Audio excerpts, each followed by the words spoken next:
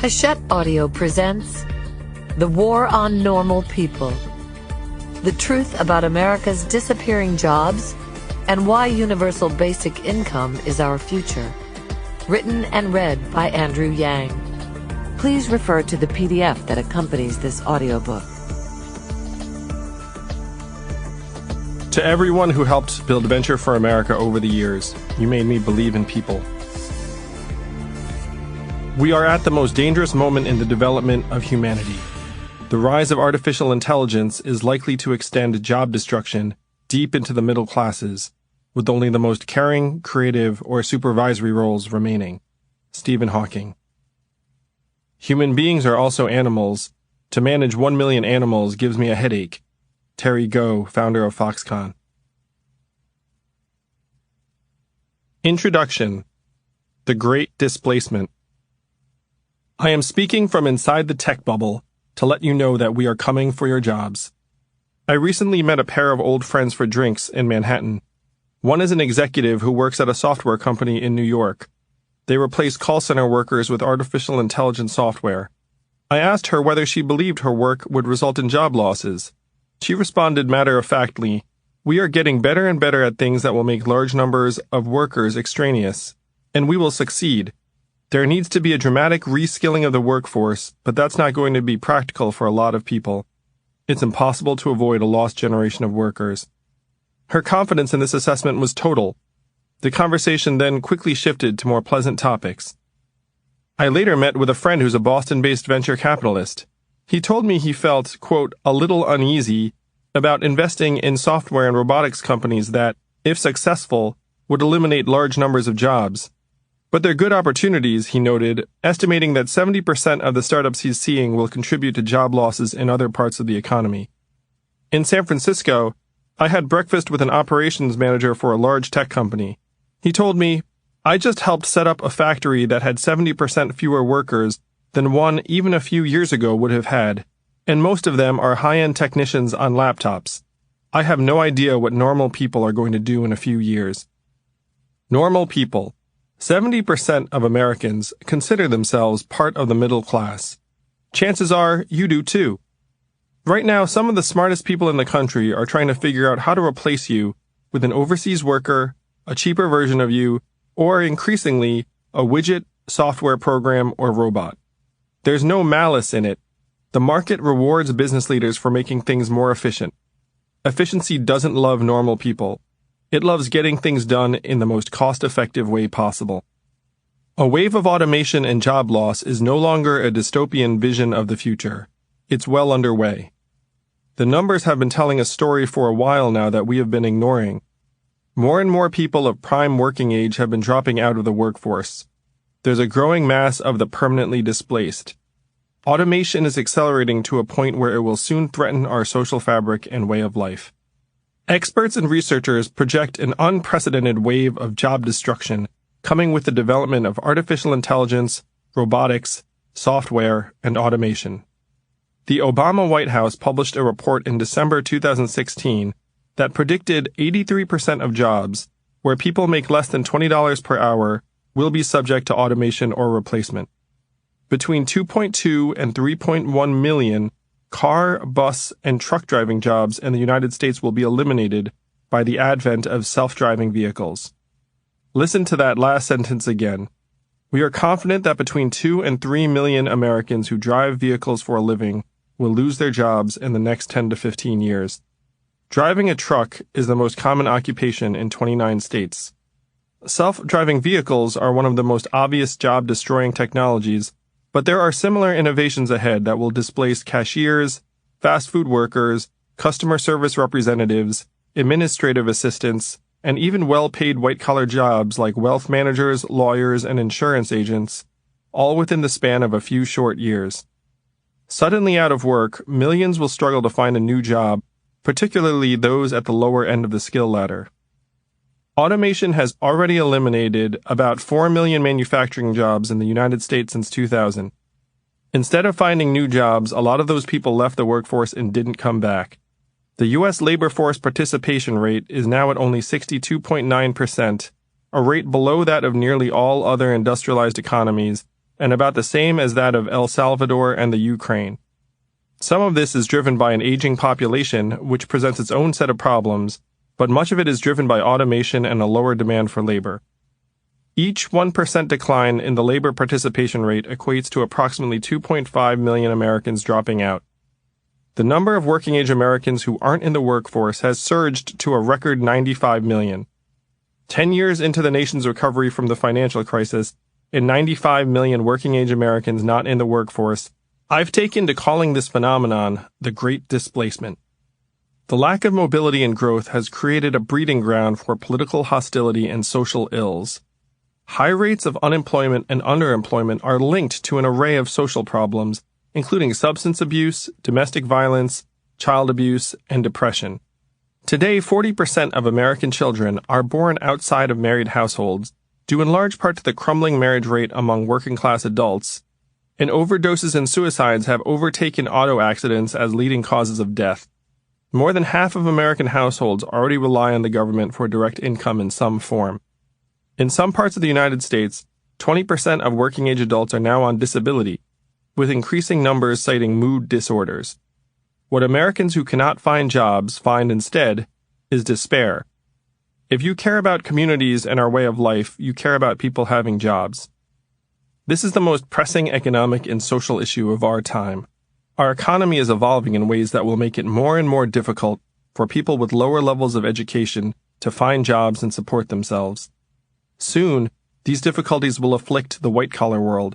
It's a boiling pot getting hotter 1 degree at a time. And where the frog? In my role as founder of Venture for America, I spent the past 6 years working with hundreds of startups across the country, in cities like Detroit, New Orleans, Cincinnati, Providence, Cleveland, Baltimore, Philadelphia, St. Louis, Birmingham, Columbus, Pittsburgh, San Antonio, Charlotte, Miami, Nashville, Atlanta, and Denver. Some of these places were bustling industrial centers in the late 19th and 20th centuries, only to find themselves faced with population loss and economic transition as the 20th century wound down. Venture for America trains young aspiring entrepreneurs to work at startups in cities like these to generate job growth. We've had many successes, but the kinds of jobs created tend to be very specific. Every business I worked with will hire the very best people it can find, particularly startups. When entrepreneurs start companies and expand, they generally aren't hiring a down-on-his-or-her-luck worker in need of a break. They are hiring the strongest contributors with the right mix of qualities to help an early-stage company succeed. Most jobs in a startup essentially require a college degree. That excludes 68% of the population right there. And some of these companies are lifting further inefficiencies out of the system, reducing jobs in other places even while hiring their own new workers. There's a scene in Ben Horowitz's book, The Hard Things About Hard Things, in which he depicts the CEO of a company meeting with his 2 lieutenants. The CEO says to one of them, "You're going to do everything in your power to make this deal work." Then he turns to the other and says, "Even if he does everything right, it's probably not going to work. Your job is to fix it." That's where we're at with the American economy. Unprecedented advances are accelerating in real time and wreaking havoc on lives and communities around the country, particularly on those least able to adapt and adjust. We must do all we can to reduce the worst effects of the Great Displacement. It should be the driving priority of corporations, government, and nonprofits for the foreseeable future. We should invest in education, job training and placement, apprenticeships, relocation, entrepreneurship, and tax incentives, anything to help make hiring and retraining workers appealing. And then we should acknowledge that, for millions of people, it's not going to work. In the United States, we want to believe that the market will resolve most situations. In this case, the market will not solve the problem, quite the opposite. The market is driven to reduce costs. It will look to find the cheapest way to perform tasks. The market doesn't want to provide for unemployed truck drivers or cashiers. Uber is going to get rid of its drivers as soon as it can. Its job isn't to hire lots of people. Its job is to move customers around as efficiently as possible. The market will continue to throw millions of people out of the labor force as automation and technology improve. In order for society to continue to function and thrive, when tens of millions of Americans don't have jobs, We will need to rethink the relationship between work and being able to pay for basic needs. And then we will have to determine ways to convey the psychic and social benefits of work in other ways. There is really only one entity, the federal government, that can realistically reformat society in ways that will prevent large swaths of the country from becoming jobless zones of derelict buildings and broken people. Nonprofits will be at the front lines of fighting the decline, but most of their activities will be like bandages on top of an infected wound. State governments are generally hamstrung with balanced budget requirements and limited resources. Even if they don't talk about it in public, many technologists themselves fear a backlash. My friends in Silicon Valley want to be positive, but many are buying bunkers and escape hatches just in case. One reason that solutions are daunting to even my most optimistic friends is that, while their part of the American economy is flourishing, little effort is being made to distribute the gains from automation and reverse the decline in opportunities. To do so would require an active, stable, invigorated, unified federal government willing to make large bets. This, unfortunately, is not what we have. We have an indebted state rife with infighting, dysfunction, and outdated ideas and bureaucracies from bygone eras, along with a populace that cannot agree on basic facts like vote totals or climate change. Our politicians offer half-hearted solutions that will at best nibble at the edges of the problem. The budget for research and development in the Department of Labor is only $4 million. We have a 1960s-era government that has few solutions to the problems of 2018. This must change if our way of life is to continue.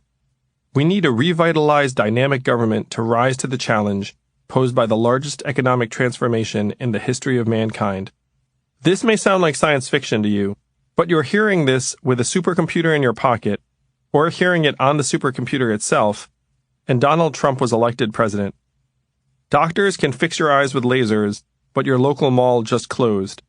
We are living in unprecedented times. The future without jobs will come to resemble either the cultivated benevolence of Star Trek or the desperate scramble for resources of Mad Max. Unless there's a dramatic course correction, I fear we are heading toward the latter. As Bismarck said, if revolution there is to be, let us rather undertake it, not undergo it. Society will change either before or after the revolution. I choose before. I'm a serial entrepreneur who started out as a lawyer. Before launching Venture for America, I co-founded an internet company, worked at a healthcare software startup, and ran a national education company that was acquired in 2009. I've worked in startups and economic development for 17 years. I know how companies operate and how jobs are created and reduced. I'm also both an ardent capitalist and completely certain that our system needs to change in order to continue our way of life. Our society has already been shaped by large-scale changes in the economy due to technological advances. It turns out that Americans have been dealing with the lack of meaningful opportunities by getting married less and becoming less and less functional.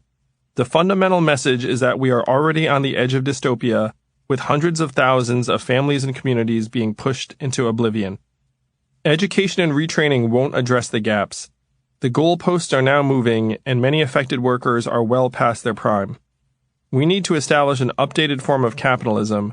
I call it human-centered capitalism, or human-capitalism for short, to amend our current version of institutional capitalism that will lead us toward ever-increasing automation accompanied by social ruin. We must make the market serve humanity rather than have humanity continue to serve the market. We must simultaneously become more dynamic and more empathetic as a society.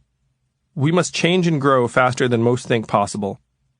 When the next downturn hits, hundreds of thousands of people will wake up to do their jobs only to be told that they are no longer needed. Their factory or retail store or office or mall or business or truck stop or agency will close. They will look for another job, and this time they will not find one. They will try to keep up a brave face, but the days and weeks will pass, and they will become more and more defeated. They will almost always blame themselves for their lot. They will say things like, "I wish I'd applied myself more in school," or "I should have picked another job." They'll burn through their meager savings. Their family lives and communities will suffer. Some will turn to substance abuse or watch too much TV. Their health will slip. The ailments they've been working through will seem twice as painful. Their marriages will fail. They will lose their sense of self-worth. Their physical environments will decay around them, and their loved ones will become reminders of their failure. For every displaced worker, there will be 2 or 3 others who have their shifts and hours reduced, their benefits cut, and their already precarious financial lives pushed to the brink. They will try to consider themselves lucky, even as their hopes for the future dim. Meanwhile, in Manhattan and Silicon Valley and Washington, D.C., my friends and I will be busier than ever fighting to stay current and climb within our own hyper-competitive environments. We will read articles with concern about the future and think about how to redirect our children to more fertile professions and livelihoods. We will retweet something and contribute here and there. We will occasionally reflect on the fates of others and shake our heads, determined to be among the winners in whatever the new economy brings. The logic of the meritocracy is leading us to ruin because we are collectively primed to ignore the voices of the millions getting pushed into economic distress by the grinding wheels of automation and innovation. We figure they're complaining or suffering because they're losers. We need to break free of this logic of the marketplace before it's too late. We must reshape and accelerate society to bring us all to higher ground. We must find new ways to organize ourselves independent of the values that the marketplace assigns to each and every one of us. We are more than the numbers on our paychecks, and we are going to have to prove it very quickly. Part 1. What's happening to jobs? 1. My journey. I grew up a skinny Asian kid in upstate New York who was often ignored or picked on, like one of the kids from Stranger Things, but nerdier and with fewer friends. It stuck with me. I've never forgotten what it felt like to be young, to be gnawed at by doubts and fears so deep that they inflict physical pain, a sense of nausea deep in your stomach, to feel like an alien, to be ignored or ridiculed. I didn't think it was possible to forget all that, but it turns out that most of us do. In movies, they show children going through formative experiences at home. The protagonists go back where they came from later to make it better. In real life, none of us goes back. My parents valued education deeply. My father, who immigrated from Taiwan, worked in the research labs of GE and IBM. He got his PhD in physics from Berkeley and generated 69 patents over his career. He met my mom, also from Taiwan, while in grad school. She has a master's in statistics and worked as a computer services administrator at our local university before becoming an artist. My brother became a professor, which is kind of the family business. Being the first generation born in this country gave me both a fierce love for the United States and a deep sense of what it means to struggle to fit in. I was one of the only Asians in my local public school. That didn't go unnoticed. Classmates offered frequent reminders as to my identity. "What's up, Chink?" "Hey, you. Wanna fight?" said with mouth moving but no sound coming out, to imitate a kung fu movie with bad dubbing. "Ching chong, ching chong." "Hey, you know what Chinese use for blindfolds? Dental floss." "You see that?" demonstrates a blank face. "That's the way the gook laughs." "Hey, Yang, you hungry? You want a gookie?" "Hey, Yang, I see where you're looking. No interracial dating." "Hey, Yang, what's it like having such a small dick? Everyone knows Chinese guys have small dicks. Do you need tweezers to masturbate?" Most of this was in middle school. I had a few natural responses. I became quite self-conscious. I started wondering if I did indeed have a small dick. Last, I became very, very angry. Perhaps as a result, I've always taken pride in relating to the underdog or little guy or gal. As I grew up, I tried to stick up for whoever seemed excluded or marginalized. I became a Mets fan. I'd go to a party and find the person who seemed the most alone or uncomfortable and strike up a conversation. I worked out a little too much in college. I grew up and found that my zeal extended into my professional life. I love small companies and helping them grow. After 5 months as a corporate lawyer, I co-founded an internet company when I was 25, back in 2000. After it went bust, I worked at a medical record software company, and then helped a friend, Zeke Vanderhook, with his GMAT prep company when he was starting out as a solo tutor in a Starbucks. He eventually asked me to take over as CEO. Between the two of us and our team, we grew the company to become #1 in the country. By 2010, I was riding high. Our company, Manhattan Prep, had been acquired by the Washington Post Company's Kaplan division for millions of dollars. I was 35 years old, the head of a national education company that I loved, living in New York City among family and friends, and engaged to marry my fiancée the following year. I was on top of the world. And yet something bothered me that I couldn't let go. I'd trained hundreds of young people. As CEO of Manhattan Prep, I taught the analyst classes at Goldman Sachs, McKinsey, J.P. Morgan, Morgan Stanley, and many other companies. These college graduates often seemed disenchanted with their careers. They were looking to go to business school to take a break and find the next step. Many of them hailed from other parts of the country, Michigan, Ohio, Georgia, and had come to Wall Street for better opportunities. When I talked to them after class, they seemed to be searching for some higher purpose that had eluded them. They reminded me of myself a decade earlier when I had started my career as an unhappy corporate lawyer. I thought, wow, we have a ton of smart people doing the same few things in the same few places. I imagined what the best use of their talent would be. One weekend I was back on campus at Brown and met an entrepreneur in Providence, Charlie Kroll, who had started a local company with 100 employees instead of heading to Wall Street. I arrived at a vision, an army of smart, enterprising graduates building businesses in Detroit, New Orleans, Providence, Baltimore, Cleveland, St. Louis, and other communities that could use a boost. New companies have accounted for all domestic job growth the past 20 years. More people building things in areas of need would inject vitality, create opportunities, and help regional economies become more dynamic. Cities like Detroit and New Orleans seem to me to be the ultimate underdogs. I knew building a new company was a very tall order for any recent graduate, but I had learned a lot from working with more experienced CEOs and teams. I believed this apprenticeship model was the best way to develop, since that's the way that I'd learned throughout my 20s. Win or lose, they'd get stronger. They'd also likely reflect a different set of values after having worked in a startup in an emerging city for a few years. I became fixated on the idea of training hundreds of enterprising college grads and sending them to startup companies in other U.S. cities to promote job growth and innovation in regions across the country. We would provide an accelerator and seed fund to help them start businesses after 2 years. Our goal would be to help create 100,000 new U.S. jobs by 2025. I called the organization Venture for America. People loved the idea. Many said they would have done something like Venture for America if it had existed when they had graduated from college. I took my first trip to Detroit in 2010 to see if there were businesses there that could use talent to help them grow. The city was just beginning its descent into bankruptcy. I remember the cold, empty streets feeling abandoned. I joked with a friend, I felt like running red lights as soon as I got here. It's so empty. The city has come a long way since those low points. I met with several local entrepreneurs who said they'd jump at the chance to hire energetic recent grads who wanted to get their hands dirty. The same was true in Providence, New Orleans, and Cincinnati. Meeting with the entrepreneurs in these cities convinced me that I was on the right track. In 2011, I donated $120,000 and quit my job to start Venture for America, with the mission of revitalizing American cities and communities through entrepreneurship. That first year, our budget was about $200,000. In 2018, our budget is more than 25 times higher, and we've recruited and trained hundreds of young, up-and-coming aspiring entrepreneurs from around the country out of thousands of applicants.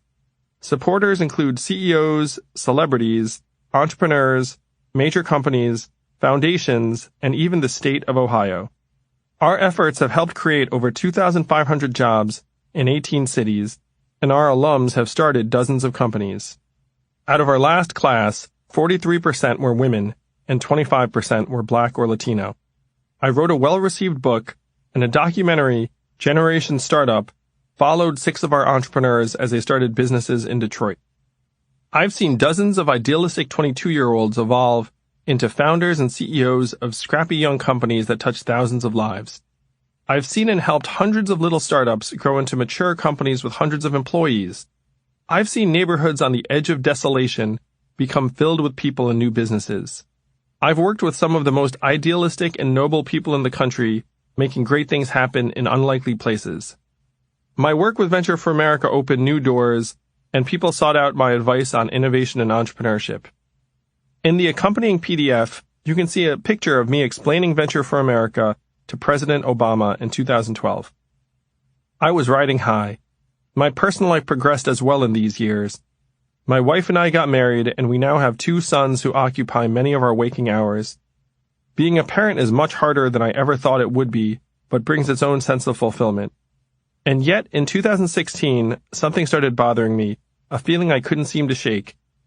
As I crisscrossed the country, I often found places that seemed to be in the midst of long-term decay. I ate in diners where I was one of very few customers they'd see all day, drove past boarded-up businesses and for sale signs, walked into derelict buildings and factories, saw the looks of resignation on people's faces. The overall feeling was one of defeat and downtroddenness. The entrepreneurship messages of take risks and it's okay to fail seemed ridiculous and misplaced in many of these contexts. It felt like the metaphorical water level in many places had risen and overtaken whole communities. I would often fly back to Manhattan or Silicon Valley after a trip and think, I can't believe I'm still in the same country. I'd sit down for dinner with my friends and feel like a character in a play about people who ate well while the world burned, struggling to understand and share what I'd seen. It was less the buildings and surroundings and more the people. They seemed despondent and depressed, like their horizons had been lowered to simply scraping by. As for me, I had gone from being an underdog to one of the guys with the answers, from finding the most marginalized or excluded person in the room, to finding the richest person and making him or her feel special. The mechanics of growing a nonprofit made me into the head of an establishment, which in turn made me more responsive to resource-rich institutions and people. I spent a lot of time with people who had already won, which was not what I'd envisioned. I began to see the limitations of what was then happening in the entrepreneurship, nonprofit, and government sectors. I would be invited to high-level conferences or design sessions, only to have colleagues, even people who were considered the most successful in the field, confide to me that they didn't believe they were meaningfully addressing the problems they set out to solve, that they would need 10 or 100 or 1,000 times the resources to have a chance to do so. People were clapping us on the back, congratulating us on our accomplishments, and we were thinking to ourselves, what are you congratulating us for? The problems are just getting worse. This sense of unease plagued me, and I became consumed by 2 fundamental and uncomfortable questions. What the heck is happening to the United States, and why am I becoming such a tool?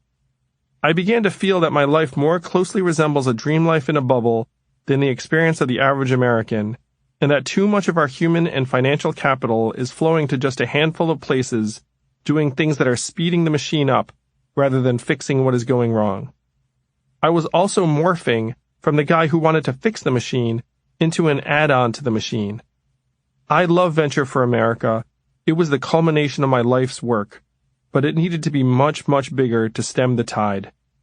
I started digging into research about trends in the labor market and talking to friends to better understand the long-term shifts happening in the American economy.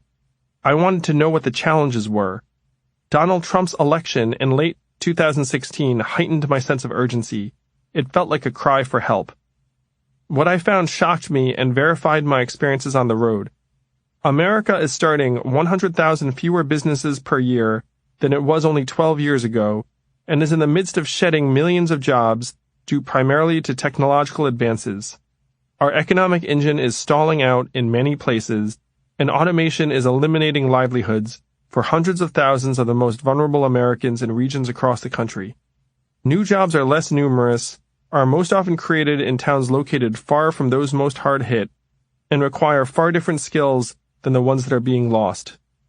Technology is about to reach a point where it won't just be folks in the interior that are threatened, but many white-collar and educated workers as well. I remember the moment it finally sank in completely. I was reading a CNN article that detailed how automation had eliminated millions of manufacturing jobs between 2000 and 2015, 4 times more than globalization. I had walked through many of the cities that had previously been home to those jobs: Cleveland, Cincinnati, Indianapolis, Detroit, Pittsburgh, St. Louis, Baltimore, and their surrounding areas. I knew what my friends were working on and what was coming down the road. As I felt the pieces fall into place, my heart sank and my mind raced. Nothing will stop us. We had decimated the economies and cultures of these regions and were set to do the same to many others. In response, American lives and families are falling apart. Rampant financial stress is the new normal. We are in the third or fourth inning of the greatest economic shift in the history of mankind, and no one seems to be talking about it or doing anything in response. I spent the past 6 years trying to address these problems by helping growth companies create jobs in different regions and training entrepreneurs. It has been my job for the past 6 years to create jobs. I'm about to lose, we're all about to lose, on an epic scale. I'm now certain that the wave, the great displacement, is already here and is having effects bigger and faster than most anyone believes.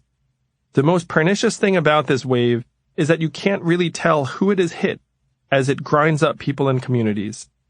I've switched gears. My goal now is to give everyone a sense of what's coming and then prepare us to fight for the version of the future that we want. It will be a massive challenge. It's up to us. The market will not help us. Indeed, it is about to turn on us. The solutions aren't beyond us yet, but it's getting late in the day, and time is running short. I need you to see what I see. 2. How we got here. The Great Displacement didn't arrive overnight. It has been building for decades as the economy and labor market changed in response to improving technology, financialization, changing corporate norms, and globalization. In the 1970s, when my parents worked at GE and Blue Cross Blue Shield in upstate New York, their companies provided generous pensions and expected them to stay for decades.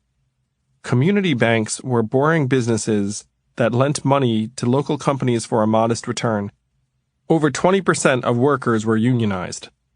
Some economic problems existed. Growth was uneven and inflation periodically high. But income inequality was low, jobs provided benefits, and Main Street businesses were the drivers of the economy. There were only 3 television networks, and in my house we watched them on a TV with an antenna that we fiddled with to make the picture clearer. That all seems awfully quaint today. Pensions disappeared for private sector employees years ago. Most community banks were gobbled up by one of the mega banks in the 1990s. Today, 5 banks control 50% of the commercial banking industry, which itself mushroomed to the point where finance enjoys about 25% of all corporate profits. Union membership fell by 50%. 94% of the jobs created between 2005 and 2015 were temp or contractor jobs without benefits. People working multiple gigs to make ends meet is increasingly the norm.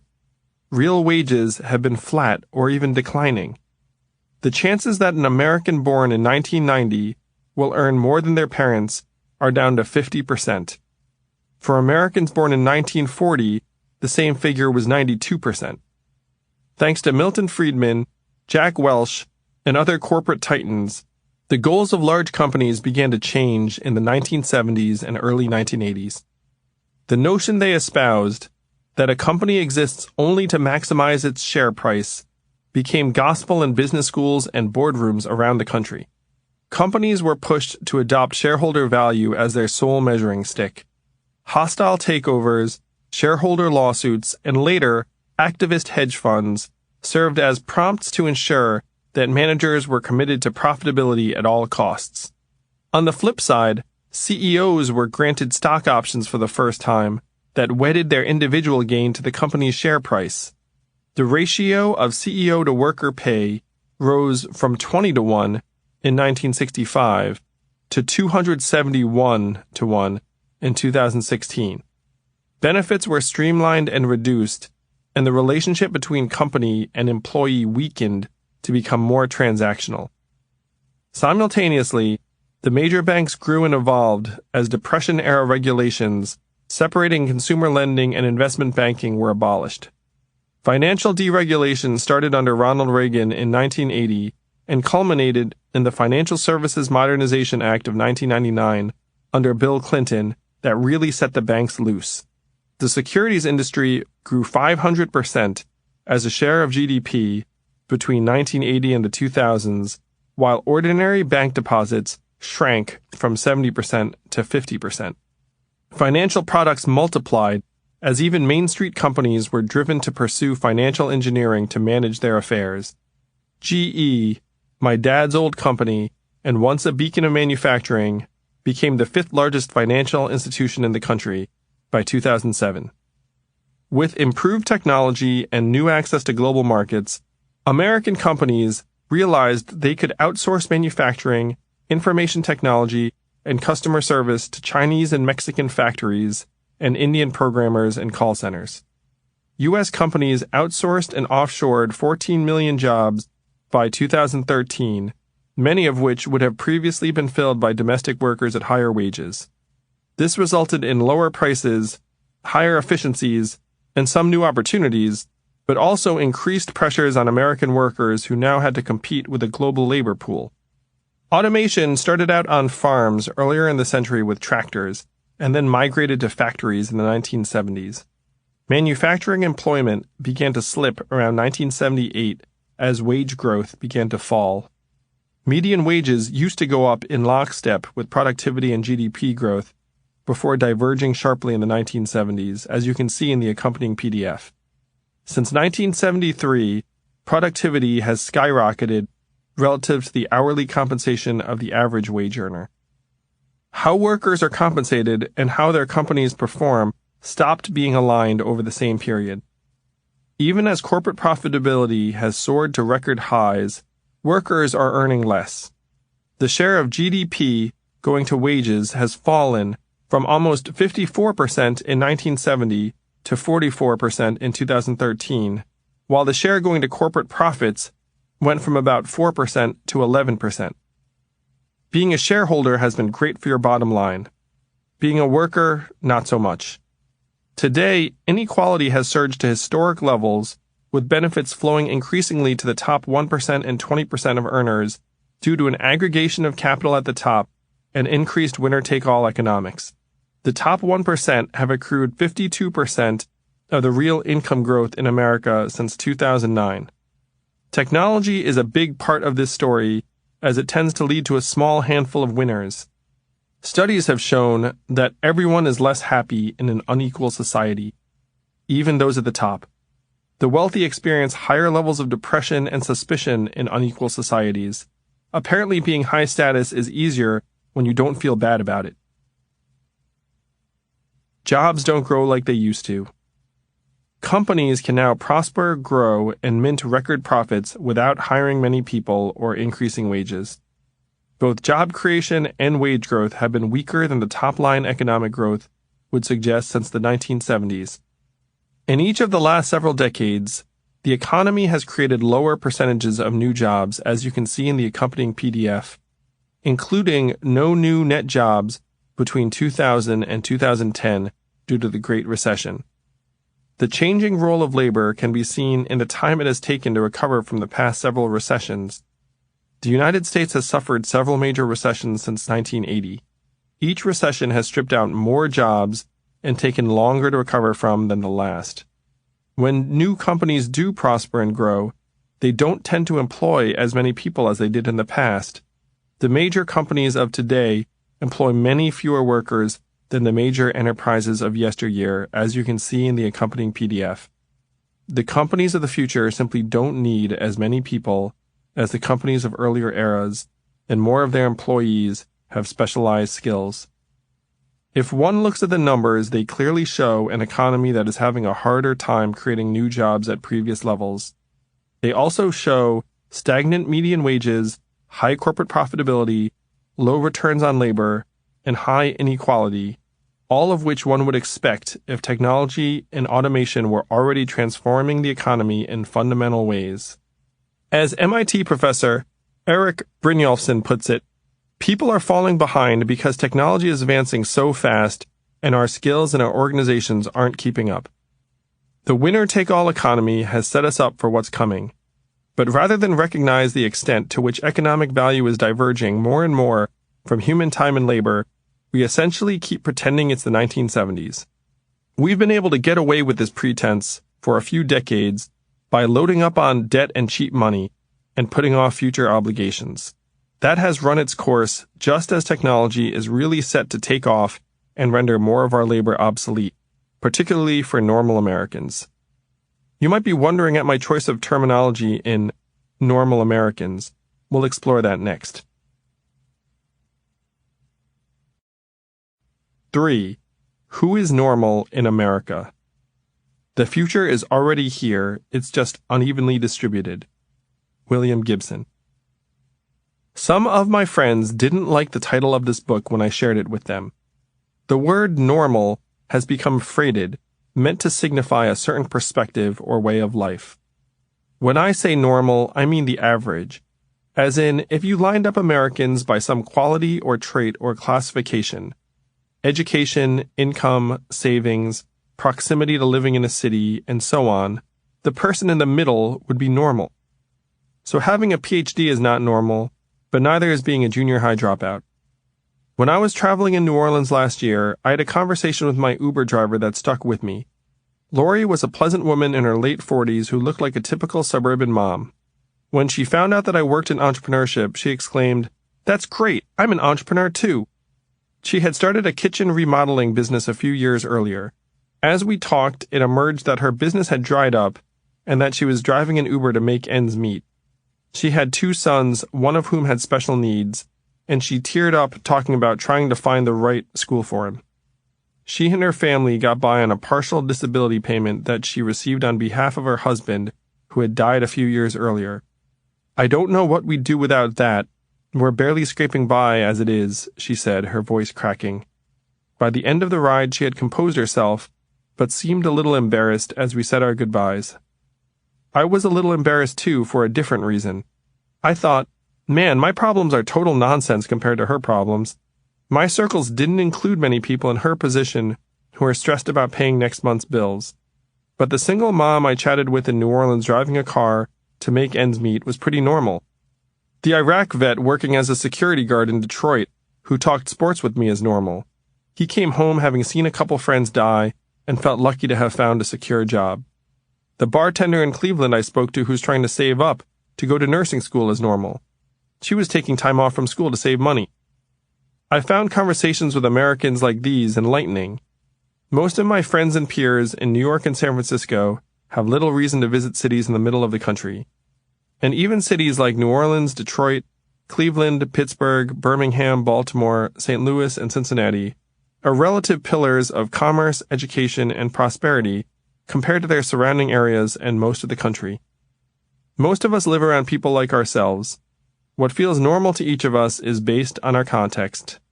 Knowing what's truly normal or average in a big country like America requires some work. Take education, for instance.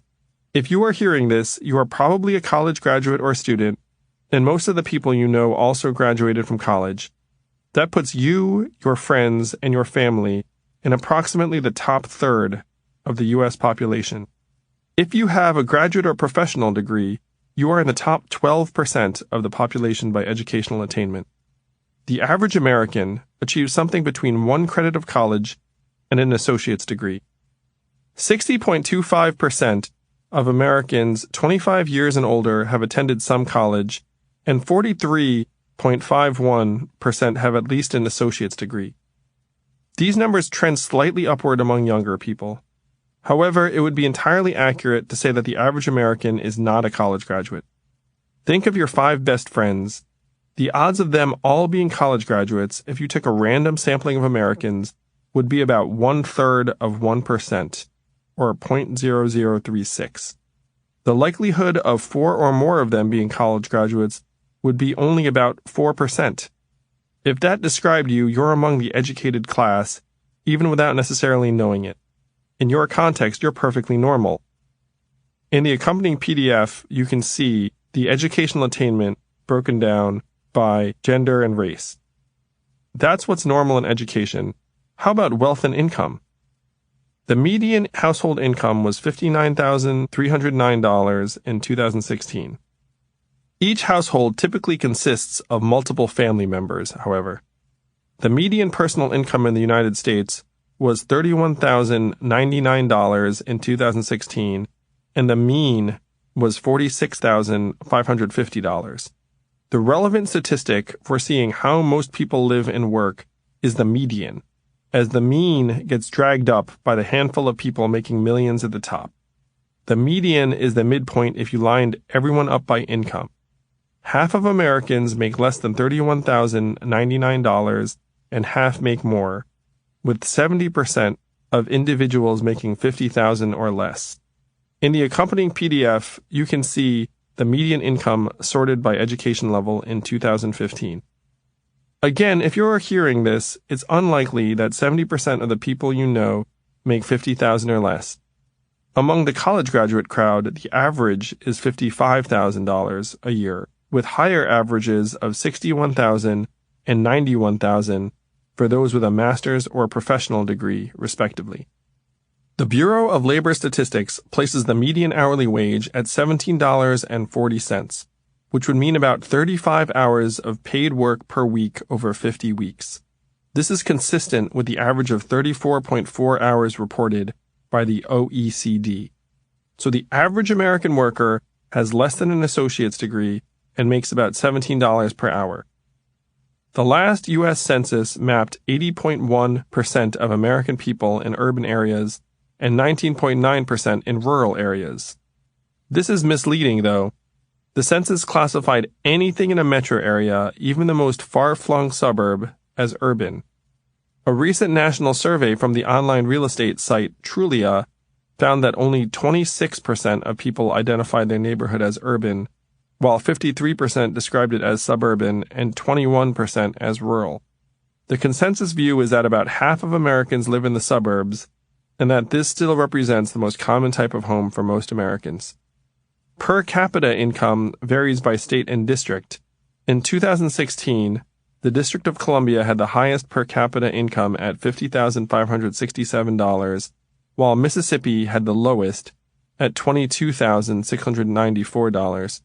The 25th and 26th ranked states were Ohio and Maine, with an average income of $29,604 and $29,164, respectively. It's telling that our national capital has the highest income. You might have seen some of the stories about financial insecurity in the United States. A Bankrate survey in 2017 found that 59% of Americans don't have the savings to pay an unexpected expense of $500 and would need to put it on a credit card, ask for help, or cut back for several months to manage it.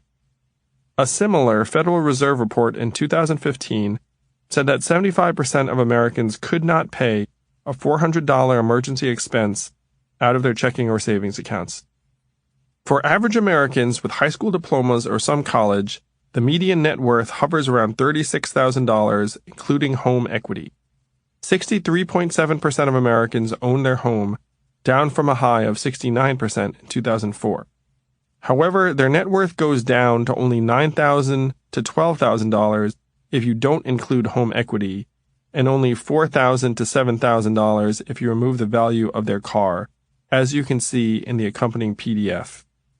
Unfortunately, the racial disparities are dramatic, with Black and Latino households holding dramatically lower assets across the board, and whites and Asians literally having 8 to 12 times higher levels of assets on average while owning homes at dramatically higher rates, 75% and 59% for whites and Asians versus 48% and 46% for Hispanics and Blacks. The accompanying PDF shows the median value of assets by household by race in 2013. The racial statistics make my head and heart hurt. There are also consistent differences between men and women. Women-led households have 12% less wealth than male-led households, and women on average make 20% less than men. This is also painful. However, women are pulling ahead of men on the education front. Much more on this later. We tend to use the stock market's performance as a shorthand indicator of national well-being. However, the median level of stock market investment is close to zero. Only 52% of Americans own any stock through a stock mutual fund or a self-directed 401k or IRA, and the bottom 80% of Americans own only 8% of all stocks. Yes, the top 20% own 92% of stock market holdings. This means that the average American benefits minimally from a rising stock market beyond the wealth effect, which is that the rich people around them spend more money and the economy is more buoyant. So what's normal? The normal American did not graduate from college and doesn't have an associate's degree. He or she perhaps attended college for 1 year or graduated from high school. She or he has a net worth of approximately $36,000, about $6,000, excluding home and vehicle equity, and lives paycheck to paycheck. She or he has less than $500 in flexible savings and minimal assets invested in the stock market. These are median statistics, with 50% of Americans below these levels. If you're hearing this probably doesn't describe your life or those of your friends and family. It may be shocking to you that this is statistically totally normal. It's only somewhat less surprising to me because of my travel and work these past years. When jobs start to disappear in large numbers due to technological advances, the normal American won't have much to fall back on. 4. What we do for a living. I recently emailed a friend, David, to schedule a meeting. When David replied, he copied in another recipient, Amy Ingram, who I assumed was his assistant. Here is the email I got from Amy. Amy Ingram, January 12th. Hi, Andrew. Happy to get something on David's calendar. Does Tuesday, January 17th at 8:30 a.m. Eastern Time work? Alternatively, David is available Tuesday, January 17th at 2 p.m. Eastern Time, or Wednesday, January 18th at 10:30 a.m. David likes Brooklyn Roasting Company, 25 J Street, Brooklyn, New York, 11201, USA, for coffee. Amy Ingram, personal assistant to David, X.AI, an artificially intelligent assistant that schedules meetings. I responded and then got a calendar invite. Only days later did I register that, quote, Amy Ingram was a chatbot and that X.AI was a tech company. Laughing, David told me that he'd once scheduled a meeting with someone else who was using the same service. The two bots emailed each other repeatedly to hash out a time. Of course, assistants do more than schedule meetings. They draft correspondence, conduct research, remind you of deadlines, sit in on calls and meetings, and do many other tasks. But increasingly, all of these tasks are going to be the domain of cloud-based artificial intelligence. The rise of the machine that makes human work obsolete has long been thought to be science fiction. Today, this is the reality we face.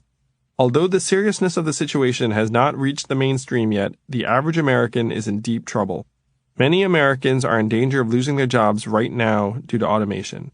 Not in 10 or 15 years, right now. In the accompanying PDF, you can see the standard sectors Americans work in.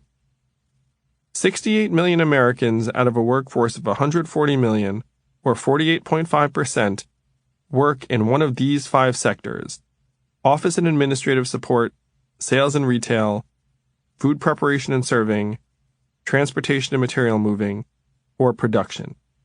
Each of these labor groups is being replaced right now. Clerical and administrative staff. This is the most common occupational group. McKinsey suggests that between 64 and 69% of data collecting and processing tasks common in administrative settings are automatable.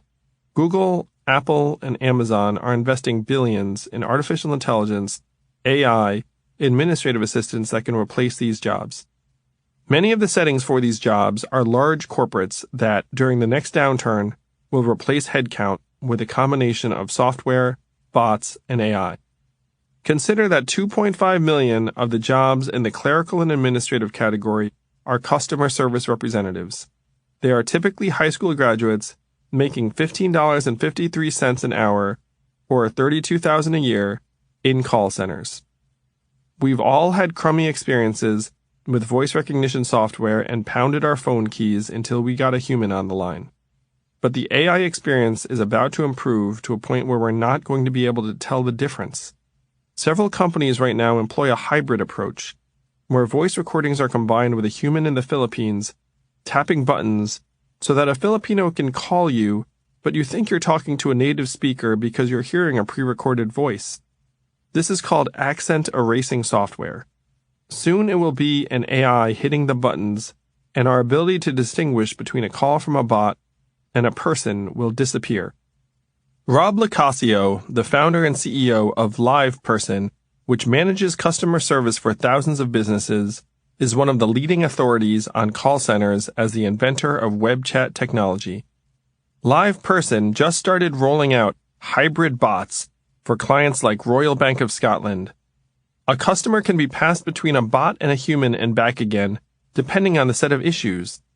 Rob estimates that 40 to 50% of tasks performed in customer care are ripe for automation today based on existing technology.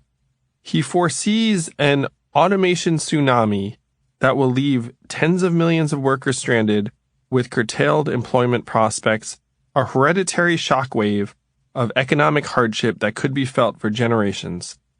He notes that most of the affected people are likely to be in lower income brackets without the luxury of time to retrain and without the savings to invest in re-education. When the CEO of a company called LivePerson says that about the prospects of human workers in his industry, that's a pretty terrible sign. I met with a technologist who works with one of the major financial institutions.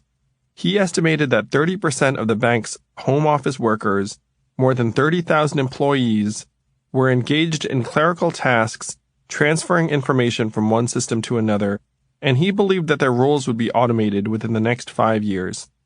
I had a similar conversation with a friend at another bank who told me that many of the people in the San Francisco homeless shelter he volunteers at used to work in clerical roles that are no longer necessary, and that his bank was similarly downsizing back office and clerical workers in large numbers.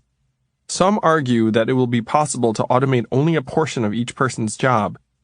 But if you have a department of 100 clerical workers and you find that 50% of their work can be automated, you fire half of them and tell the remaining workers to adjust. And then you do it again the next year. Clerical tasks are almost always cost centers, not growth drivers. Office and administrative support jobs are going to disappear by the tens of thousands into the cloud as offices become increasingly more automated and efficient. Sales and retail. We've all gone to our local CVS to be greeted by a self-serve scanner at the end. There's only one employee, the troubleshooter, where there used to be 2 or 3 cashiers. This is the case where local stores still exist. A lot of them are closing outright.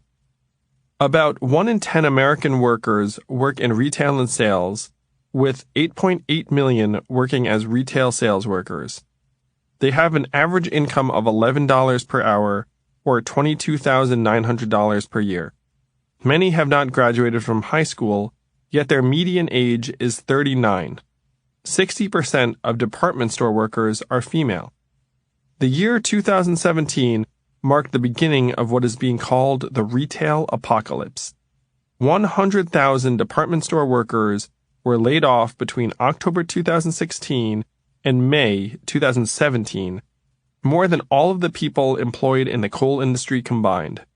Said the New York Times in April 2017, the job losses in retail could have unexpected social and political consequences as huge numbers of low-wage retail employees become economically unhinged, just as manufacturing workers did in recent decades. Wall Street analysts have deemed the entire sector borderline uninvestable. Dozens and soon hundreds of malls are closing as their anchor stores, JCPenney, Sears, soon to be bankrupt, and Macy's, close dozens of locations. Among the chains that have declared bankruptcy recently are Payless, 4,496 stores, BCBG, 175 stores, Aeropostale, 800 stores, BB, 180 stores, and The Limited, 250 stores. As of 2017, those in danger of default include Claire's, 2,867 stores, Gymboree, 1,200 stores, Nine West, 800 stores, True Religion, 900 stores, and other fixtures that may be bankrupt or defunct by the time you hear this.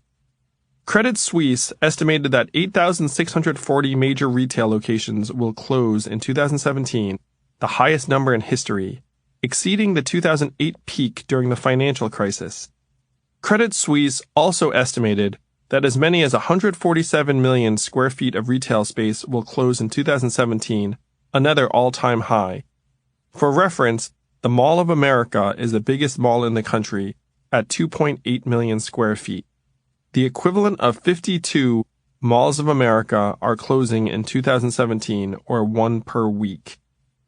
CoStar, a commercial real estate firm, estimated in 2017 that roughly 310 out of the nation's 1,300 shopping malls are at high risk of losing an anchor store, which typically begins a mall's steep decline. Another retail analyst predicted that 400 malls will fail in the next few years, and that 650 of the remaining 900 malls will struggle to stay open. In the accompanying PDF, you can see a map of scheduled Macy's, Sears, and Kmart closures as of 2017. I grew up going to my local mall in Yorktown Heights, New York. It represented the height of many things to me at the time: commerce, culture, freedom, status. I would stake out a few clothing items and wait for them to go on sale. Buying a thing or two would give me joy. I would run into classmates at the mall for good or ill. That time is gone for good in much of the country. When a mall closes or gets written down, there are many bad things that happen to the local community. First, many people lose their jobs. Each shuttered mall reflects about 1,000 lost jobs. At an average income of $22,000, that's about $22 million in lost wages for a community.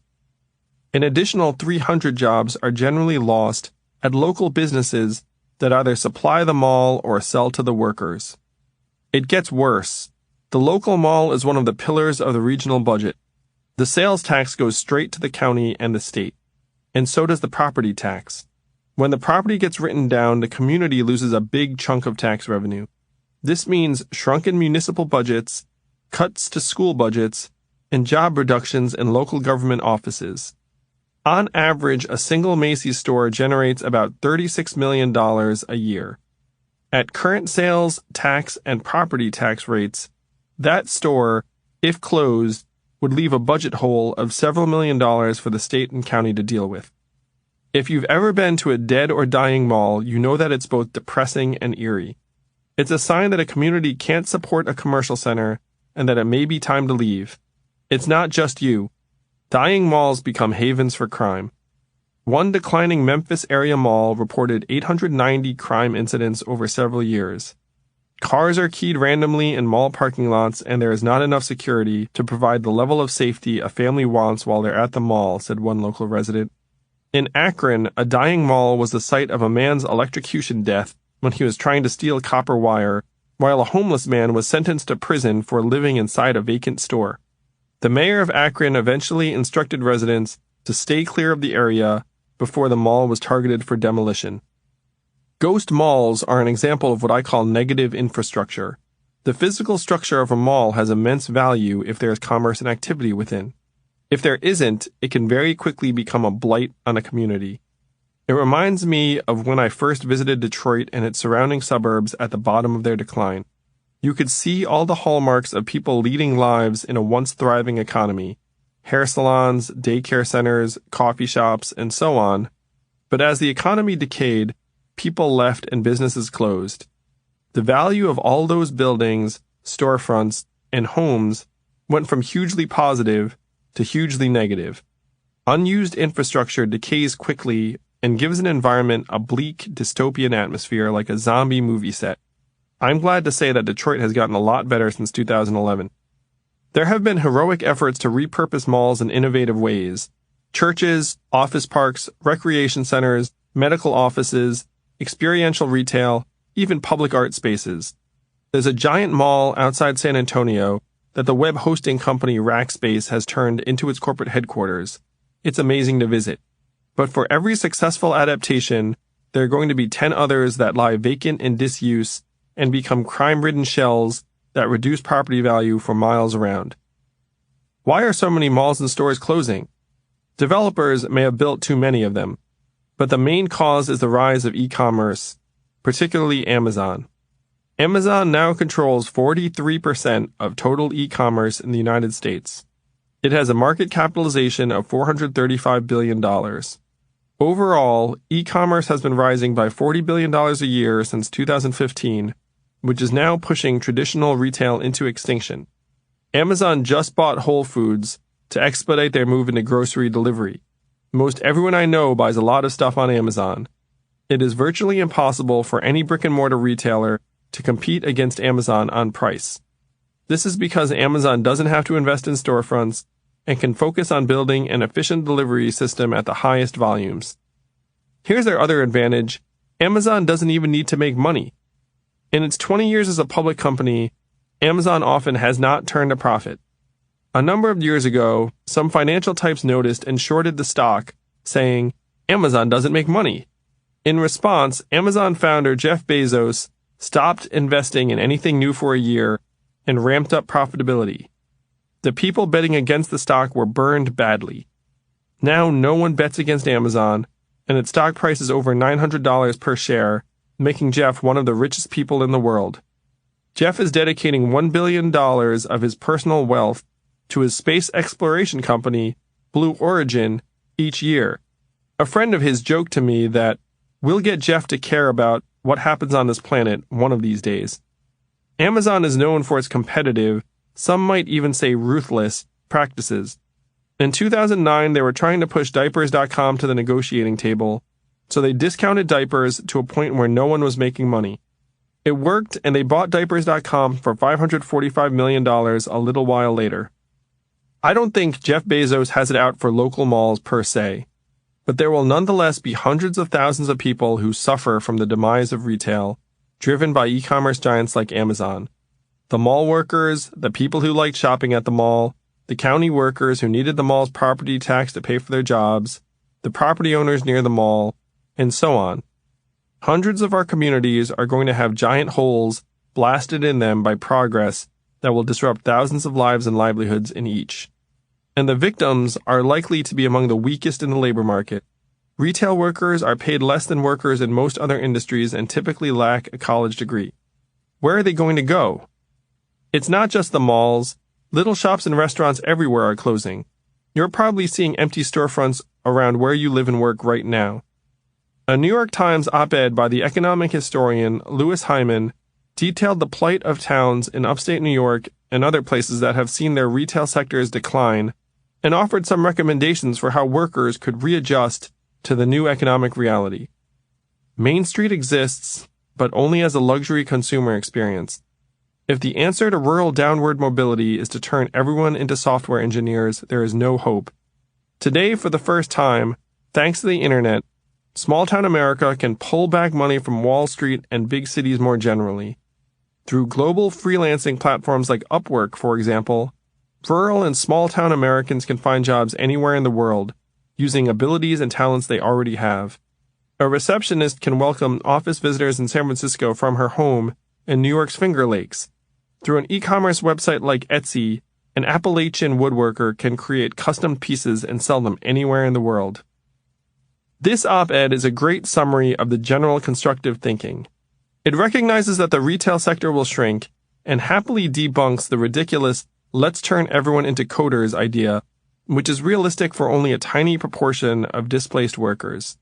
If you dig into the author's alternative suggestions for workers, though, they're equally unrealistic and could only be offered by someone who hadn't tried any of them. Upwork primarily finds work for developers, designers, and creatives on a global scale. Asking a retail worker from small-town America to log on and get work assumes they have a skill to offer. These global platforms have people offering their services from abroad who can price their time at as little as $4 an hour, even for a college graduate. Getting work on these platforms is highly competitive, doesn't pay very well, and carries no benefits.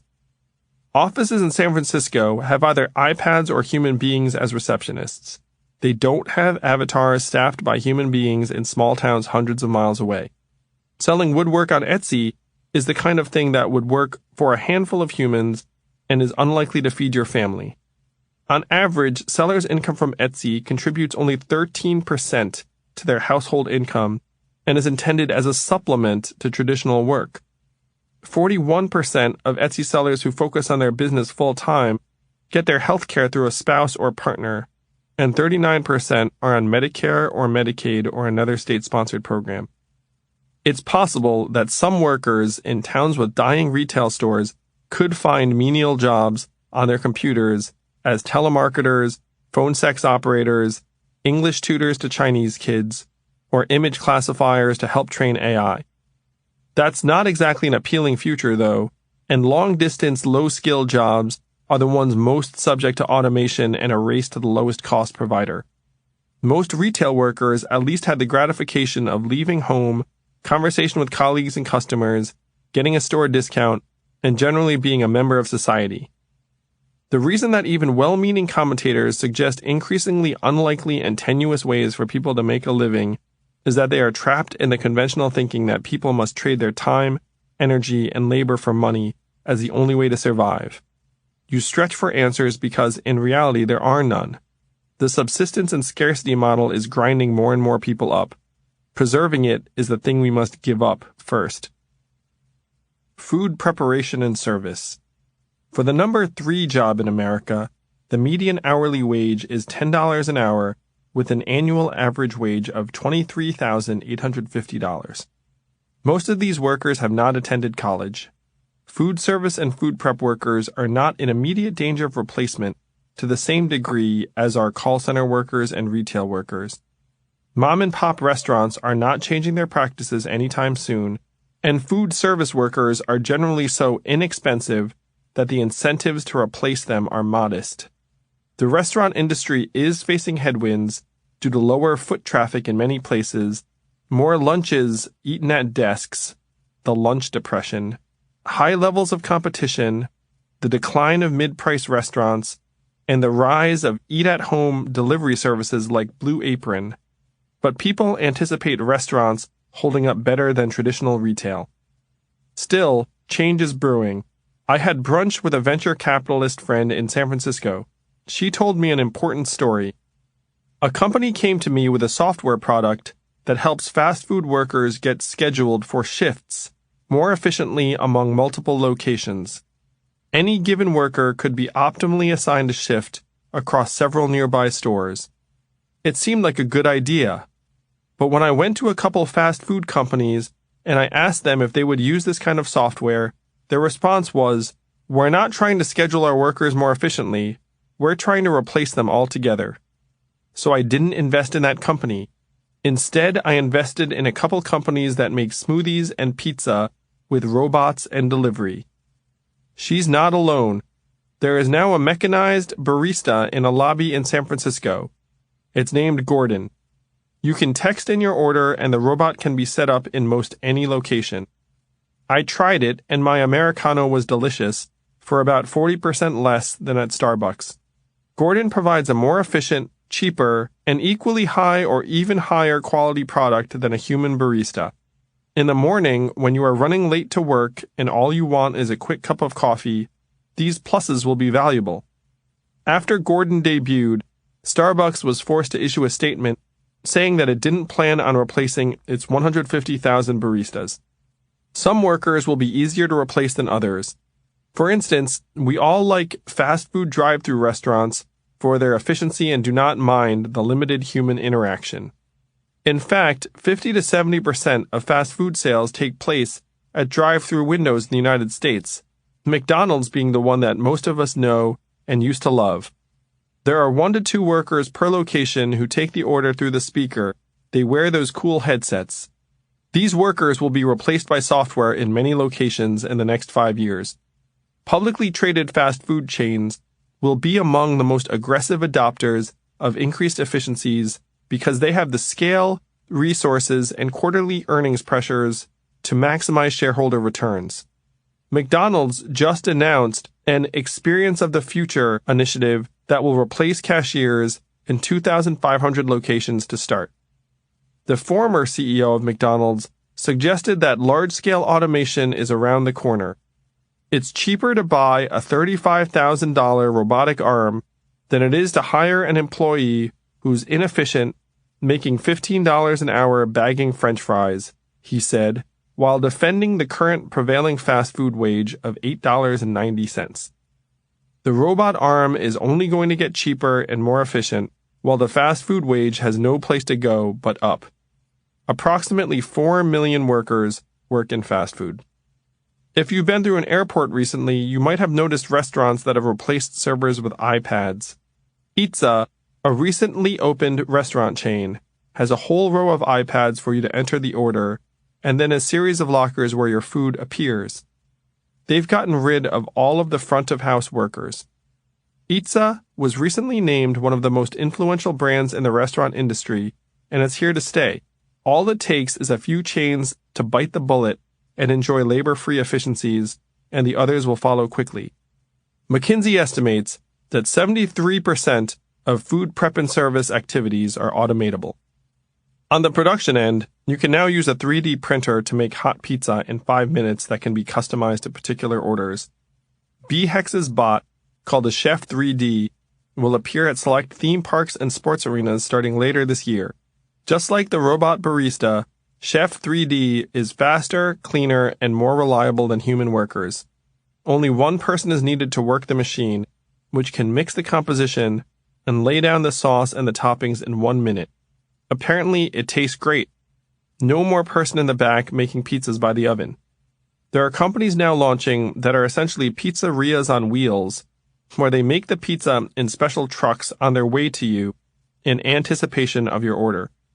For the last mile, there are now food delivery robots being used in Washington, D.C. and San Francisco. They are essentially coolers on wheels that deliver food to your door for around $1. One company called Starship Technologies has 20 or so robots deployed that are already learning their local terrain in Washington, D.C., which has officially made self-driving robots legal on its sidewalks. These robots will eliminate the need for many delivery people. A friend of mine, Jeff Zarofsky, ran a chain of sandwich shops for a number of years. He said to me, "Our biggest operational issue is that sometimes people just don't show up to work. We pay significantly over the minimum wage, but employee reliability is a recurring problem." Food prep and service jobs are going to remain numerous for a while to come because of low costs and industry fragmentation.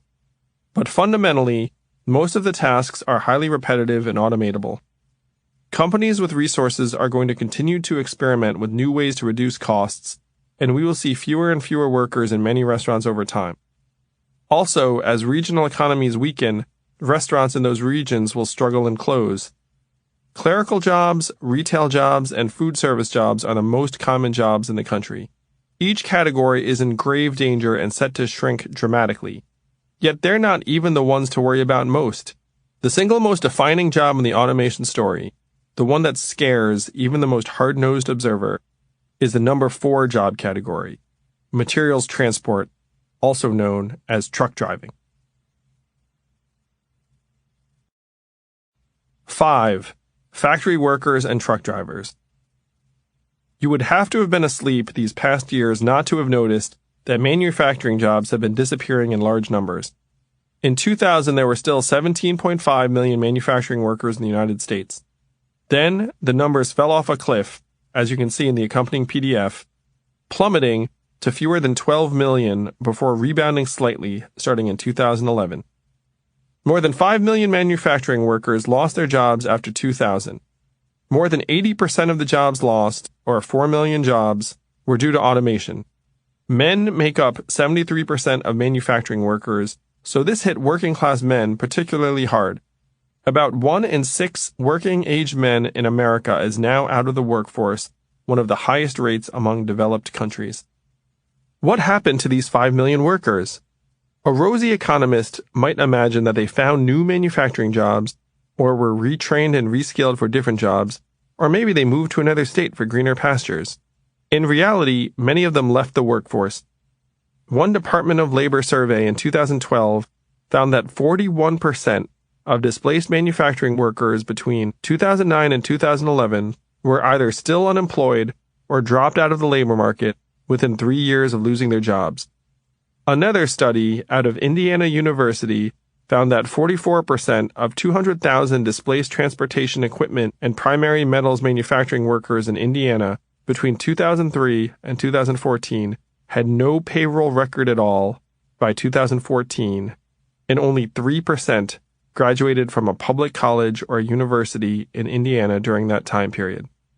The study noted very few went back to school, and relatively few seem to avail themselves of a lot of the government programs available to assist displaced workers. The manufacturing jobs that still exist require more education and technical skills as factories have become more advanced and automated. Jobs in manufacturing for people with graduate degrees grew by 32% after 2000, even as overall employment in the sector was plummeting. Of course, as we've seen, most people don't have graduate degrees or even college or associate's degrees, and it is unrealistic for many to get them. The recession led to this huge wiping out of one-industry towns, particularly in those places that were heavily dependent on the industrial or manufacturing economy, says Steve Glickman, CEO of the Economic Innovation Group. We're asking, what's around the corner for them? And we're seeing a shockingly low rate of new businesses that can become the new employers for those regions of the country. How do the 40% of displaced manufacturing workers who don't find new jobs survive? The short answer is that many become destitute and applied for disability benefits. Disability rolls shot up starting in 2000, rising by 3.5 million, with the numbers increasing dramatically in Ohio, Michigan, Pennsylvania, and other manufacturing-heavy states. In Michigan, about half of the 310,000 residents who left the workforce between 2003 and 2013 went on disability. Many displaced manufacturing workers essentially entered a new underclass of government dependents who have been left behind, as you can see in the accompanying PDF. This is a good indicator of what will occur when truck drivers lose their jobs. The average age of truck drivers is 49, 94% are male, and they are typically high school graduates. Driving a truck is the most popular job in 29 states. There are 3.5 million truck drivers nationwide. Trucks that drive themselves are already rolling out around the world. Self-driving trucks successfully made deliveries in Nevada and Colorado in 2017. Rio Tinto has 73 autonomous mining trucks hauling iron ore 24 hours a day in Australia. Europe saw its first convoys of self-driving trucks cross the continent in 2016. In 2016, Uber bought the self-driving truck company Otto for $680 million and now employs 500 engineers to perfect the technology. Google spun off its self-driving car company Waymo, which is working on self-driving trucks with the big truck manufacturers Daimler and Volvo. Jim Scheinman, a venture capitalist at Maven Ventures, who has backed startups in both autonomous trucks and cars, says that self-driving trucks will arrive significantly before cars because highway driving is so much easier. Highways, the domain of semi-trucks, are much less complex than urban areas, with fewer intersections and clearer road markings. And the economic incentives around freight are much higher than with passenger cars. Morgan Stanley estimated the savings of automated freight delivery to be a staggering $168 billion per year in saved fuel, $35 billion, reduced labor costs, $70 billion, fewer accidents, $36 billion, and increased productivity and equipment utilization, $27 billion. That's an enormously high incentive to show drivers to the door.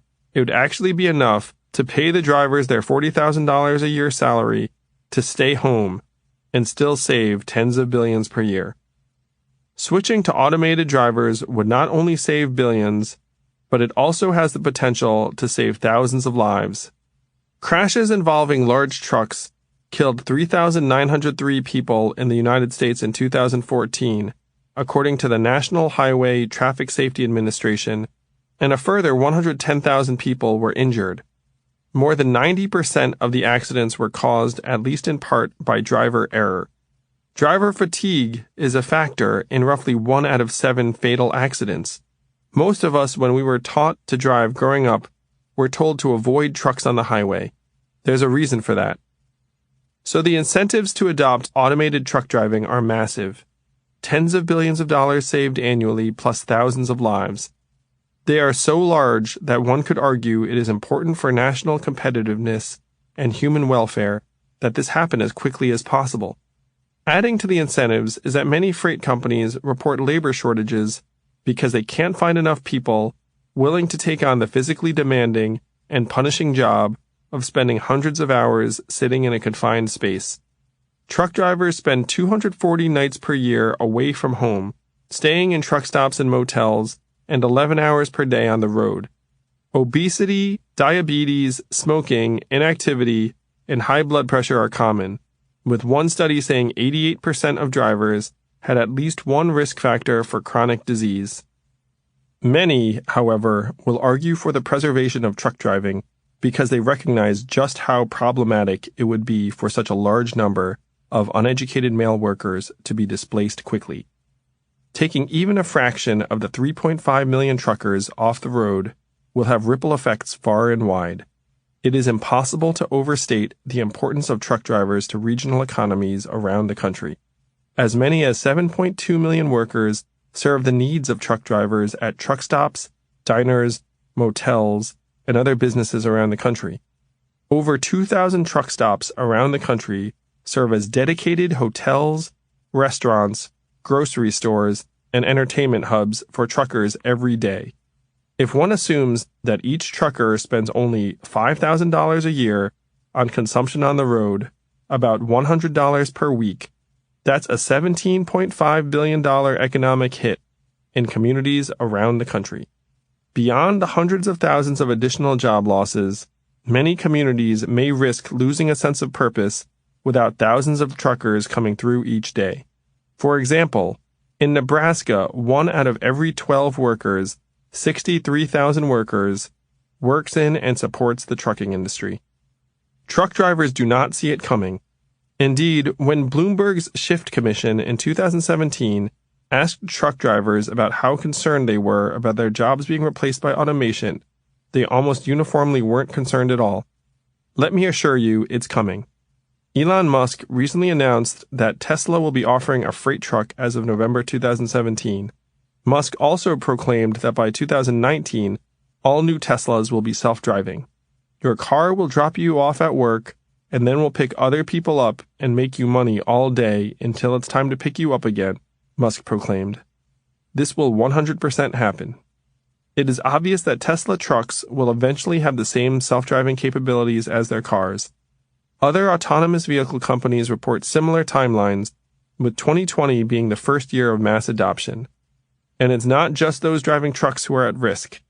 A senior official at one of the major ride-sharing companies told me that their internal projections are that half of their rides will be given by autonomous vehicles by 2022.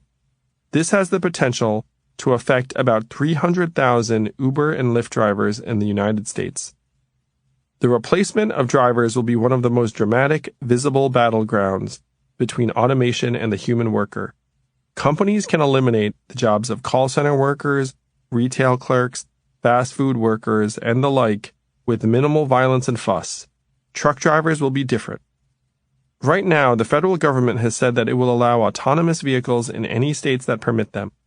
One industry report noted that the U.S. Department of Transportation is throwing its full support behind development of autonomous vehicles as a way to improve safety on our roadways.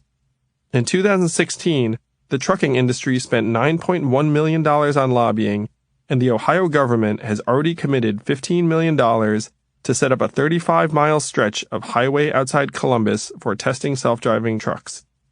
Arizona, California, and Nevada have begun allowing self-driving car trials in their states, and others will follow. Will truckers and the industry fight back? Back in the 1950s, truckers were highly unionized, with the Teamsters being legendary in their aggressiveness. Today, only about 13% of U.S. truckers are unionized, and 90% of the trucking industry is made up of small businesses with 10 or fewer trucks. About 10% of truck drivers, 350,000, are solo owner-operators who own their own trucks. The trucking companies have been pushing drivers to buy or lease their own trucks to reduce overhead. It will happen in stages. First, there will be automated trucks with a human driver as a fail-safe. The technology will allow truckers to go beyond their current 11 hours per day on the road, as the driver will be able to rest and do other things during long stretches. This will increase the productivity of trucks and equipment and likely reduce the wages of truckers as the pay scale changes. The next stage will have convoys of trucks with the lead truck having a driver and the others following automatically, which lowers wind resistance and fuel costs. There will be docking stations outside urban areas where drivers will enter the trucks for the last 10 miles. At some point, as the industry becomes more and more automated, truck drivers will realize that the combination of much more efficient trips and lower need for labor will dramatically shrink their total employment. Those who have other options will flee the field. But for many, their opportunities outside of truck driving will be minimal, and they know it. Many are ex-military. About 5% of Gulf War veterans, 80,000, worked in transportation in 2012. They will be proud and desperate. What might happen when the 350,000 American truckers who bought or leased their own trucks are unemployed and angry? All it takes is 1 out of 350,000 to lead the others. It doesn't take a big leap of the imagination to imagine mass protests that could block highways, seize up the economy, and wreak havoc. The best estimates for when this will unfold are between 2020 and 2030. That is right around the corner. 6. White-collar jobs will disappear too. Here's an article written in 2017 about an earnings report for a jam company, J.M. Smucker. EPS estimates down for J.M. Smucker in past month.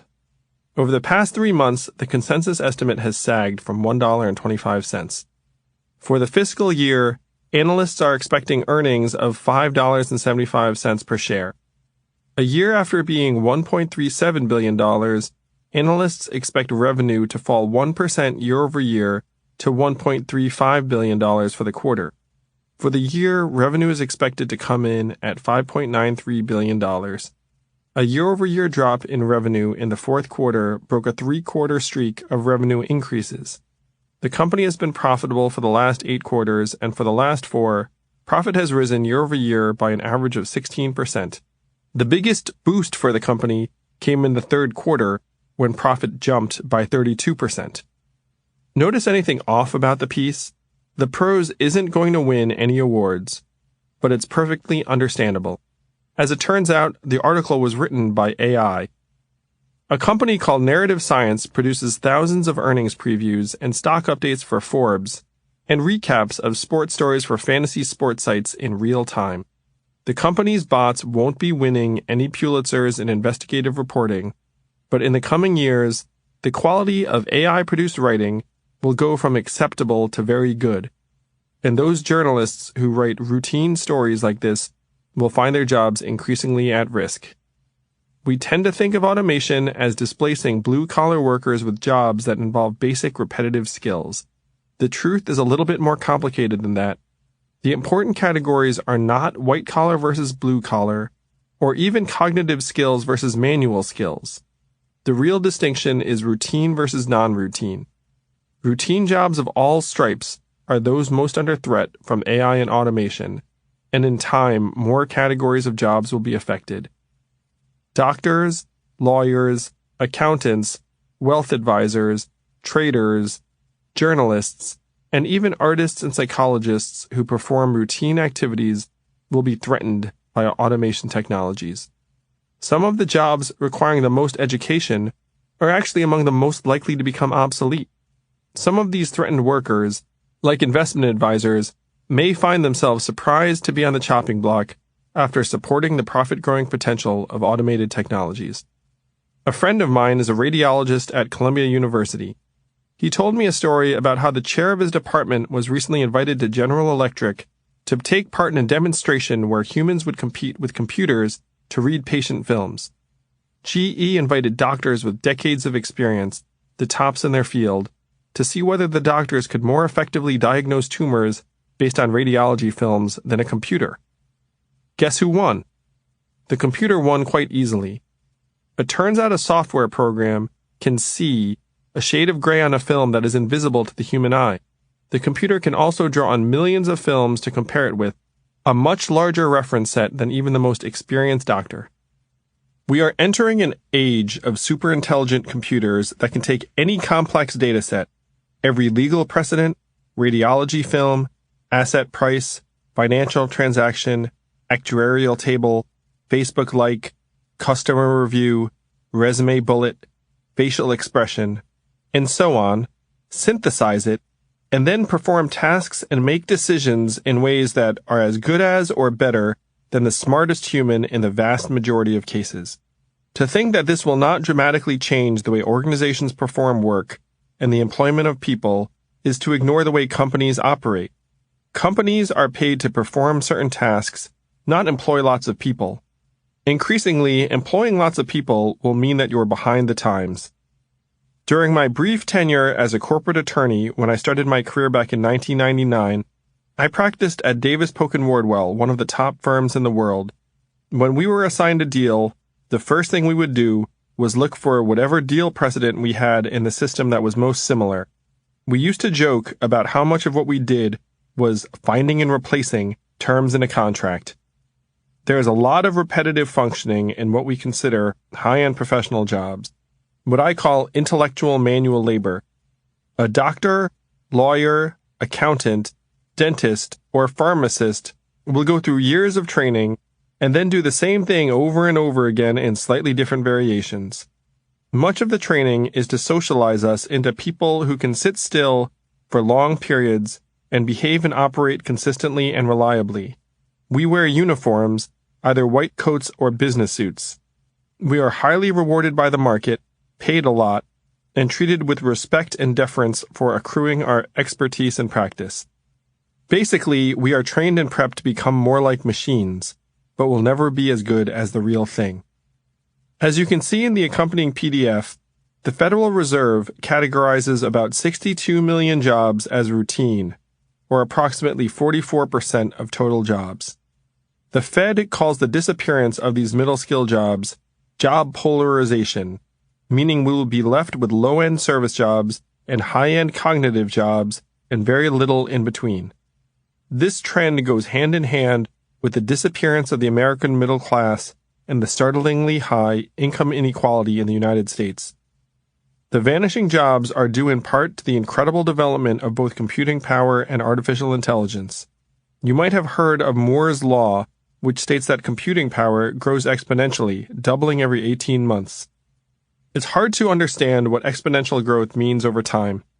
Take the example of a 1971 Volkswagen Beetle's efficiency. If it had advanced according to Moore's Law, the vehicle, in 2015, would be able to go 300,000 miles per hour and get 2 million miles per gallon of gas. That's what's happening with computers. People didn't think Moore's Law could hold for the past 50 years, but it has, and computers continue to get smarter.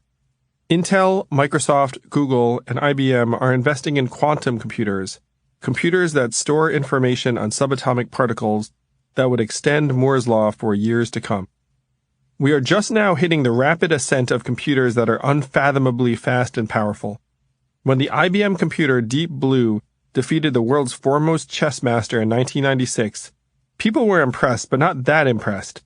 Chess is a game where there is a very large but finite number of moves and possibilities, and if you have enough computing power, you can project out all of the next possible steps.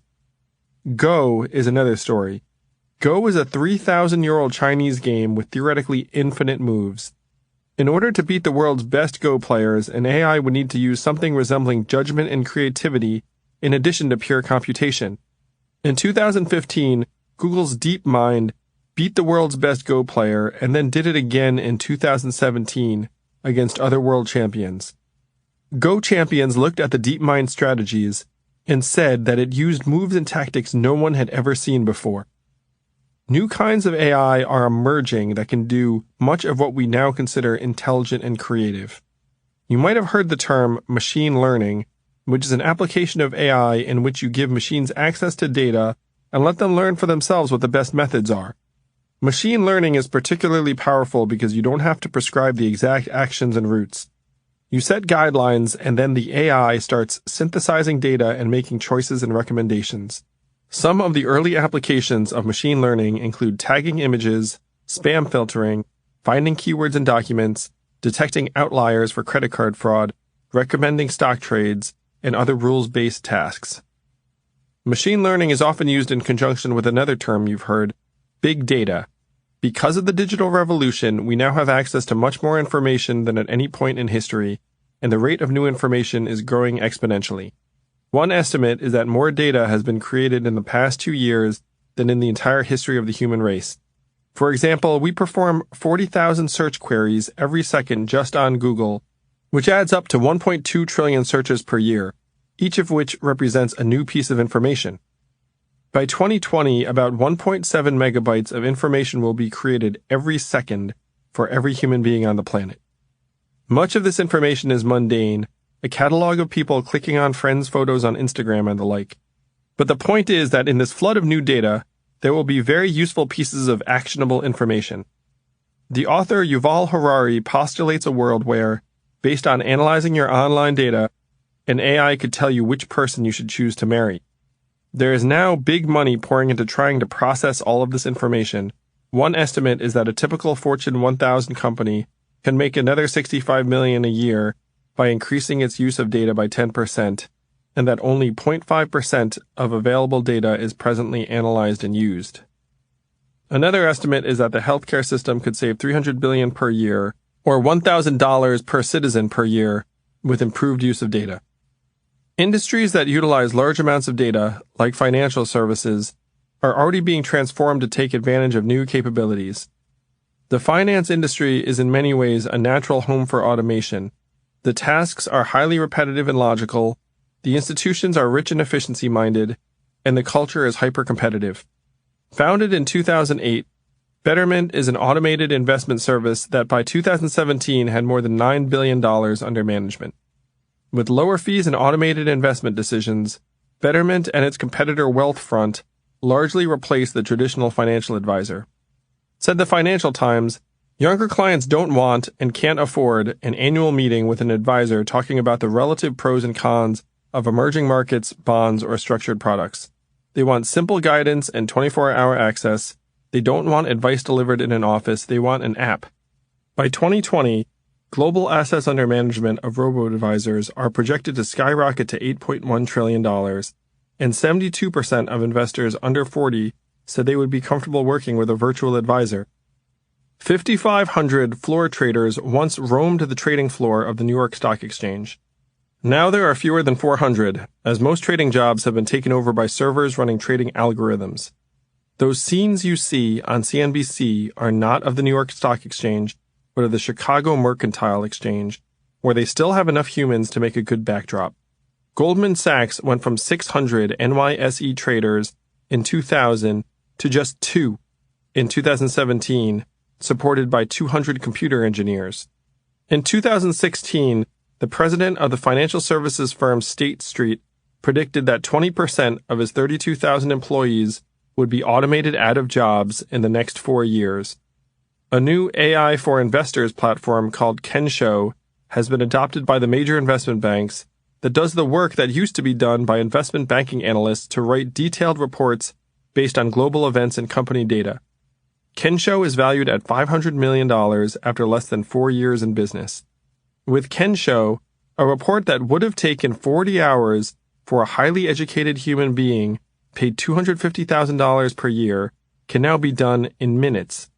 Accordingly, Bloomberg reported that Wall Street reached peak human in 2016 and will now shed jobs progressively, which has been borne out by layoffs this year at most of the major banks. The insurance industry, which employs 2.5 million Americans, revolves around processing information, which also makes it particularly ripe for automation.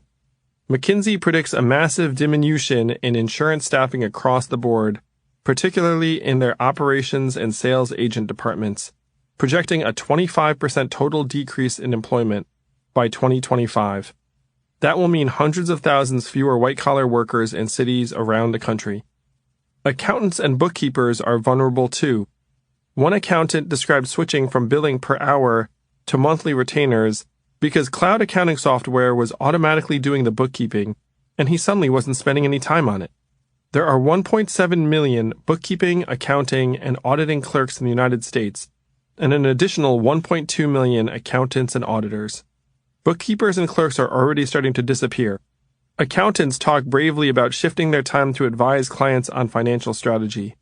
I've employed half a dozen accountants in my life, and most of the time you just want to get your taxes done and filed. Even occupations that revolve more around words than numbers are at risk. A Deloitte report in 2016 projected that 39% of jobs in the legal sector will be automated and that the industry should expect profound reforms in the next 10 years. In particular, paralegals and legal secretaries are expected to be replaced, and overall employment in the sector is expected to shrink as many law firms will contract or consolidate. When I went to law school in the late 1990s, people regarded it as a safe career move. Today, law schools churn out many more graduates than the market requires, and the market for their services is shrinking. A friend of mine runs an AI company that is automating basic litigation tasks, routine responses, filings, and document review for large companies who won't need to hire as many freshly minted lawyers as a result. I met with Cliff Dutton, the Chief Innovation Officer of a global legal processing company, who described how human attorneys have about a 60% precision rate reviewing boxes of legal documents. I remember performing document review as a young associate. My eyes glazed over after a couple of hours, even when I was trying hard to focus. The comparable rate for AI-enabled software is already closer to 85% accuracy, and it's a lot faster than a team of lawyers could ever be. Even more than lawyers, doctors have built up their expertise, wisdom, and decision-making ability through many painstaking years of both training and practice. Yet I asked a high-end doctor friend who attended MIT and Harvard how much of medical practice he thought could be performed via automation. He said at least 80% of it is cookbook. You just do what you know you're supposed to do. There's not much imagination or creativity to most of medicine. I sat with a technologist to project which aspects of medicine were most ripe for automation. His responses were radiology, as discussed earlier, pathology, very similar, family medicine, a nurse practitioner or even layperson could handle most issues with the assistance of AI, dermatology, similar, and a couple other specialties. He also talked about how surgeons he knows enjoy the robot-assisted operating theater because it greatly enhanced their vision and ability to see things, and the robot tools automatically accounted for unwanted movements and motions like a trembling hand. Also, students who were meant to train could see everything without being in the room, and the surgeon could review his procedure after the fact. I asked if doctors could potentially perform surgeries from remote locations. He responded, "Eventually. Right now doctors want to be nearby, and the latency of long-distance data transmission still could cause delays or lags." Still, he agreed that robo-assisted surgery will soon open up the ability for a top surgeon to perform surgeries around the world. It also means that you can record surgeries and all of the micro-decisions that surgeons make. With that data, eventually AI could analyze thousands of surgeries and know what to do in every situation. The first robot dental implantation, with no human intervention, just took place in China in September 2017. The robot went in and installed 2 new implants that had been printed by a 3D printer. Robot supersurgeons might be 1 generation away. Most people assume that humans will always have the advantage over AI when it comes to work that requires creativity, like painting or music, and jobs that require nuanced, sensitive human interaction, like therapy. In fact, Google's neural network, a computer system modeled to think like a human, has produced art that could easily be confused for a human being's, like the work in the accompanying PDF. You can also check out a symphony online that was composed by a software program, Iamus, which many listeners found indiscernible from a human composition when it was performed. Google Add Some by Iamus and take a listen. You might have figured that therapy would be the last province of automation. If so, you were wrong.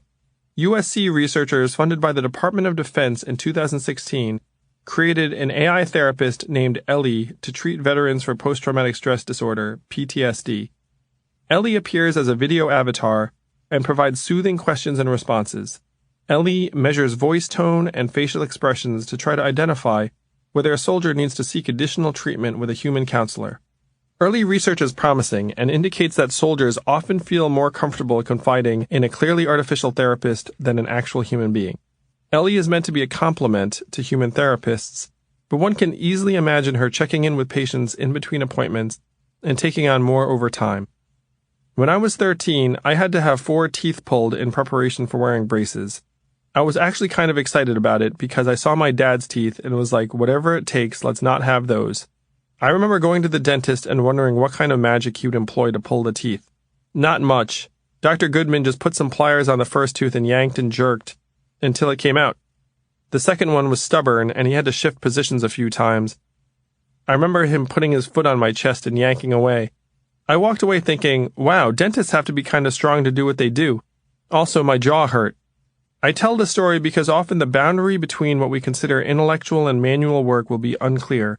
Surgeons are among the highest trained, most highly compensated doctors because cutting people open is a big deal. Yet their highest value work is, for the most part, manual and mechanical. My surgeon friends often swear off activities like basketball because they're worried they'll hurt their fingers or hands. Some jobs might not go away the instant new technology arrives that could replace them. Much of how automation unfolds in medicine is dependent upon regulations and licensing. It is presently illegal to do many things without a doctor or a pharmacist license. This is very likely to be a field where technical innovation far outstrips implementation because doctors will fight the steps and they have a very powerful lobby. They will argue that no one is as good for a patient as a highly trained human doctor, even in the face of dramatic evidence to the contrary as AI improves. Some patients also might prefer seeing a human doctor, though I suspect this preference will fade over time. There are many obstacles to AI truly becoming broadly intelligent. One neuroscientist described most systems today as being better than a human could ever be at one specific task and dumber than a 2-year-old at anything else. Still, our conception of what is beyond the capacity of a computer is about to change. There's a lot of white-collar and creative work that can be automated. In startups, we have a saying of what to do when you're not sure what the answer is. Throw money at the problem. Soon the answer to everything will be throw AI at the problem. If you think your job is safe from computers, you'll probably be wrong eventually. The purpose and nature of work is going to change a lot in the next 10 years. The question is, what will drive this change, aside from the fact that fewer of us will have jobs to go to? 7. On humanity and work.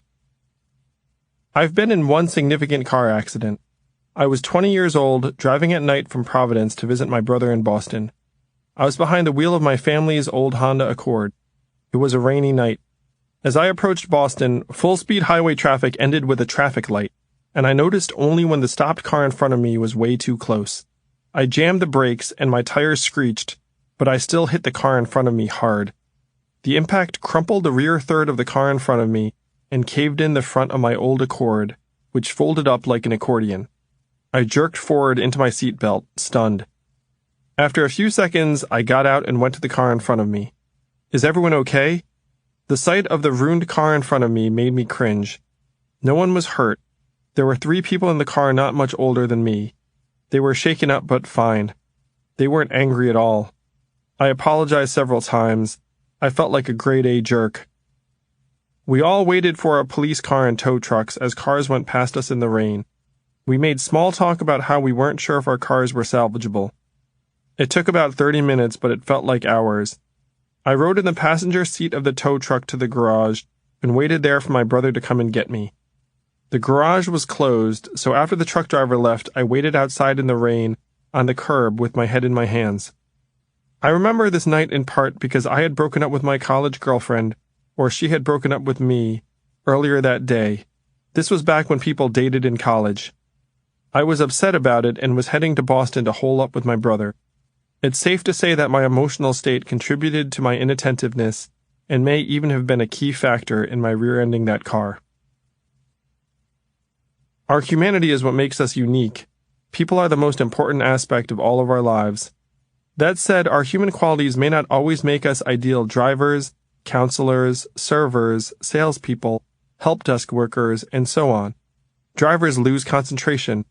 Counselors break confidences. Servers have bad days and are rude. Salespeople have biases and act inappropriately. Help desk workers get bored. And so on. There's a big distinction between humans as humans and humans as workers. The former are indispensable. The latter may not be.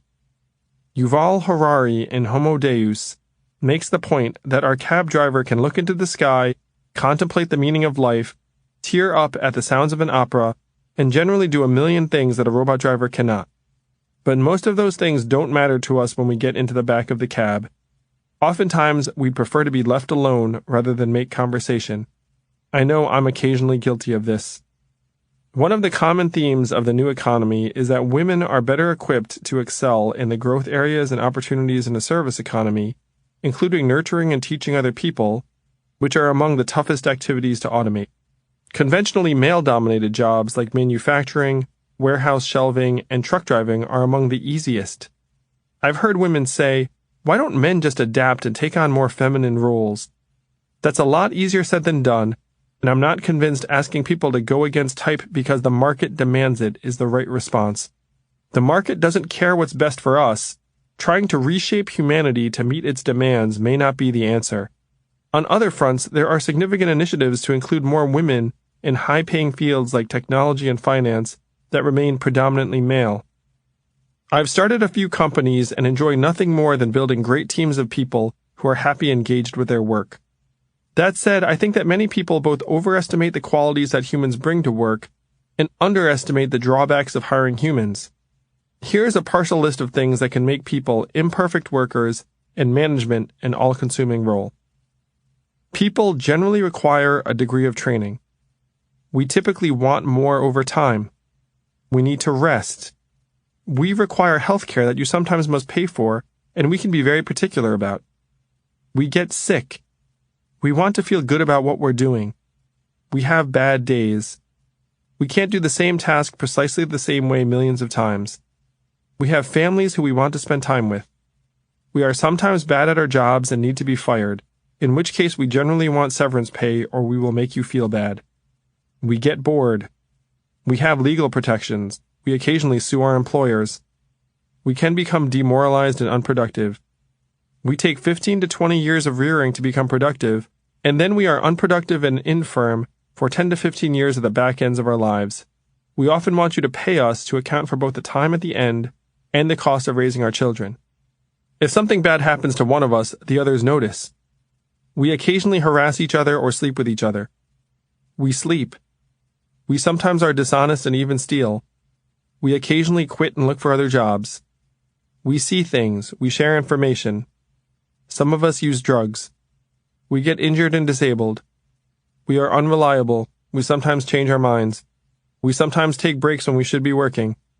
We sometimes organize and negotiate for various benefits beyond what we could get on our own. We sometimes have bad judgment and can act in ways that will tarnish your brand. We have social media accounts.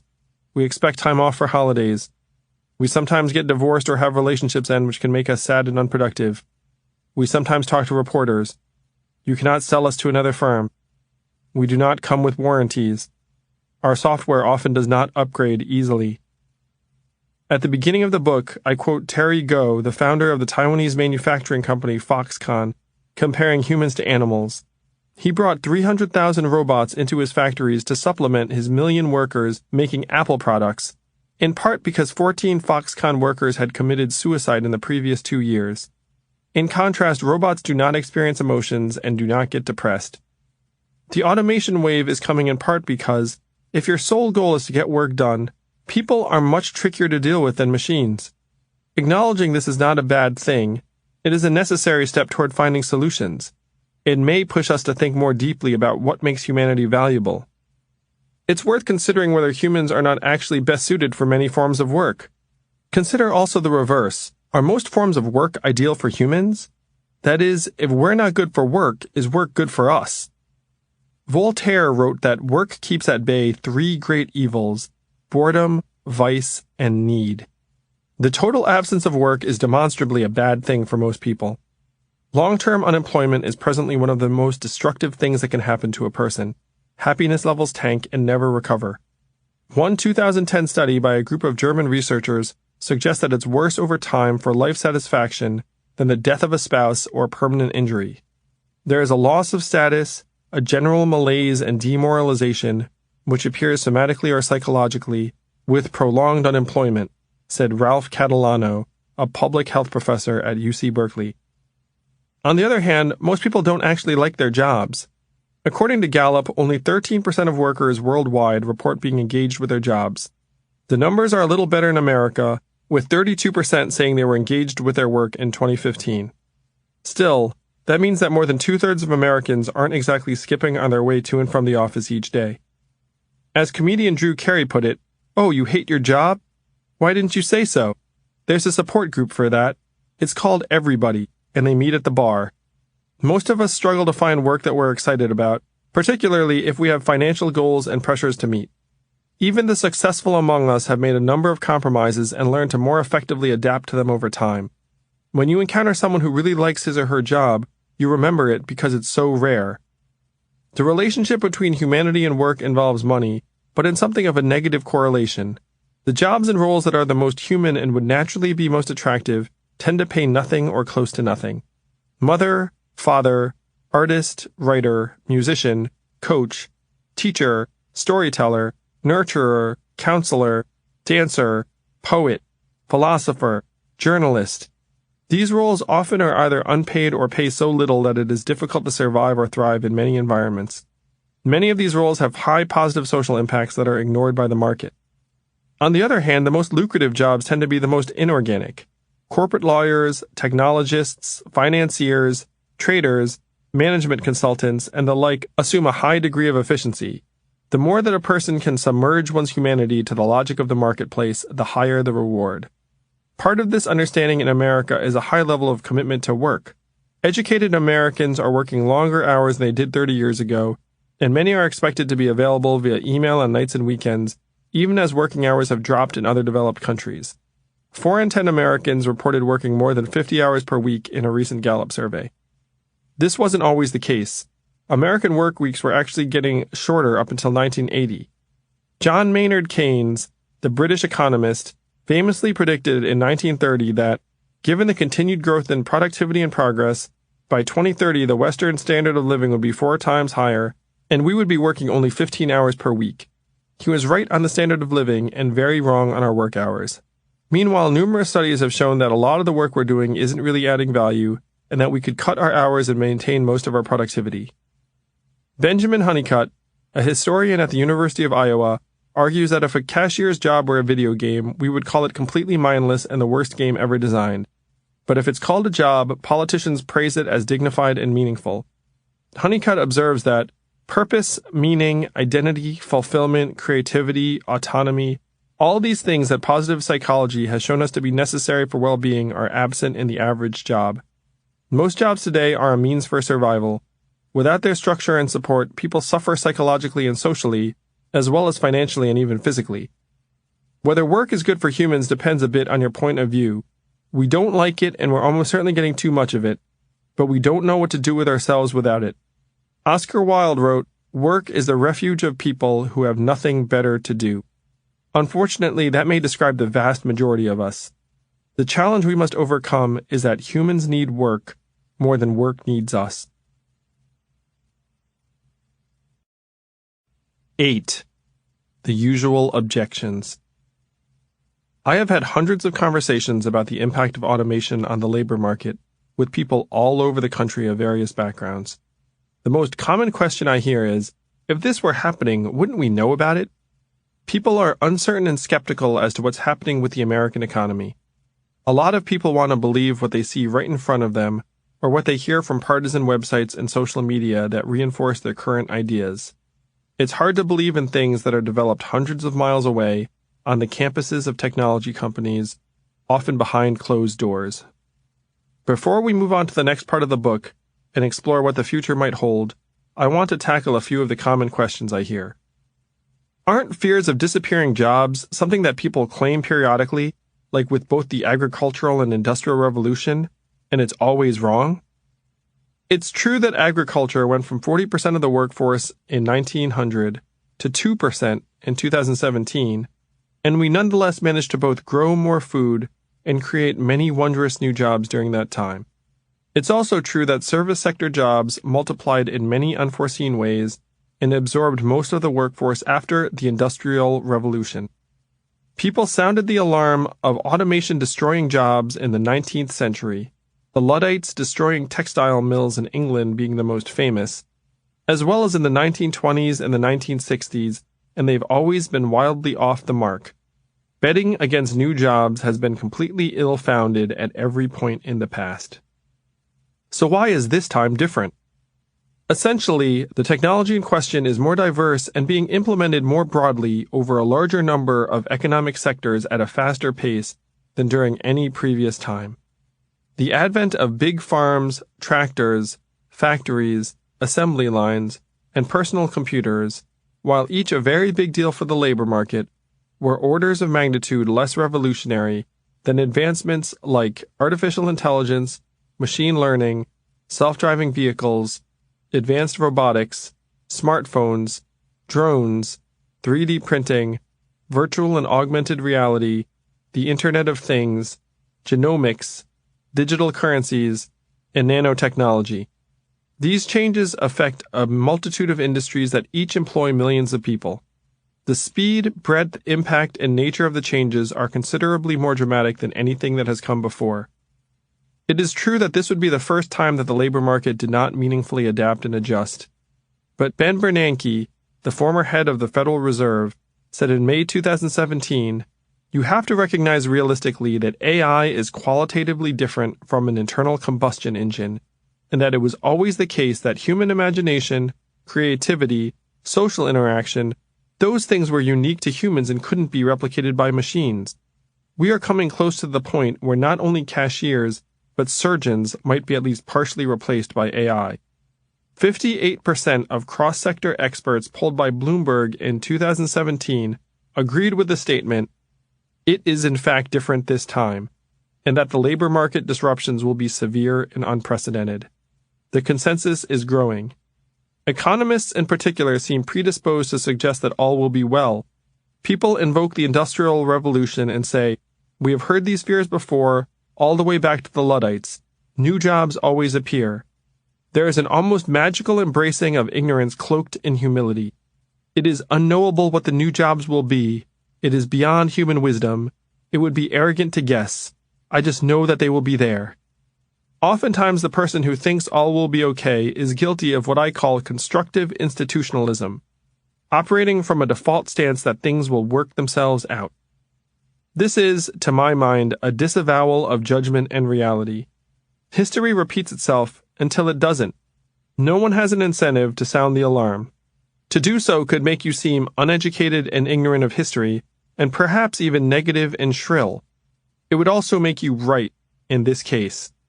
There has never been a computer smarter than humans until now. Self-driving cars are a different type of leap forward than the invention of cars themselves. Data is about to supplant human judgment. And on and on. It's like the warning you get when investing. Sometimes the past is not the best indicator of the present or future. It's important also to remember that things got quite rough during the Industrial Revolution. In America, this is the period between 1870 and 1914, when factories and assembly lines absorbed millions of workers before World War I. There was considerable upheaval, and the role of the state evolved in response to unrest. Labor unions rose up in 1886 and pushed for increased worker rights, 40-hour work weeks, and defined pensions. Labor Day was inaugurated as a national holiday in 1894 in response to a railway strike that killed 30 people and caused $80 million in damages, the equivalent of $2.2 billion today. The United States instituted universal high school. In 1910, only 19% of American teenagers were in a high school, and barely 9% of 18-year-olds graduated. By 1940, 73% of teenagers were in high school, and the median American graduated. The women's suffrage movement culminated in success in 1920. Socialism, communism, and anarchism were all vital political movements. There was a constant whiff of revolution. Even if you rely solely on history, you'd expect a lot of conflict and change ahead as the labor pool shifts due to technological advances.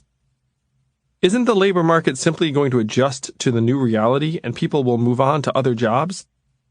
In college, I learned about the efficient capital market hypothesis. Stock market prices reflect all available information, and attempts to beat the market are going to be ineffective over time. Now, most every investment professional believes that this is grossly incorrect, or at least incomplete, given the financial crash, the rise of behavioral economics, the success of certain hedge funds, and the fact that trading firms are investing millions in having a faster pipe to the exchanges to front-run other traders. The labor market is assumed to be similarly high-functioning too. That is, if someone gets fired or their job gets automated, they'll find a new job that's the right fit. A lot of our public policy is built around this. This, too, is fundamentally incorrect thinking. For highly qualified and talented people in robust marketplaces, the labor market is pretty seamless. If you're a great Silicon Valley programmer, you can practically just cross the street and get another high-paying job. You'll probably also have a couple of nice headhunters helping you in order to collect the finder's fee you come with, perhaps 12 to 15% of your annual salary. The less qualified and talented you are, and the less prosperous your local economy, the dicier things get. If you are a factory worker or salesperson in a store that just closed, chances are the other factories or stores nearby aren't growing and don't have job openings. Once you leave the market, it's especially rough. People who have been unemployed for a while lose confidence and skills. Studies have shown that employers think you're a major risk if you haven't been employed for 6 months. Atrophy can set in quickly. Women who take a break to raise children often have a hard time ramping back up, even if they're highly educated. The employment market is loaded with friction. We all know that in real life. Yet so much of our policy assumes a dream world where people are infinitely mobile across state lines, know what jobs are there, have the savings to wait it out, make wise decisions about school, are endlessly resilient, and encounter understanding employers who are rooting for them and can see their merits. I've hired hundreds of people over the years. For the normal person, virtually none of this is true. Okay, I can buy that old jobs will disappear, but won't there be new jobs we can't predict that will take their place? Every innovation will bring with it new opportunities, and some will be difficult to predict.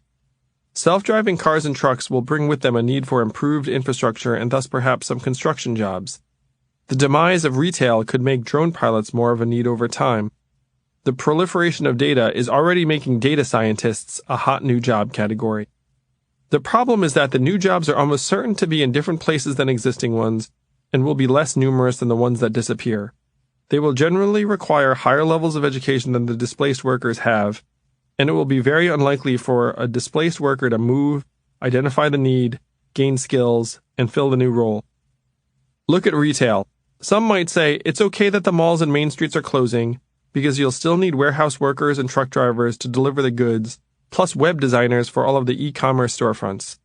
Yet all of the new roles are likely to be located far from the mall and other population centers.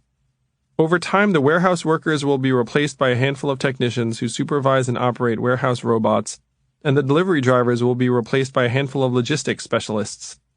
We can celebrate the 200 new robot supervisors in suburban California, and the 100 new logistics specialists in Memphis, and the 50 new web designers in Seattle, and say, hey, we didn't know we'd need these 350 college-educated people. Hooray! Meanwhile, there will be 50,000 unemployed retail employees who will be looking fruitlessly for opportunities in their shrinking communities. When newspapers began shifting from paper-based to online publishing, people complained that we're trading analog dollars for digital nickels and dimes. That's what's going to happen with workers. We're going to trade 100 high school graduates for 5 or 10 college graduates someplace else. The test is not, will there be new jobs we haven't predicted yet that appear? Of course there will be. The real test is, will there be millions of new jobs for middle-aged people with low skills and levels of education near the places they currently reside? The closest thing to a growth opportunity for the unskilled is being a home healthcare aide, which isn't a good fit for most. The former truck drivers will not be excited to bathe grandma. It's also a terrible job. On average, home care aides work 34 hours a week and make an average of $22,600 a year. 1 in 4 live in households below the federal poverty line, and many don't have health care themselves. The field has a high rate of turnover. Some estimates put it as high as 60% per year. Of the 10 occupations that added the most new jobs in the past several years, personal care aides earned less than all except for fast food workers. Some would call it a dead-end job, said Deanne Beebe, a spokeswoman for the Paraprofessional Healthcare Institute. These are very hard jobs. They are very physically taxing. They have one of the highest injury rates of any occupation, and they're very emotionally taxing. It's intimate work. It's isolating work. If home healthcare aid is our answer to the future of jobs, we're in deep trouble. The government should provide education and retraining programs to help transition workers to new jobs. In theory, this sounds great, and it makes for wonderful sound bites. In reality, studies have shown that retraining programs, as currently practiced, tend to show few, if any, benefits. The biggest recent efforts revolved around manufacturing workers over the past 15 years. One study of the Trade Adjustment Assistance, TAA, program, a federal program for displaced manufacturing workers, found that participants in the program garnered less income over a 4-year time period than the control group, with older workers showing particularly little benefit. An independent analysis by Mathematica Policy Research compared TAA recipients to workers who got traditional unemployment assistance and found that TAA recipients had lower earnings than people who received regular unemployment assistance, and only 37% of those who were trained for specific jobs were actually working in that profession.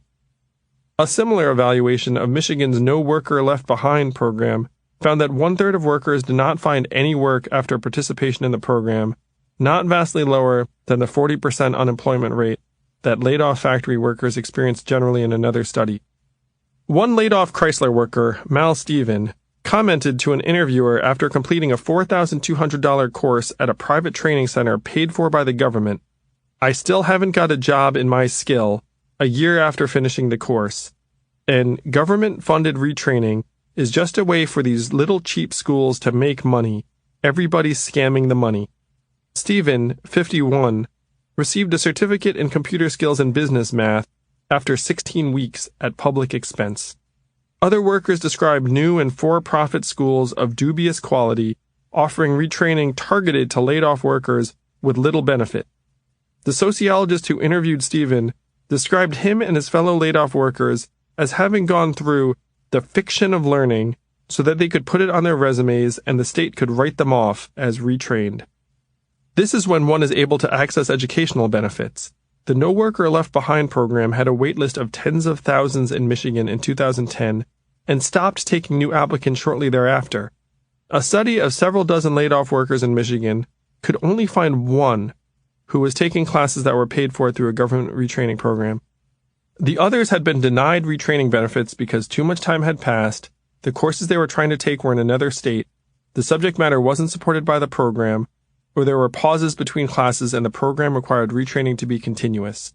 Others said they were unable to determine what benefits were available to them and were told to leave their name on a list only to never hear back. Successfully retraining large numbers of displaced workers would require a heroic number of assumptions to prove true. The government needs to be able to identify displaced workers over a range of industries and have both the resources to pay for mass retraining and the flexibility to accommodate individual situations. Each person needs to have the capacity and will to be retrained in an in-demand field. The government needs to be an effective disseminator of information to thousands of individuals in real time. The worker needs to actually learn new marketable skills from the course or school in question. Last, there needs to be new employers in the region that want to hire large numbers of newly trained middle-aged workers as opposed to, say, younger workers. All of the above will hold true for some proportion of the displaced, but not for most of them. The reality is more often displaced workers spending government funds or racking up debt at the University of Phoenix or another for-profit institution in desperate bids to stay relevant and marketable. We should 100% invest in successful retraining of employees, but we should also know that we're historically very bad at it, even in situations where we know displacement is happening. Expecting this to be effective over a large population over a range of industries is more wishful thinking than policy recommendation. If jobs are already vanishing, wouldn't it be showing up in the unemployment rate? Not necessarily, because the unemployment rate doesn't measure what you likely think it measures.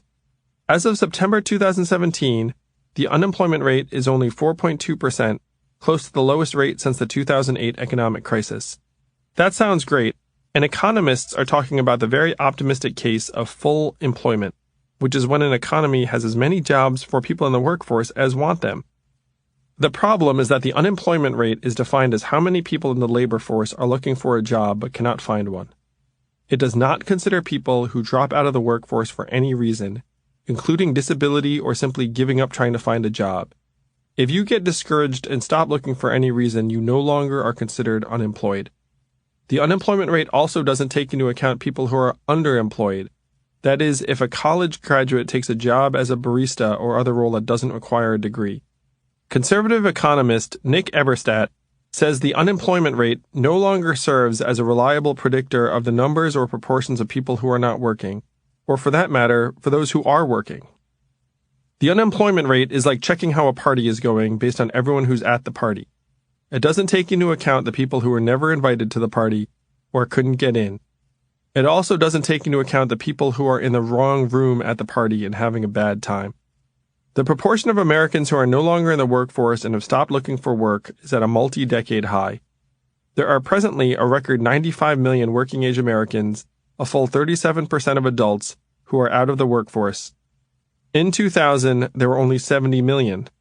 The change can be explained in part by demographics, higher numbers of students and retirees, but there are still 5 million Americans out of the workforce who would like a job right now that aren't considered in the unemployment rate.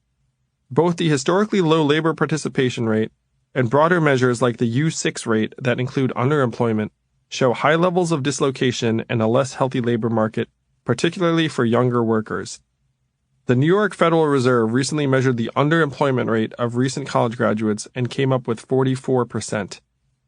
The U6 unemployment rate was 8.4% in May 2017, almost twice the headline number. The U6 rate is a much more revealing measurement and has ranged between 9% and 16% for the past 10 years. The unemployment rate is a terribly misleading number that we should stop relying on unless it's accompanied by a discussion of both the rate of underemployment and the labor force participation rate. If we were undergoing a technological revolution, wouldn't we be seeing it appear in increased productivity? You probably weren't thinking about this one, but it's a question that economists and academics have been debating. The thought is that we'd see a productivity spike if we were doing a ton more with technology and fewer people. Productivity numbers are actually lower now than they have been in quite some time, leading people to say that any automation-related job displacement concern is misplaced. There are a few possible explanations. One is that productivity indicators are backward-looking. For example, productivity numbers will show zero indication of self-driving vehicles until tens of thousands are on the road. Yet we can be pretty sure they're coming. We're not ostriches. We can look around and make reasonable projections of the future. Counting on the measurements to tell us what's going on is like waiting until the storm is here before battening down the hatches. Another is that it's possible that low productivity numbers actually reflect an overabundance of labor looking for things to do. Brian Avent of The Economist poses a theory that technology has created an abundance of labor, both human and machine, and that companies, when faced with both low labor costs and a low growth environment, invest less in new technology, which leads to lower productivity growth. This would suggest that we're in an environment where employers are faced with low incentives to innovate because people are quite cheap to hire. For example, imagine if over the years I slowly invented a machine that did the work of 10% of American workers. Would unemployment surge by 10% over that time? No, because the displaced workers would have to keep working in order to feed themselves, and so would take any jobs in sight, thus depressing wages and keeping productivity low. It would also keep incentives low to automate away further labor and depress the labor participation rate. This is a pretty perfect description of where we are right now. There's another big reason that productivity statistics do not show a massive increase in output balanced by fewer workers. We're still technically in an expansion, and employers save the toughest, most unpopular decisions for when times get hard. When I was the CEO of my education company in the mid-2000s, we had many years of robust growth. Times were flush, which made it a lot easier to be a generous boss. We had free food a lot and regular company outings. I bought the company Knicks and Mets season tickets that we divided among the team. People got raises and bonuses very reliably. Then we had a month where revenue was lower than the year before. It was January 2009, so it seemed like it might be a very important sign of things to come. I went into my office and started planning for different scenarios. The contraction path had me looking at personnel and ways to make things more efficient. These included not hiring new people, outsourcing certain non-core services, scaling back on planned raises, and renegotiating with vendors. We had an exceptional team, but there were a couple recent hires that I thought we could potentially let go of if things became really rough. In flush times, I would not have given those recent hires a second thought. February came, our revenue shot back up, and I put the contingency plan away, adopting only one item from it that seemed like a good thing to do. Dan Gilbert once said to me, "I've always told my teams that if you have one choice, choose growth." The way management teams work is that we generally try to grow and take advantage of opportunities. We try to operate efficiently, but it's not our number one priority all of the time. We also don't walk around trying to be jerks in periods of relative prosperity. When things get tight, however, management teams start to scrutinize everything in the name of cost discipline. People, processes, technology, vendors, suppliers, partners, leases, holiday events, you name it, it all goes on the table. If it's not nailed down, we look at ways to make it cheaper or do without it. And even if it is nailed down, we might look for a nail remover. If you look at the histories of layoffs, as in the accompanying PDF, they maintain a fairly normal pace until a recession hits. Then, employers go wild looking for efficiencies and throwing people overboard. The real test of the impact of automation will come in the next downturn. Companies will look to replace their call centers and customer service departments with artificial intelligence and hybrid bot worker arrangements. Fast food CEOs will experiment with robot burger flippers. Freight companies will embrace cost savings. Large companies will question why their accounting and legal bills are so high. And on and on. Cost-cutting knives will come out, turbocharged by new automated tools. Productivity will then shoot up in the worst way possible as companies accomplish the same tasks with many fewer workers. Our public sector will also be faced with dramatic new needs, even as tax revenues decrease. In the introduction, I said that we were the frog and the water's getting hotter. It might be more accurate to say that we're the frog and the grill is being preheated. Part 2. What's happening to us? 9. Life in the bubble. 6 paths to 6 places. We've talked a little bit about what I've termed normal Americans. Before starting Venture for America, I spent 6 years running a national test prep company that served college graduates. So I've also been highly exposed to what highly educated Americans are doing. Their paths are quite predictable and consistent. Whether they realize it consciously or not, many educated Americans have been shifting their studies and career intentions toward paths that seem more sustainable amid a narrowing job market. We joked at Venture for America that smart people in the United States will do one of 6 things in 6 places: finance, consulting, law, technology, medicine, or academia in New York, San Francisco, Boston, Chicago, Los Angeles, or Washington, D.C. Conventional wisdom says the smartest things to do today are to head to Wall Street and become a financial wizard, or go to Silicon Valley and become a tech genius. The finance and technology industries spend tens of millions each year to build massive talent recruitment pipelines. They hang out on college campuses and essentially stalk top prospects, throwing at them food, money, drinks, flights, prestige, status, training, network, peer pressure, and anything else that might be considered enticing. A friend in financial services estimated that her firm spends $50,000 per high-end hire just on sourcing and recruiting. One hedge fund paid Dartmouth students $100 each to tell them why they decided not to engage in its recruitment process. There is even a Goldman Sachs room at Columbia's Career Services office. A friend of mine at a Wall Street bank commented that he felt funny recruiting PhDs from Caltech to write trading algorithms for him. I feel like they should be working on the mission to Mars or something, but he keeps doing it every year. In Silicon Valley, many young people, generally from very good colleges, are making more money in a year than normal Americans will see in a decade. Even summer interns, non-engineers, at tech companies might make $7,000 plus a month and get perks like free flights home to visit on weekends. Bidding wars and 5- and 6-digit signing bonuses are being paid out for freshly minted engineering grads. Google recruits the heck out of Stanford, Berkeley, Carnegie Mellon, MIT, and other top schools, offering 6 figures to start plus bonuses. Facebook sponsors hackathons at the top schools, stays in touch with professors, and invests tons of resources in order to be the most visible and obvious employer. Average salaries are inching close to $200,000 in Silicon Valley, to say nothing of the upside of equity-based compensation, aka stock options, which can be dramatically higher. Don't think that the smart kids haven't noticed.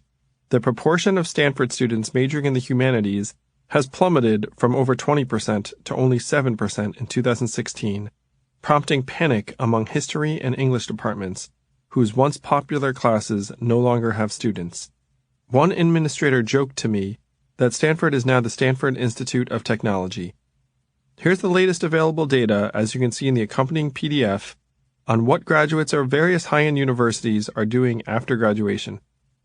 Not only do grads from national universities do the same things, they also do them in the same places.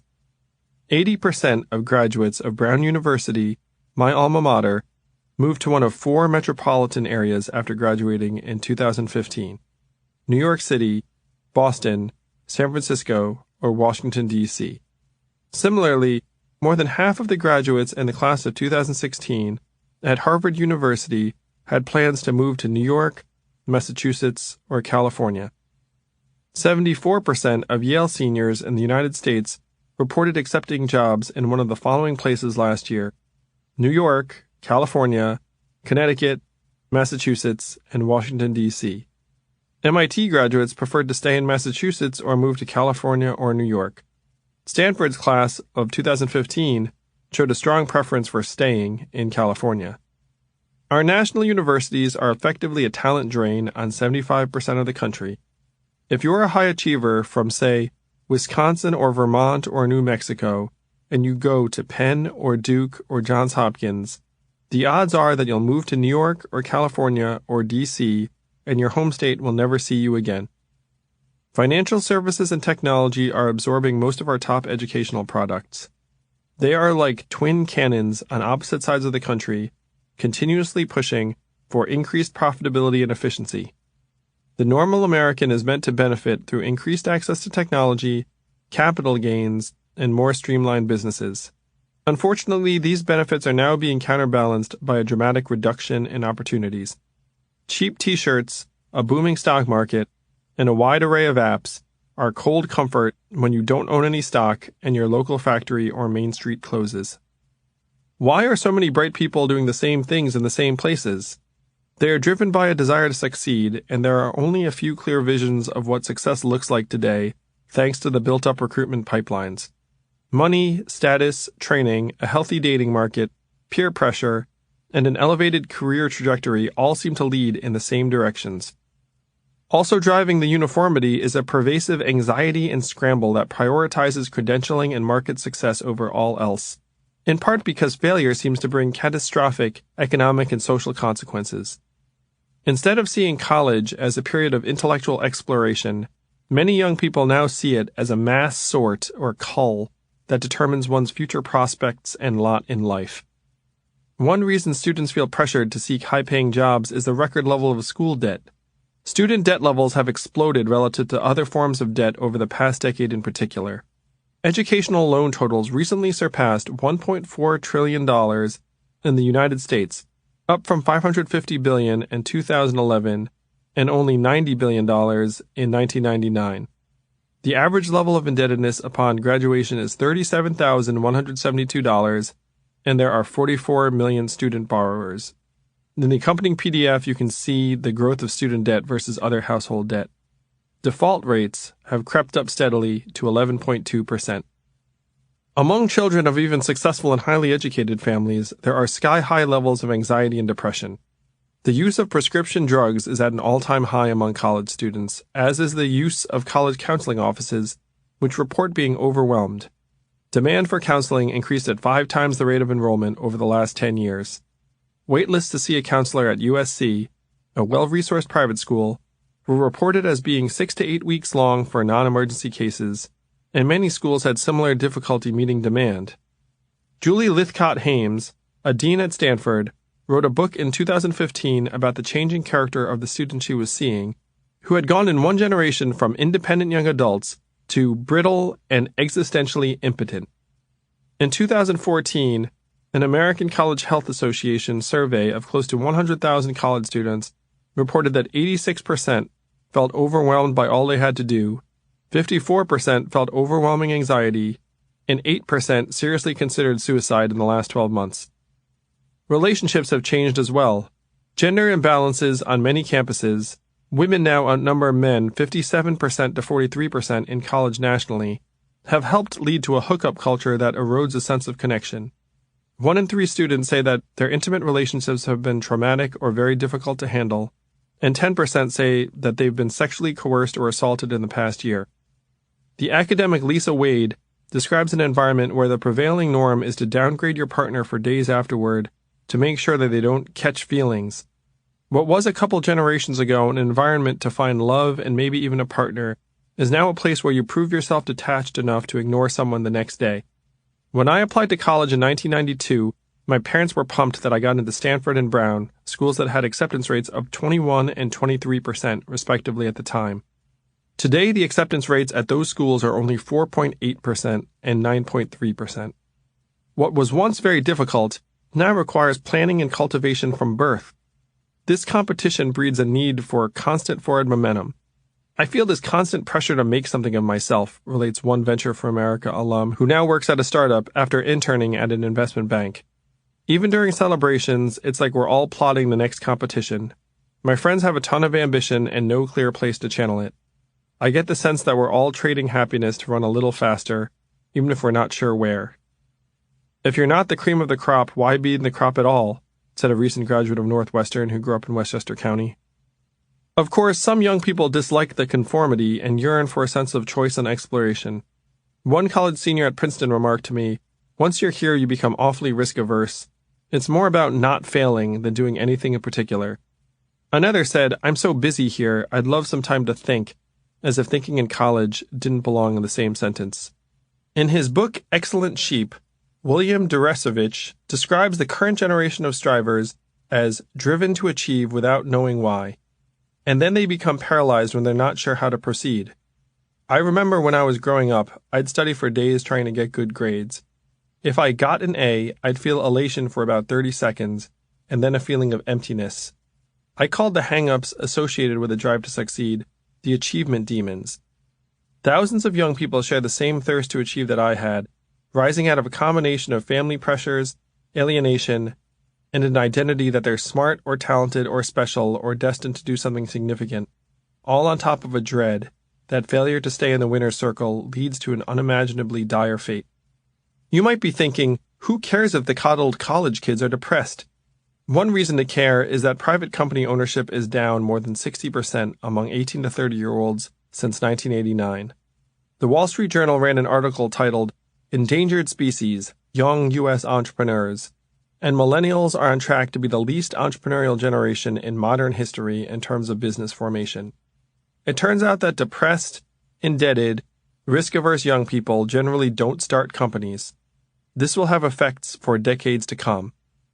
But more profoundly, there is something deeply wrong if even the winners of the mass scramble to climb into the top of the education meritocracy are so unhappy. They are asking, what are we striving and struggling for? No one knows. The answer seems to be to try to join the tribes in the coastal markets and work your ass off, even as those opportunities become harder to come by. If you don't like that answer, there are very few others. I tried to provide a new answer when I started Venture for America in 2011. The new path would be to build businesses in diverse places around the country. I thought that would be productive and character building. Our mission statement read, in part, to restore the culture of achievement to include value creation, risk and reward, and the common good. Upon joining Venture for America, we ask our fellows to adopt the following credo. My career is a choice that indicates my values. There is no courage without risk. Value creation is how I measure achievement. I will create opportunity for myself and others. I will act with integrity in all things. The credo is awfully lofty and idealistic. When I stood in front of the first class in 2012 to discuss these values, I'll admit to feeling a little bit self-conscious. I shouldn't have worried. Venture for America's sense of purpose and community has been like water to very thirsty people. So many VFAers have developed close friendships and relationships based on shared values and trying to do difficult things together. Venture for America has filled a void in many people's lives in supporting individual paths and choices. But for every person in Venture for America, there are about 10,000 other young people who want the same things. Life in the bubble. Even as I've been working with young people from around the country these past years, I've been living in Manhattan and Silicon Valley. I call those places the bubble. And we have strange lives and jobs in the bubble. I recently had dinner with a friend of mine who works for a real estate investment firm. We met at a Japanese restaurant in Manhattan. After catching up for a bit, I asked him if he'd bought any fancy hotels lately. He'd gotten me a discount to one a few years ago. He responded, "Our appetite for risk has gone down. You know what we've been buying? Trailer parks." I became more interested. "Really? Why is that?" He answered, "They're good investments. Tenants pay to keep their mobile home in a space with water and utilities. All we really have to do is keep the place clean and keep the water flowing." I asked him if he ever had problems with delinquency. The delinquency rate is very low because first, they get a late notice on the day after their rent is due if they haven't paid. We are very diligent about monitoring and everyone knows it. Second, there's no place cheaper to live. It's really these places or the street for a lot of people. They find ways to pay. It's a nice stable investment for us. Fascinating. How do you grow? He shrugged. We'll probably look at raising prices over time. This has nothing to do with automation, but I thought it was a pretty good illustration of what we do. We maximize market efficiencies and take tolls. Many of my friends work in technology and know that they are automating away other people's jobs. For some of them, it's a key part of their sales pitch. Many explicitly talk about how much cost savings will be realized by having fewer workers around. The technologists and entrepreneurs I know are generally good people. If they were given a choice to do your job and eliminate normal jobs, or do your job and create abundant opportunities, they would choose the latter. Most of them would happily even take a small hit to do so. But this isn't a choice they're given. They do their own jobs to the best of their ability and let the market do the rest. They may feel troubled at times that their success will displace hundreds or thousands of American workers, but they believe in progress and that their work is overall for the good. You may find this objectionable. Here's the thing. It is not the innovator's job to figure out the social implications of what they do. Their job is to create and fund innovation in the market as cost-effectively as possible. This is itself a difficult job. It is our job to account for society. That is, it's the job of our government and our leaders. Unfortunately, our leaders are typically a country away from these conversations. They're trapped in cycles of warring press releases and talk show appearances and fundraising dinners. They also generally don't understand technology, so they're reduced to lionizing innovators and trying to get on their good side. In turn, technologists often see government as a hindrance, to be ignored as much as possible, lobbied when necessary, and navigated around while they make things better, faster, cheaper, more automated. This is a disaster in the making because technology is transforming society and our economy, while politicians are left responding to the effects ineffectively years after the fact, or worse yet, ignoring them. This is not to say that the people in the bubble have it all good. We are anxious about the path ahead too. We feel stuck in place, competing at the top of the pyramid for the most resources for our children. We are constantly asked to choose between family and function, and fear that if we let up for even a little while, our race will be lost. Women choose between time with their children, or having children, and keeping their job. Men choose between life on the road and being bypassed. Children get used to seeing one parent routinely, or maybe no parent at all. We talk openly with our friends about having someplace to fly to when things go south. We compare ourselves to our peers in our high-cost bubble and feel dissatisfied. Occasionally, we see people leave for a more hospitable or child-friendly environment. We envy them a little while also patting ourselves on the back for sticking it out. Professional empathy is limited. We are fighters. Our organizations have little use or need for non-combatants. We work long hours and pride ourselves on being available and indefatigable. In the bubble, the market governs all.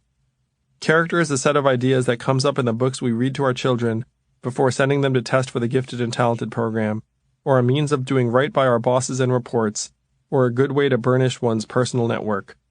On some level, most of us recognize that we are servants to the tide of innovation and efficiency. As the water rises, we will protest as we clamber to higher ground. We will be sure to stay out of the way and keep ourselves pliant and marketable to the extent possible. Our specialty is light commitment benevolence.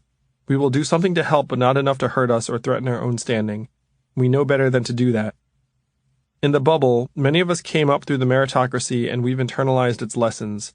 The underlying logic of the meritocratic system is this. If you're successful, it's because you're smart and hardworking, and thus virtuous. If you're poor or unsuccessful, it's because you're lazy and or stupid and have subpar character.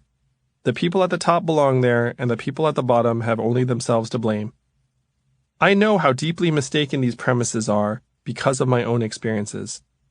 I had very little going for me as a kid except for the fact that I had demanding parents and was very good at filling out bubbles on standardized tests.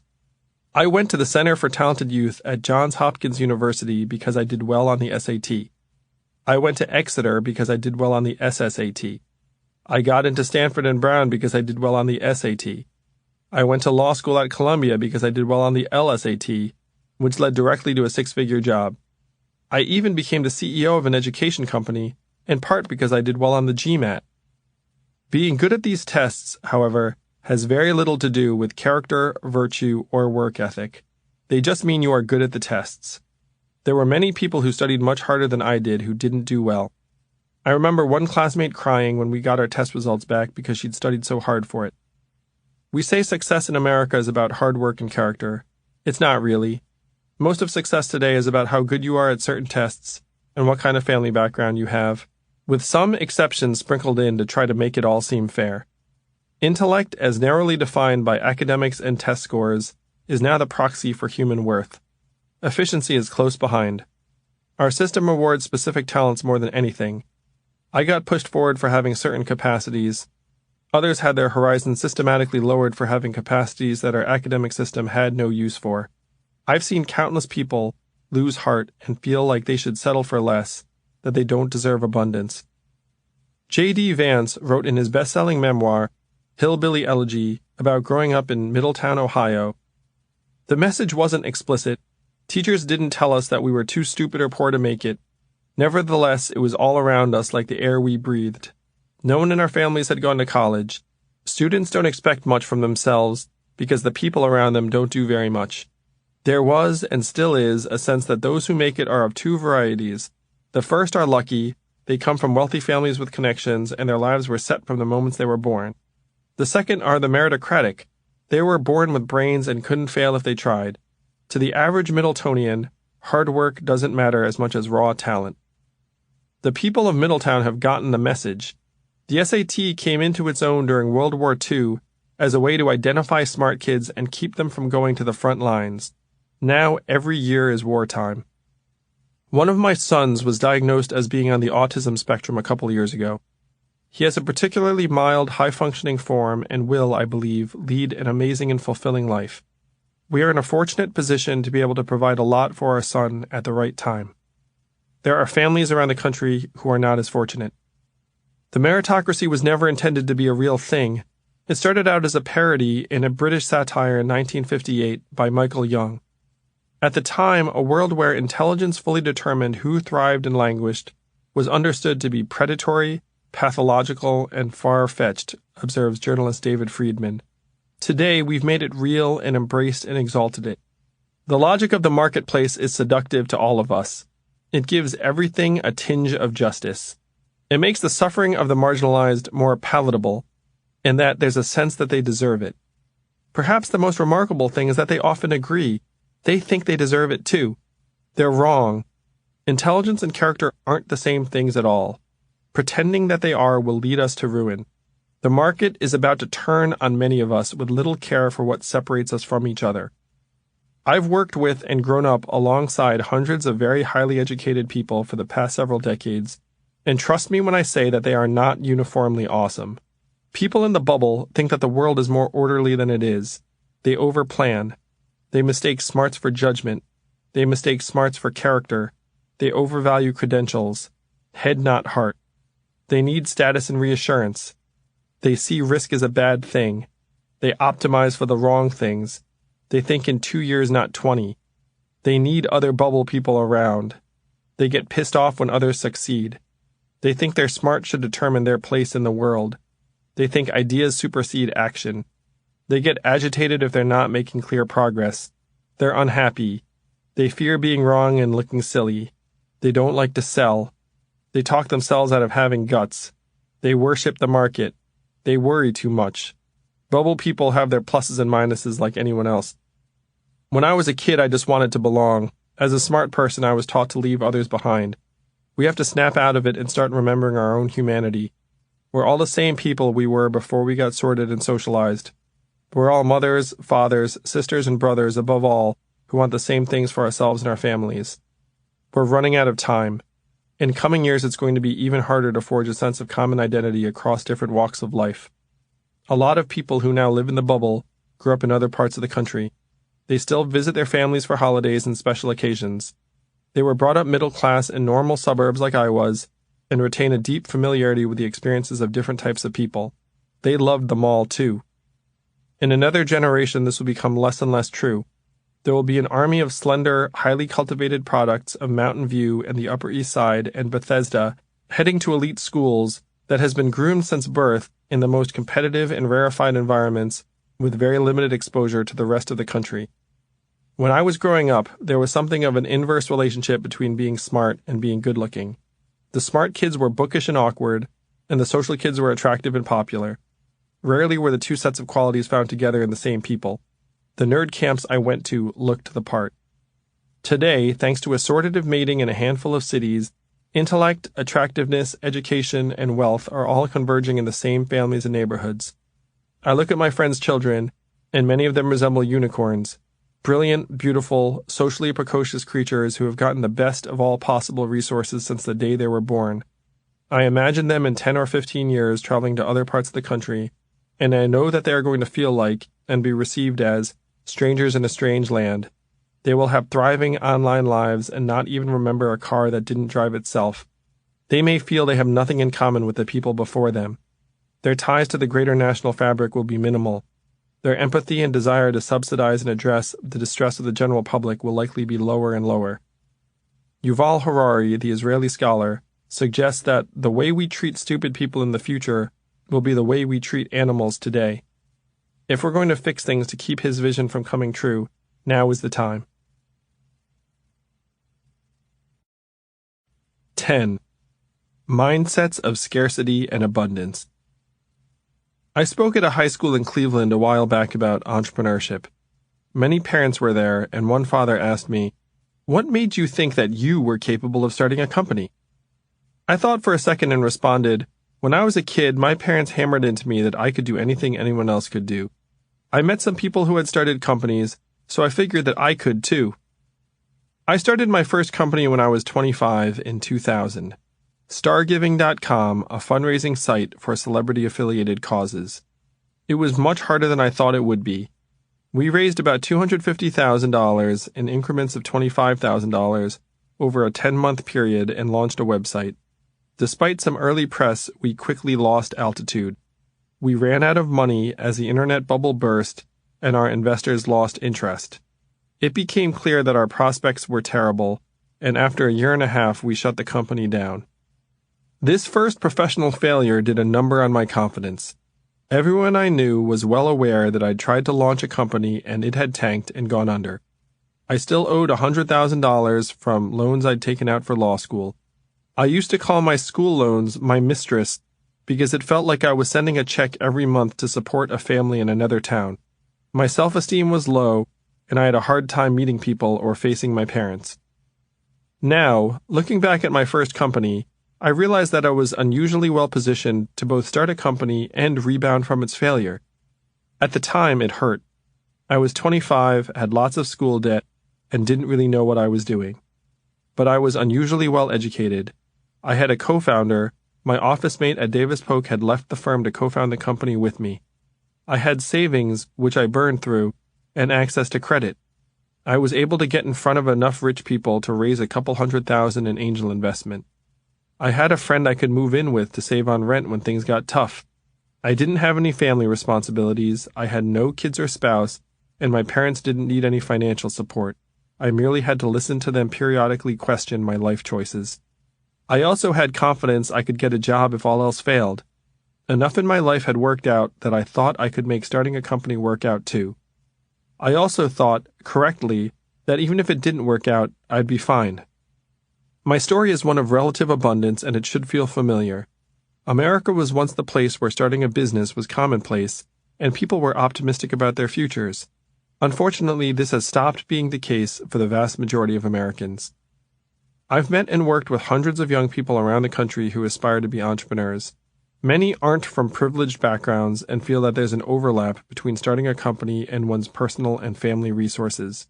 They believe that privilege and entrepreneurship go hand in hand, and that entrepreneurship isn't meant for someone like them because of their background, class, gender, race, education, or geography. Unfortunately, for the most part, they're right. There's a substantial correlation between one's socioeconomic background and starting a successful company. A UK study found that the most common shared trait across entrepreneurs is access to money via family, an inheritance, pedigree, and/or connections. A US survey found that in 2014, over 80% of startups were initially self-funded, that is, the founders had money and invested directly. A recent demographic study in the United States found that the majority of high-growth entrepreneurs were white, 84%, males, 72%, with strong educational backgrounds and high self-esteem. One of the authors commented, "If one does not have money in the form of a family with money, the chances of becoming an entrepreneur drop quite a bit." I've worked with hundreds of successful entrepreneurs around the country, and most came from financially comfortable backgrounds. The truth is that it's a lot easier to start a company if you have a few things going for you. In addition to resources, you have a mindset of abundance. After you make one thing work out, you kind of think you can make anything work out. I'm not trying to minimize all that goes into being a successful entrepreneur. Building a business is super difficult no matter who you are. There are always obstacles, trials, and very long hours. It's virtually impossible to build a consequential business or organization without tons of work, persistence, and heart and soul. I admire everyone who has started a business from the corner diner on up. It's also not the case that entrepreneurs uniformly had easy lives. Many were marginalized, bullied, or made to feel like they didn't belong as kids. Elon Musk related this as his immigrant experience. Some had family traumas that gave them a chip on their shoulder and drove them to achieve. Barbara Corcoran and Damon John both described growing up dyslexic and being told that school wasn't going to be their route to success. Immigrants have higher rates of starting businesses because some feel that they don't have much of a choice. But the mechanics of entrepreneurship make it a lot more accessible to people who can realistically gather meaningful resources, defer money, and take on risk. The startup community nationally is very unrepresentative of the American population.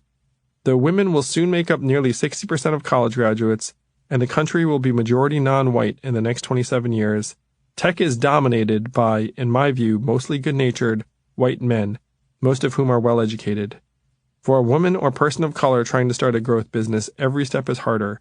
Lower personal savings, lower access to capital, dismissive or creepy investors, fewer professional role models and mentors, potentially more personal obligations, and so on. Venture for America is trying to help address this. Our last class was 43% women and 25% Black and Latino. Entrepreneurs have among the most powerful mindsets of abundance of anyone. Silicon Valley, TED, the Aspen Institute, they're uplifting places because the people in attendance believe that all things are possible, often because they've made unlikely things happen for themselves.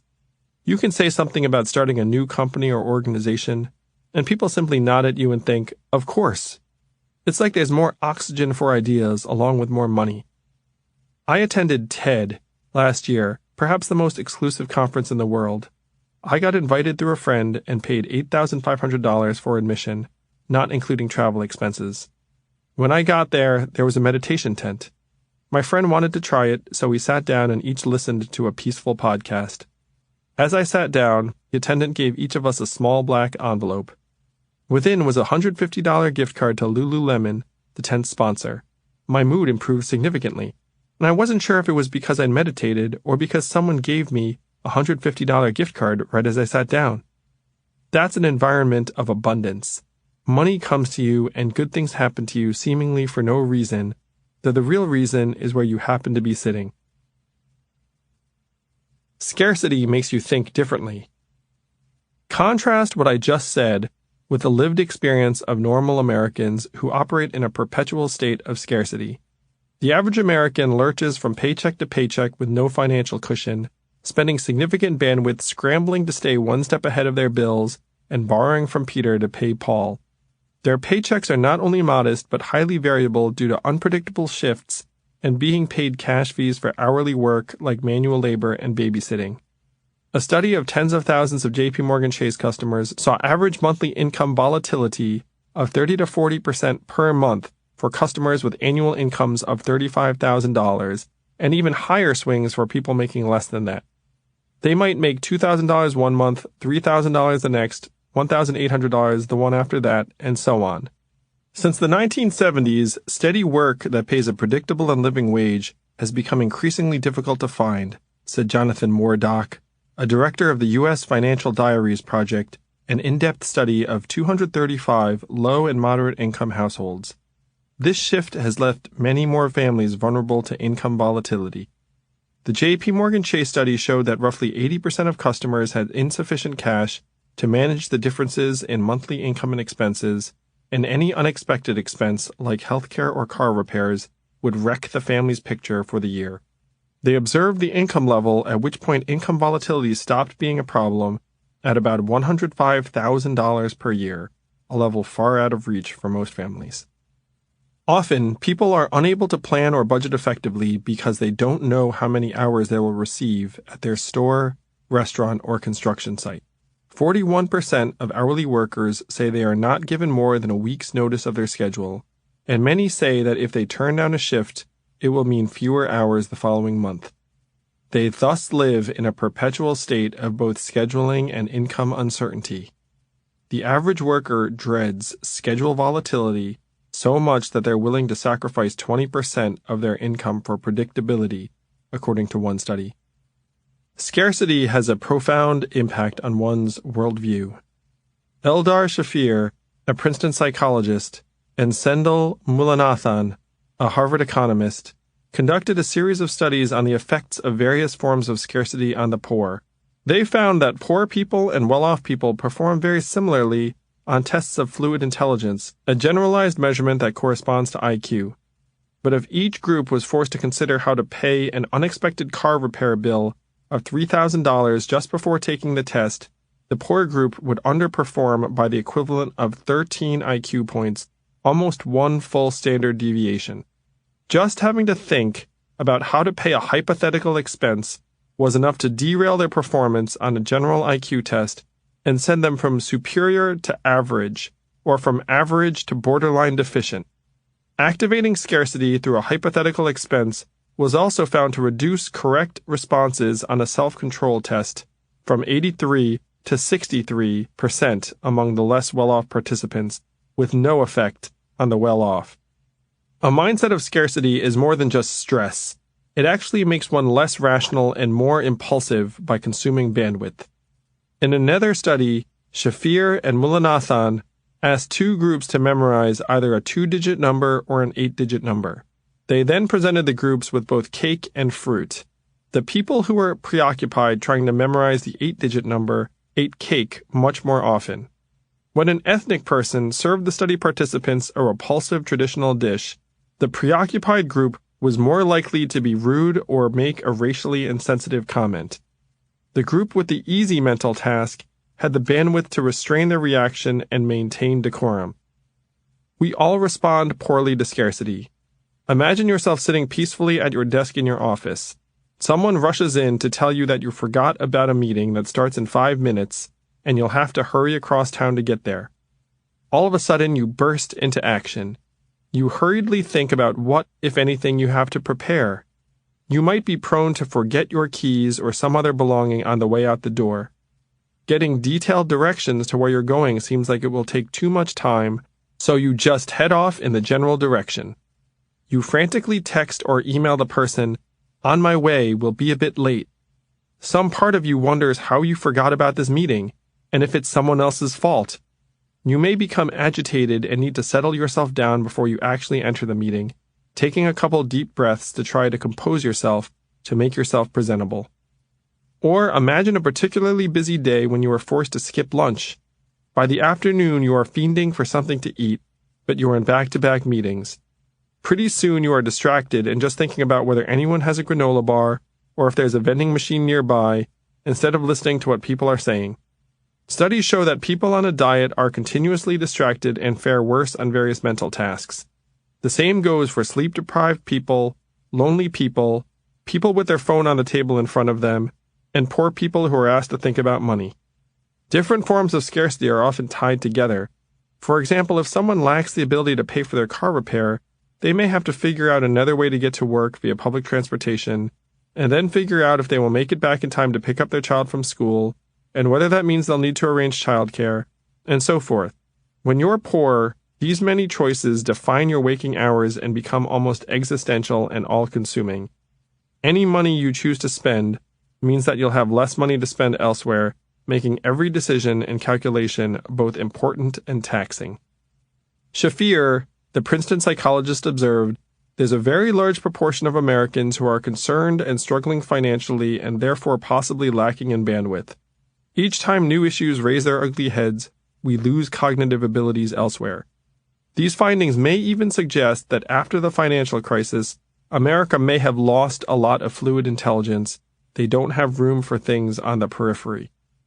One of the things that has struck me about the age of the internet is that having the world's information at our disposal does not seem to have made us any smarter. If anything, it's kind of the opposite. Most of us find ourselves struggling with scarcity of time, money, empathy, attention, or bandwidth in some combination. It is one of the great perversions of automation that just when advancing technology should be creating more of a feeling of abundance for us all, it is instead activating economic insecurity in most of the population.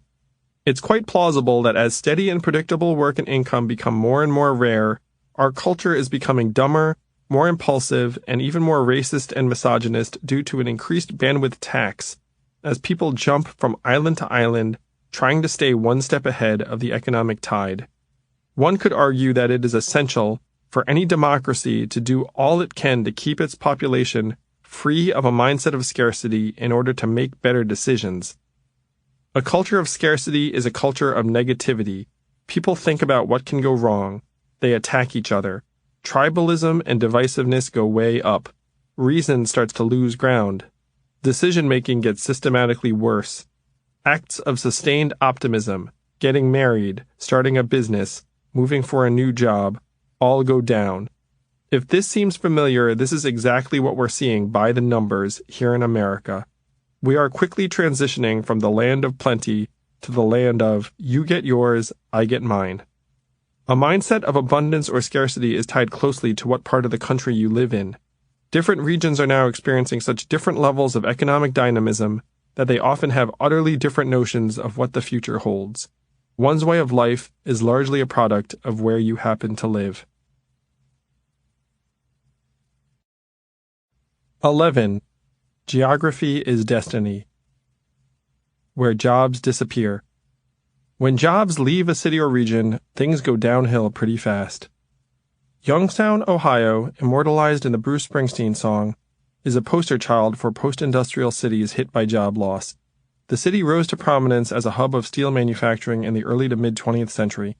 Youngstown Sheet and Tube, U.S. Steel, and Republic Steel each built major steel mills in the city that supported thousands of workers. The population of the city grew from 33,000 in 1890 to 170,000 in 1930 as the industry boomed. Good jobs were so abundant that Youngstown had one of the highest median incomes in the country and was fifth in the nation in its rate of home ownership. It was known as the City of Homes. The city's steel industry was considered pivotal to national security. When Union workers threatened to strike during the Korean War in 1952, President Truman ordered the Youngstown Sheet and Tube mills in Chicago and Youngstown seized by the government to keep production high. For most of the 20th century, Youngstown's culture was proud and vibrant. 2 major department stores occupied downtown, as did 4 upscale movie theaters that showed the latest films. There was also a public library, an art museum, and 2 large, elaborate public auditoriums. The city organized an annual community chest to help the needy. Steelwork was central to the city's identity. A local church featured an image of a mill worker with the quote, "The voice of the Lord is mighty in operation." The steel industry began to face global competition throughout the 1960s and 1970s. Youngstown Sheet and Tube merged with Lykes Corporation, a steamship company based in New Orleans, in 1969.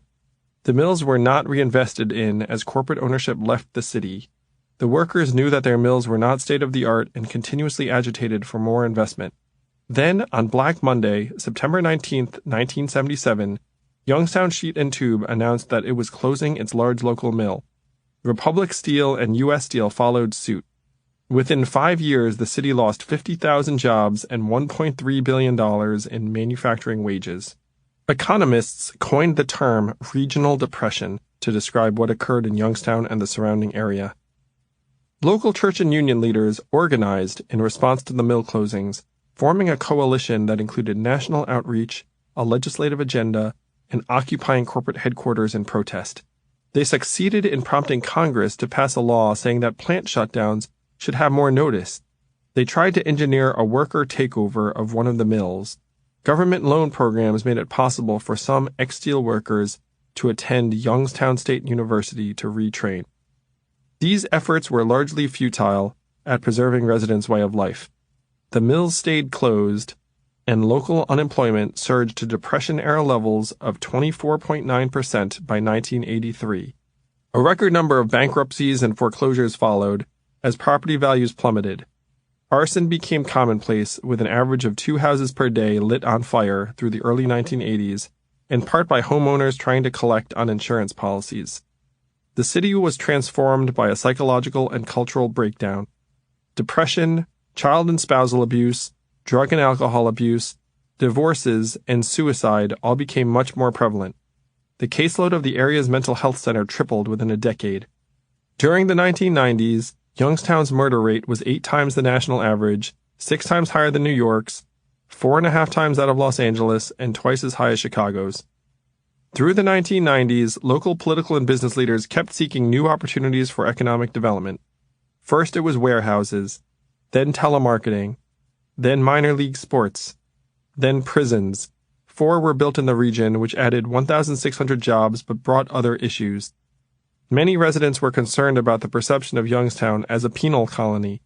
One prison run by a private corporation was so lax that 6 prisoners, including 5 convicted murderers, escaped at midday in July 1998, and the officials didn't notice until notified by other inmates. National press descended on Youngstown, and the prison company apologized and paid the city $1 million to account for police overtime capturing the escapees. Another prison run by the county was forced to release several hundred prisoners early in 1999 because of inadequate staffing and budget shortfalls. In 1999, a 20-year investigation convicted over 70 local officials of corruption, including the chief of police, the sheriff, the county engineer, and a U.S. congressman.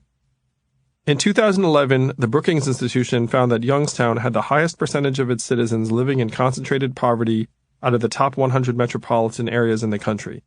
In 2002, the city unveiled the Youngstown 2010 Plan. The 2010 Plan was an attempt at smart shrinkage through targeted investment and relocating people from low-occupancy areas to more viable neighborhoods. The national media touted the 2010 Plan as a blueprint for post-industrial cities, and the mayor toured the country to promote it. I love the realism behind the 2010 Plan, yet it proved to be hard to execute. The city did not succeed in meaningfully relocating citizens from low-occupancy areas and failed to complete its demolition plan. Youngstown has been the fastest shrinking city in the U.S. on a percentage basis since 1980. The population was down to 82,000 in 2000. Today it's about 64,000. Its largest employer now is the local university. Youngstown's story is America's story because it shows that when jobs go away, the cultural cohesion of a place is destroyed. The cultural breakdown matters even more than the economic breakdown, said John Russo, professor of labor studies at Youngstown State University. Echoed journalist Chris Hedges in 2010, Youngstown, like many post-industrial pockets in America, is a deserted wreck plagued by crime and the attendant psychological and criminal problems that come when communities physically break down. Many young people left Youngstown to look for better opportunities elsewhere. One of those who stayed around, Dawn Griffin, single mother of 3, struggles to find employment. Although attached to her hometown, she was also planning on moving away in the next couple of years because there are no opportunities for her and her children in the area. Nostalgic, she remembers the better years of her childhood when her father was working at the steel mills. I thought we were rich. She still wonders what is going to happen to her hometown. There is nothing but concrete left here. The pattern one sees in Youngstown with the decimation of jobs, increased social disintegration, criminality, public corruption, desperate attempts at economic development, human capital flight, are not unique. They apply in other cities that have seen similar loss of industry. Gary, Indiana is another steel town that lost jobs when the mills closed. It was the hometown of Michael Jackson and Janet Jackson back in the 1960s, and many locals described growing up there as ideal. After its decline, it became known as a murder capital, reaching number 1 in per capita homicide rate in the United States in 1993. In 1992, 20 local police officers were indicted on federal charges of racketeering and drug distribution. In 1996, in a bid for new jobs, the city welcomed 2 casino boats and legalized gambling on the shore of Lake Michigan.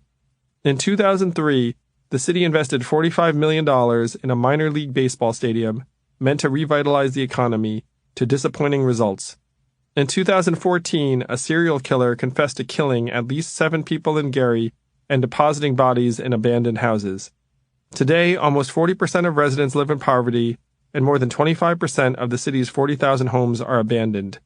The city lacks the money to demolish derelict properties and is considering cutting off services to many neighborhoods. Its population peaked at 173,320 in 1960 and is down to about 77,000 as of 2016. Reuben Roy, an 85-year-old former steelworker, recalled how beautiful Gary used to be and how easy it was to get a job when he started. I started off working with a shovel and pick, shoveling and picking at things, but those jobs are gone. They got machines to shovel and pick now. The world has changed. Back in my day, you needed a strong back and a weak mind to get a job.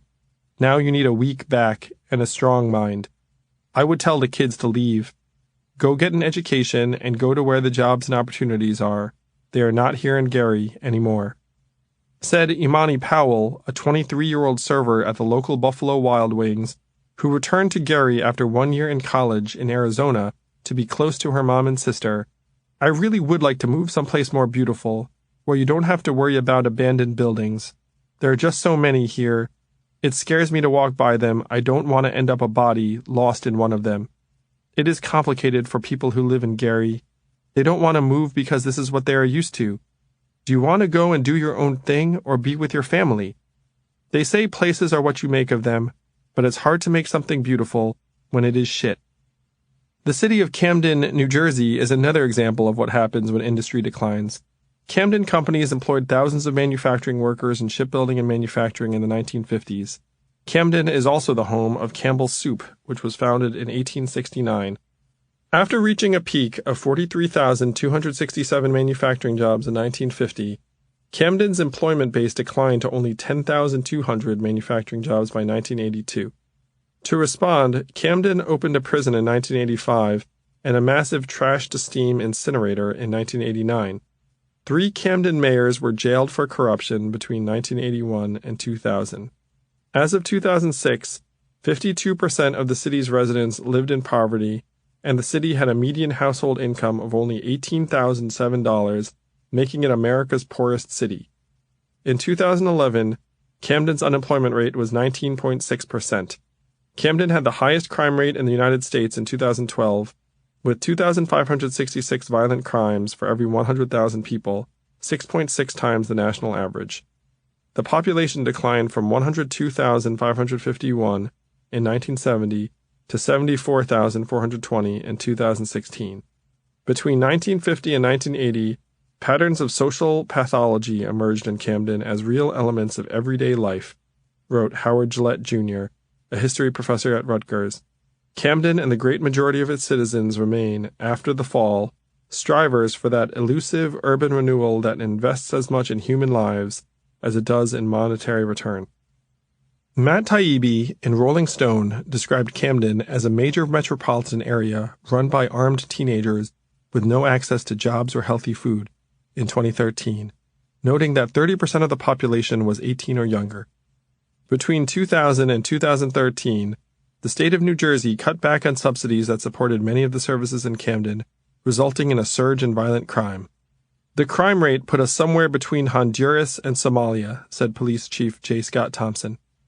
The county took over policing later in 2013 and installed a $4.5 million security center, as well as 121 security cameras and 35 microphones to detect gunshots and other incidents, which has brought some degree of stability and a decline in violence. These brief descriptions are by no means full histories of these communities. For example, they gloss over the racial dynamics that each city experienced, as each underwent white flight during their declines. They also pay short shrift to the many heroic efforts to improve matters on the ground on a daily basis. I naturally root for the people who stuck around. The central point is this: in places where jobs disappear, society falls apart. The public sector and civic institutions are poorly equipped to do much about it. When a community truly disintegrates, knitting it back together becomes a Herculean, perhaps impossible task. Virtue, trust, and cohesion, the stuff of civilization, are difficult to restore. If anything, it's striking how public corruption seems to often arrive hand in hand with economic hardship. Many entrepreneurs have experienced the difference between being part of a growing company and being part of one that is shrinking and failing. In a growing organization, people are more optimistic, imaginative, courageous, and generous. In a contracting environment, people can become negative, political, self-serving, and corrupt. You can see the lesser side of human nature in most startups that fail. The same is true for communities, only amplified. One of the great myths in American life is that everything self-corrects. If it goes down, it will come back up. If it gets too high, it will come back down to earth. Sometimes things just go up or down and stay that way, particularly if many people leave a place. It's understandable. No parent wants to stick around the murder capital if they can simply move. Youngstown, Gary, and Camden are all extreme cases. It's unlikely that their situations will be replicated in cities around the country, but they are useful as glimpses into what a future without jobs can do to a community without something dramatic filling the void.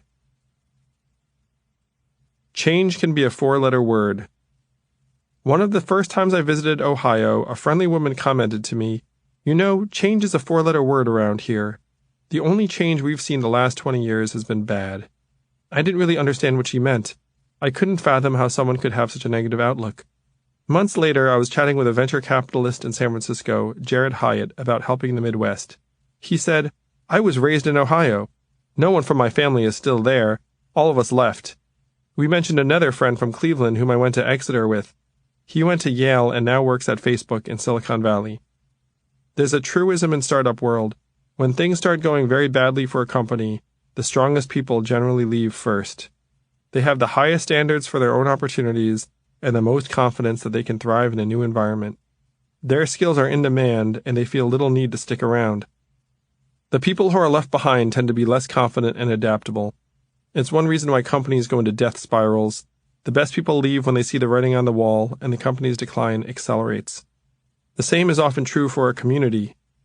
When jobs and prosperity start deserting a town, the first people to leave are the folks who have the best opportunities elsewhere. Relocating is a significant life change. Moving away from friends and family requires significant courage, adaptability, and optimism. Imagine living somewhere where your best people always leave, where the purpose of excelling seems to be to head off to greener pastures. Over time, it would be easy to develop a negative outlook. You might double down on pride and insularity. The economist Tyler Cowen observed that since 1970, the difference between the most and least educated U.S. cities has doubled in terms of average level of education. That is, more and more educated people are congregating in the same cities and leaving others. Business dynamism is now vastly unevenly distributed. 59% of American counties saw more businesses close than open between 2010 and 2014. During the same period, only 5 metro areas, New York, Los Angeles, Miami, Houston, and Dallas, accounted for as many new businesses as the rest of the nation combined.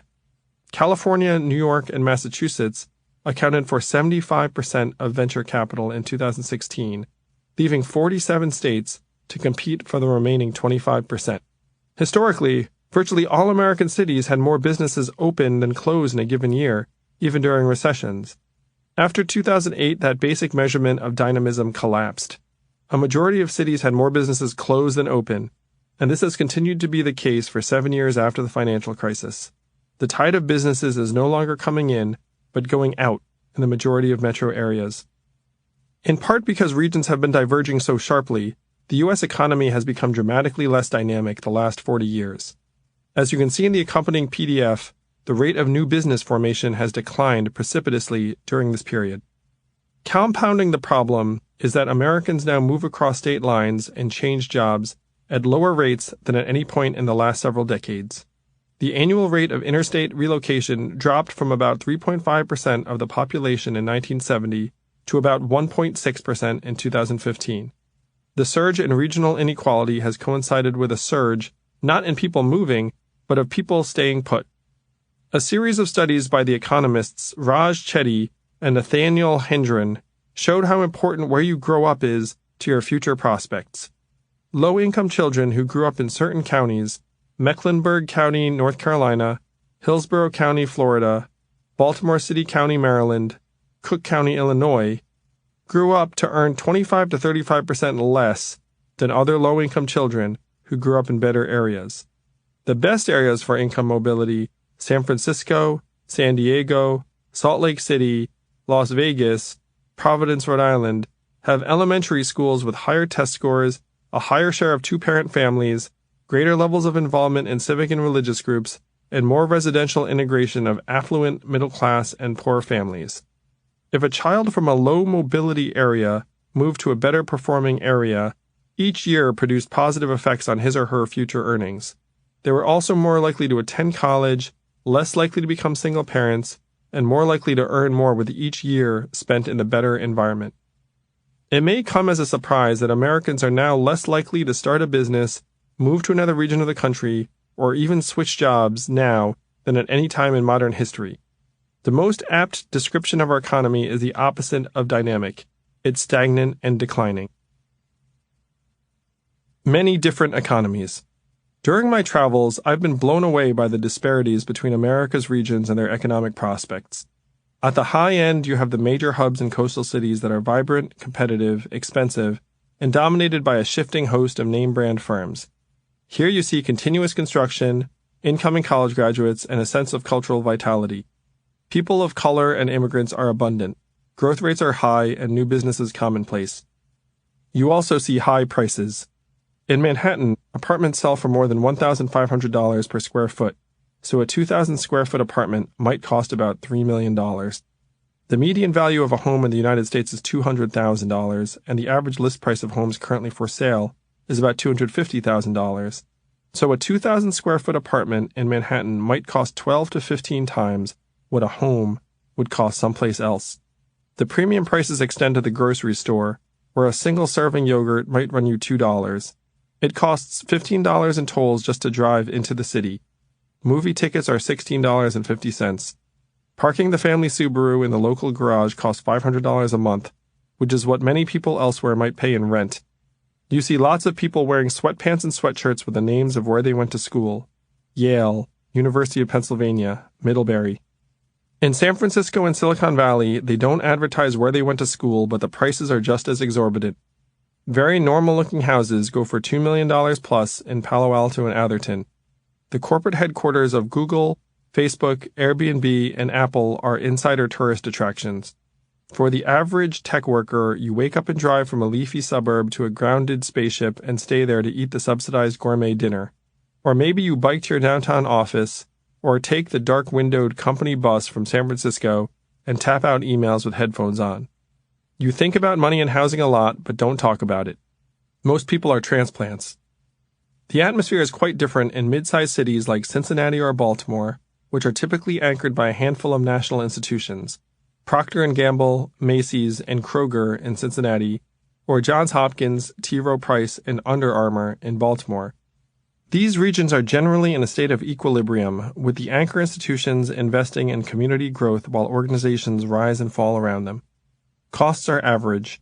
When new construction appears, everyone knows what it is because there have been tons of news stories about it. Occasionally, one of the major companies in the region starts to stumble, and the locals start to freak out. People move to these cities to work at one of the big companies, but a high proportion of residents and workers were born in the region. If you grew up in Cincinnati or Baltimore and go to college, you'll likely think long and hard about leaving. The vibe in these cities is pleasantly gritty, a blend of normalcy, functionality, and affordability. Then there are the former industrial towns that have hit hard times. Detroit, St. Louis, Buffalo, Cleveland, Hartford, Syracuse, and many other cities fall into this category. They often feel frozen in time as they were built up during the middle of the 20th century and then turned to managing various challenges. There are large buildings and parts of town that have been abandoned as their populations have diminished progressively. Detroit, the most famous example, today has 680,000 people in a city that once housed 1.7 million. The post-industrial cities have a world of potential, but the mood in many is quite tough. There's a lot of negativity and a lack of confidence. Many people apologize for their own city and mock it, often because they're comparing it to other places or its own past. A friend of mine moved to Missouri from California, and he said that people asked him over and over again, "Why would you ever do that?" A Cleveland transplant from D.C. made the same observation and said people here need to stop apologizing or making jokes. The positive manifestation is to develop a chip on their shoulder, like Detroit hustles harder. I tend to like places that adopt an attitude.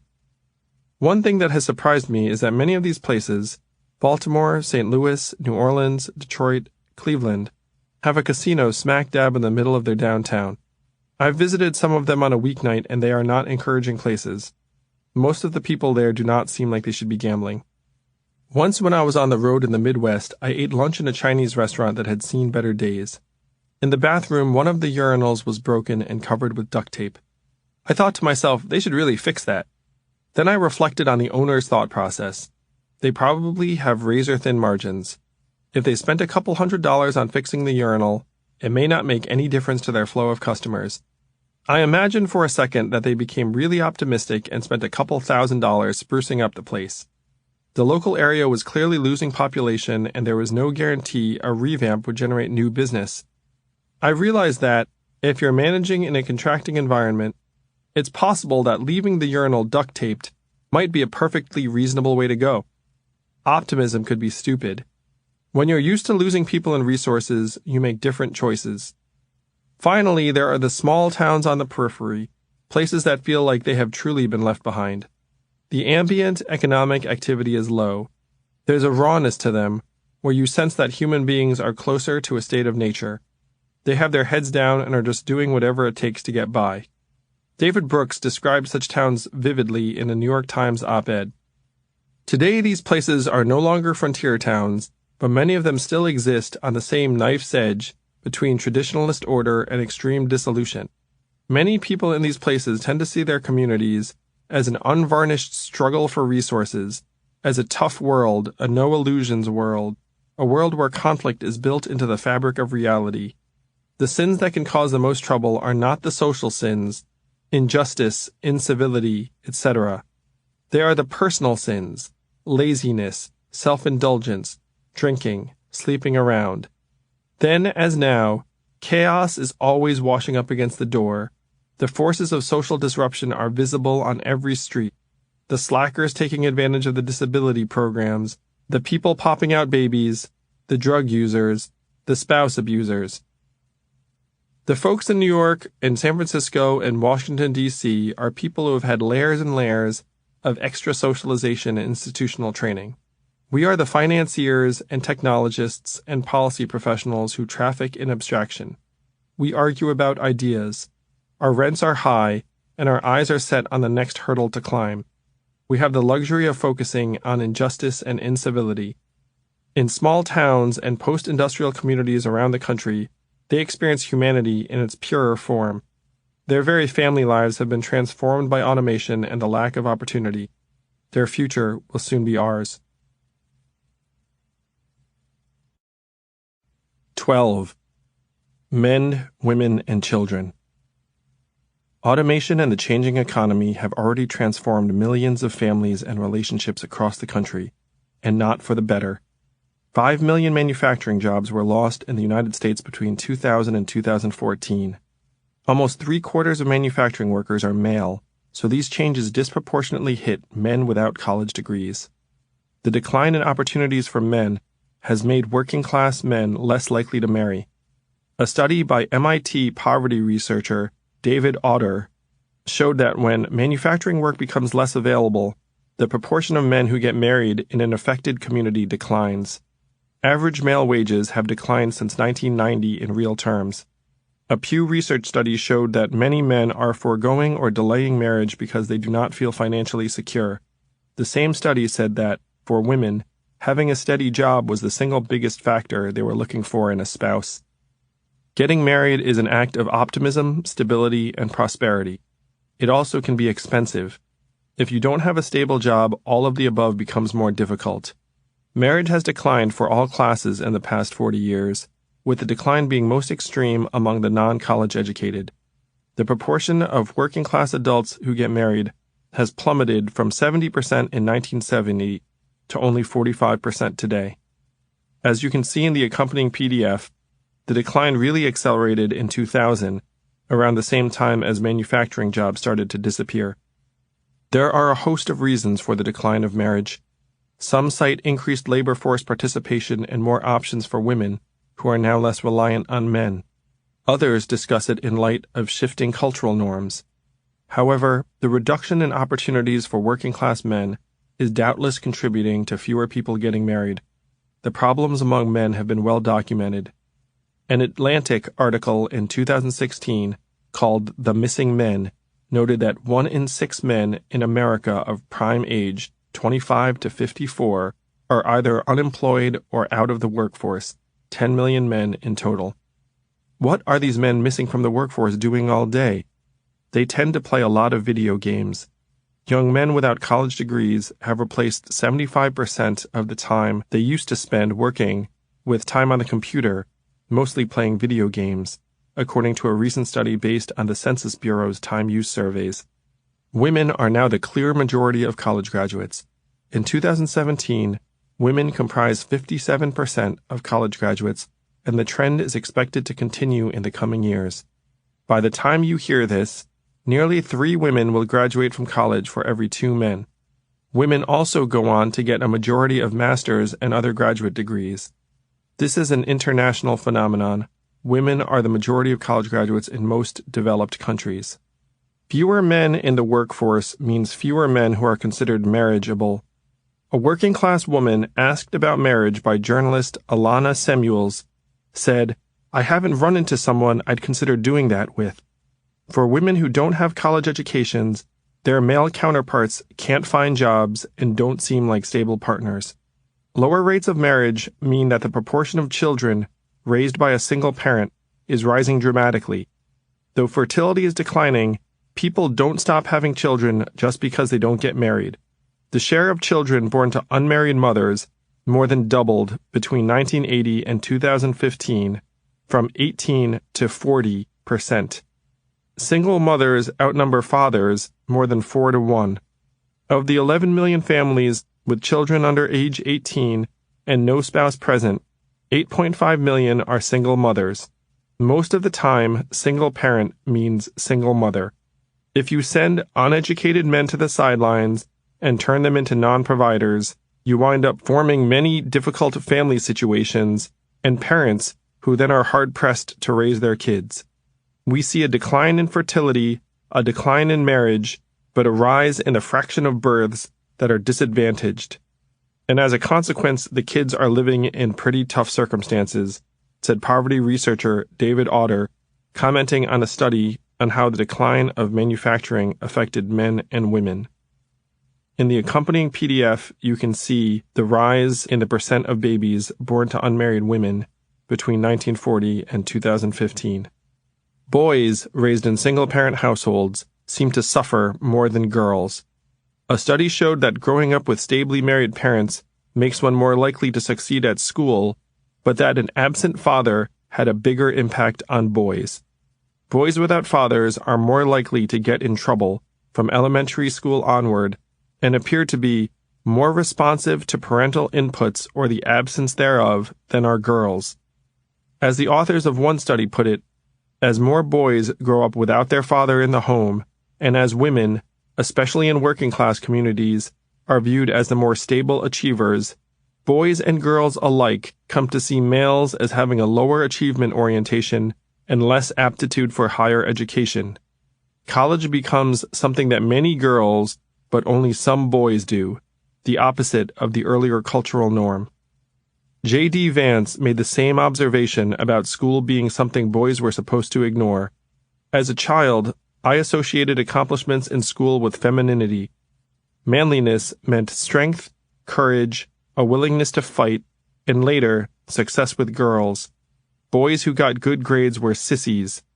Studies now show that working-class boys like me do much worse in school because they view schoolwork as a feminine endeavor.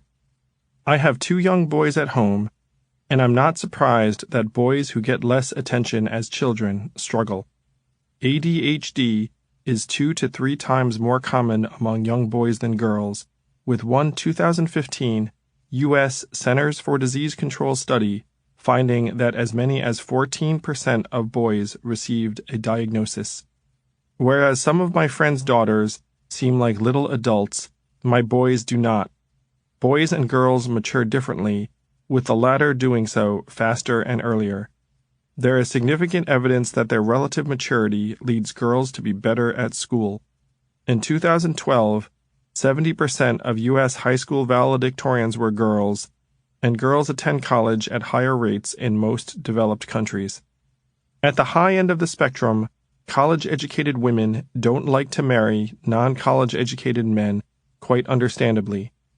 As the gender ratio of college graduates becomes nearly 3 women for every 2 men, this means that almost 1 in 3 college-educated women will not find a male partner to marry if they want one, even assuming ideal matching. Thus, among educated women, an increasing number of women will either raise children without a partner or won't have them. I see this in my social circles. I know many successful professional women in New York City who either don't have families or are raising children as single moms. Many of them are brilliant, beautiful, amazing women. In a way, it's fine, but in a way, it's far less than ideal. One mom who attended Harvard Business School confided in me that she constantly feels guilty that her daughter will be an only child, but she can't imagine trying to raise more than 1 child on her own. I understand. Having and raising children has been the hardest experience of our lives for both my wife and me. I was cocky going into it. I thought to myself, people have had children since the dawn of time. How hard could it be? Now I try to caution new parents that whatever they go through, it's perfectly normal, and to expect to have their lives changed and their spirits stretched. Having children has tested my wife and me as individuals and as a marriage. Both of us agree that we have no idea how any single mom or dad can make it happen unless they have incredibly supportive family members around. Data bears this out. Outcomes for children raised in single-parent households are significantly more adverse in every dimension: education, income, rate of marriage, rate of divorce, health, and so on, even controlling for income of the parent. It also explains partially why 50% of Americans live within 18 miles of their mothers. After you have a child, you scramble for family. Frederick Douglass wrote that it is easier to build strong children than to repair broken men. What he left out is that it's also very hard to build strong children. I thought starting a company was hard, but being a parent is as hard or harder. I realized that there are many similarities between being a parent and being an entrepreneur. Here's a partial list. Everyone's got an opinion, but no one knows what they're doing. The first 2 years are brutal. No one cares as much as you do. On its best days, it fills you with meaning and purpose. People lie about it all the time. Choose your partner wisely. Heart is more important than money, but money helps. It is very, very hard to outsource. You find out who your friends are, and you make some new ones. Occasionally, the responsibility blows your mind. If you knew what it entailed, you might not get started, but you're glad you did. There will be 1,000 small tasks you never imagined. How you spend your time is more important than what you say. Everything costs more than you thought it would. Most of the work is dirty, thankless, and gritty. You learn a lot about yourself. You get tested in ways that you can't imagine. When you find someone who can really help, you're incredibly grateful. You have to try to make time for yourself or it won't happen. Whatever your weaknesses are, they will come out. You think it's fragile, but it will surprise you. You sometimes do things you weren't sure you were capable of. When it does something great, there's nothing like it. You start out all important, yet the goal is to make yourself irrelevant. People sometimes give you too much credit. There's a lot of noise out there, but at the end of the day, it's your call. It gives your life a different dimension. You grow new parts of yourself. It's harder than anyone expects. It's the best thing ever.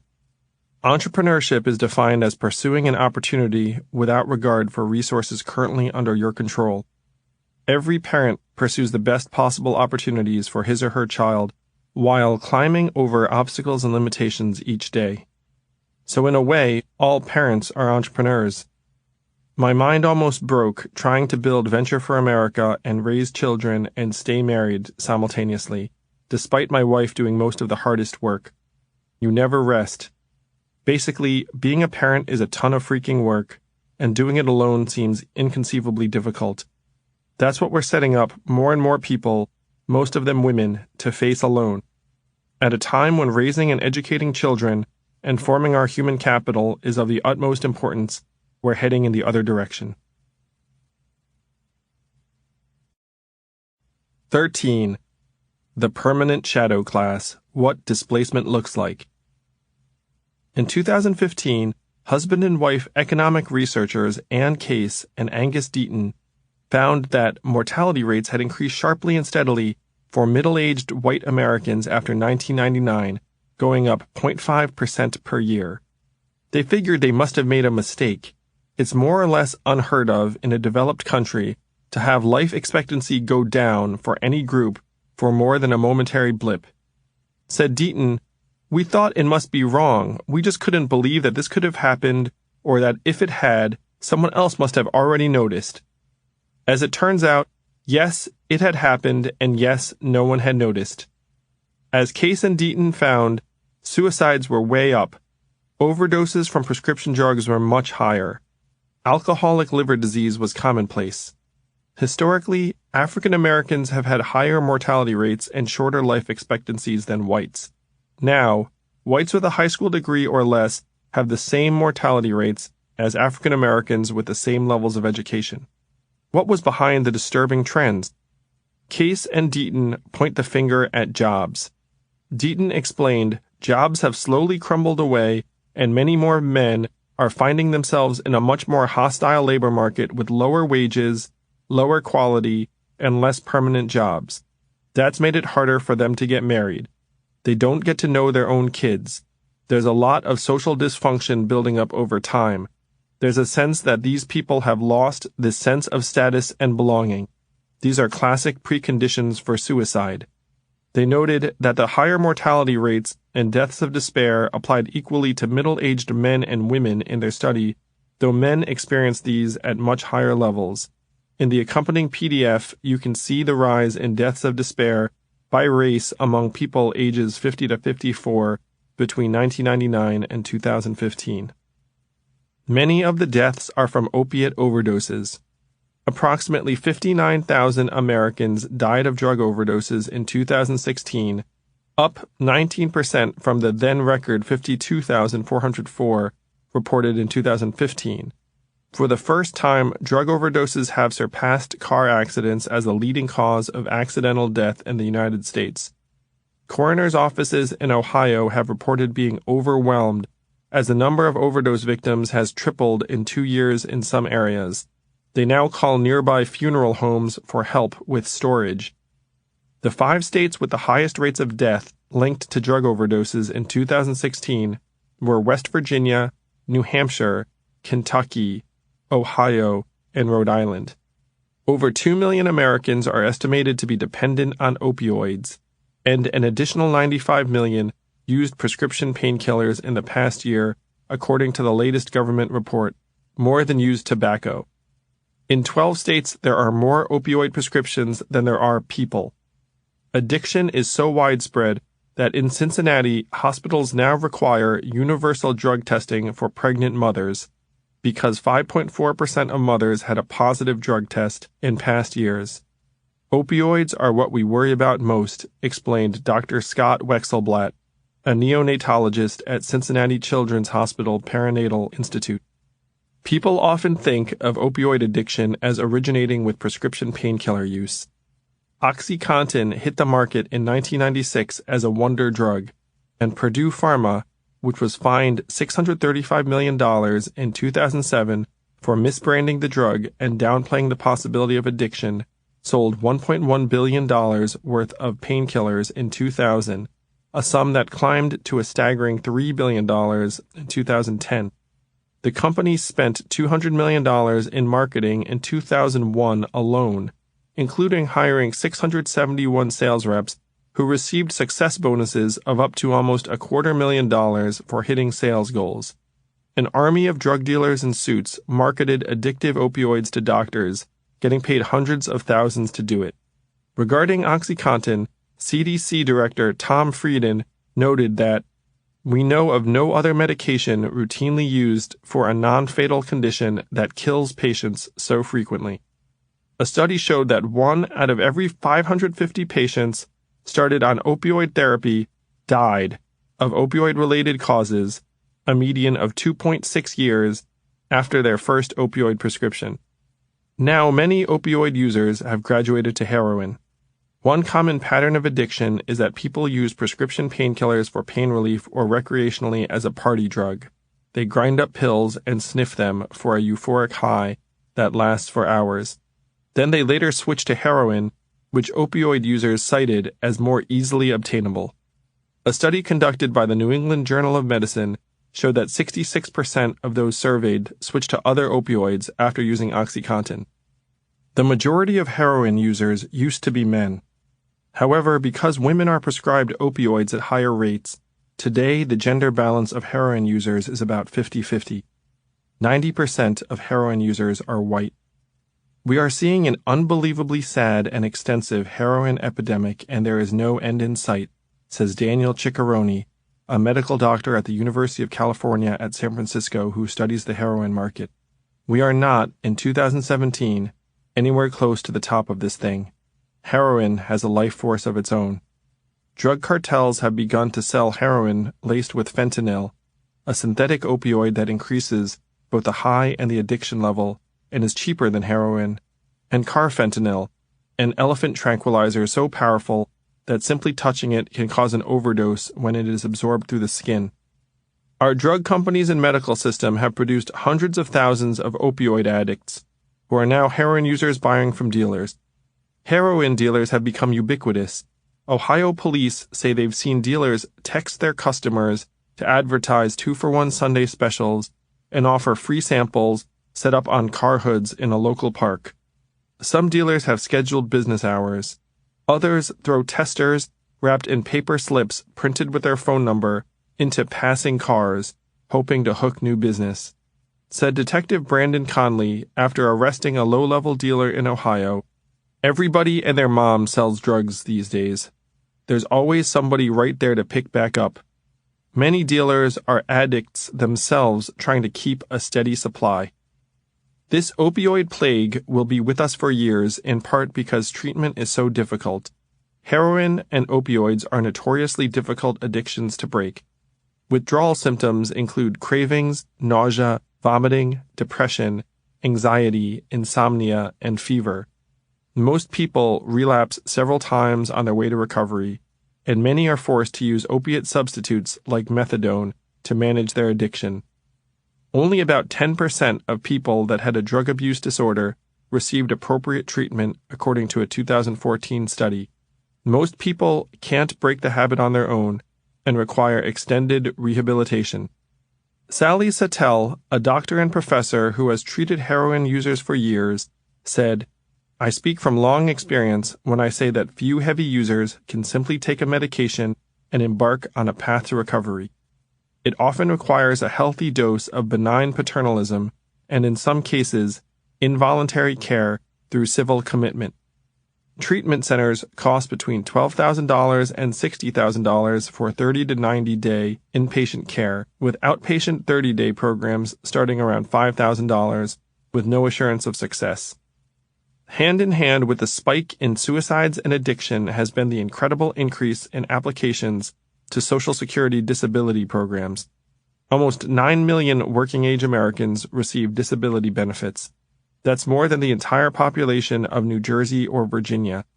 The percentage of working-age Americans who received disability benefits was 5.2% in 2017, up from only 2.5% in 1980. Disability applications started surging in 2000, the same year that manufacturing employment started to plummet. The average benefit size in June 2017 was $1,172 per month, at a total cost of about $143 billion per year. The age of the disabled has gone down. In 2014, 15% of men and 16.2% of women in their 30s or early 40s were on disability, up from 6.6% and 6.4% in the 1960s. Rates of disability track areas of joblessness forming disability belts in Appalachia, the Deep South, and other regions. In a couple of counties in Virginia, fully 20% of working adults ages 18 to 64 are now receiving disability benefits. West Virginia, Alabama, Arkansas, Kentucky, and Mississippi are the top 5 states for disability beneficiaries, with 7.9 to 8.9% of the workforce receiving income replacement. Disability payments received by beneficiaries in these 5 states exceed $1 billion per month. In these areas, disability benefits are so widespread that the day that checks arrive is like a monthly holiday. Said one West Virginian who processed disability claims, "They're a vital part of our economy. A lot of people depend on them to survive. On the days checks arrive, you avoid the pharmacy, you avoid Walmart, you avoid, restaurants. Everybody's received their benefits. Let's go shopping." Some of the increasing rates of disability reflect an aging population and changing demographics, but many of them represent what one expert called economic disability. The biggest growth categories of disability are mental disorders and musculoskeletal and connective tissue, which together now comprise about 50% of disability claims, nearly double what they were 20 years ago. These diagnoses are also the hardest to independently verify for a doctor. The number of people who applied for disability benefits in 2014 was 2,485,077.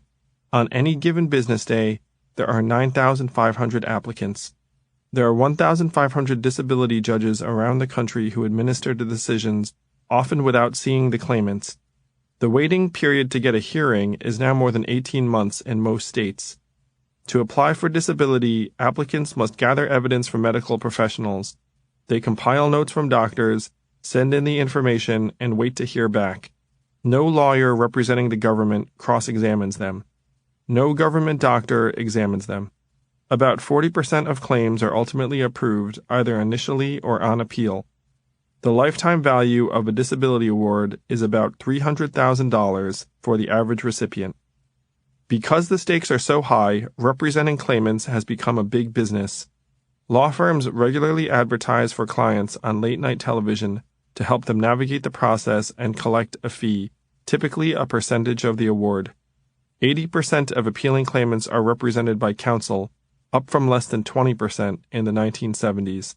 One law firm generated $70 million in revenue in 1 year alone from representing disability claimants.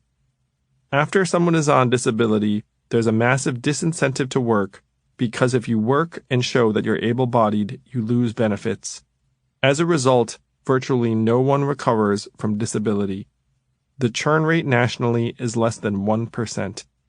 David Autor asserts that Social Security disability insurance today essentially serves as unemployment insurance around the country.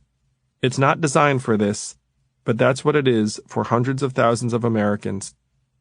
One judge who administers disability decisions said that if the American public knew what was going on in our system, half would be outraged and the other half would apply for benefits. I spoke to a friend, Tony, about his experience applying for disability. He and I grew up together playing Dungeons & Dragons on the same street. Tony is a house painter who worked previously as a musician and sound technician. He was married briefly but is now divorced. Tony finished his college degree a few years ago at a public university. He went most of his childhood without health insurance. His father was a contractor and self-employed. In 2011, he moved to Western Massachusetts and received health insurance for the first time. It was free under Romney Care because he was considered low income. A couple years ago, after not being able to work for a few months due to health problems, Tony was told by his therapist, "You should try to get disability." Tony at first thought that he wouldn't qualify because his injuries were mostly brain-related. Multiple traumatic brain injuries from childhood accidents, a fall on concrete when he was 9, and a crashed scooter when he was 11, and concussions from playing high school football led to impaired cognition and mood swings.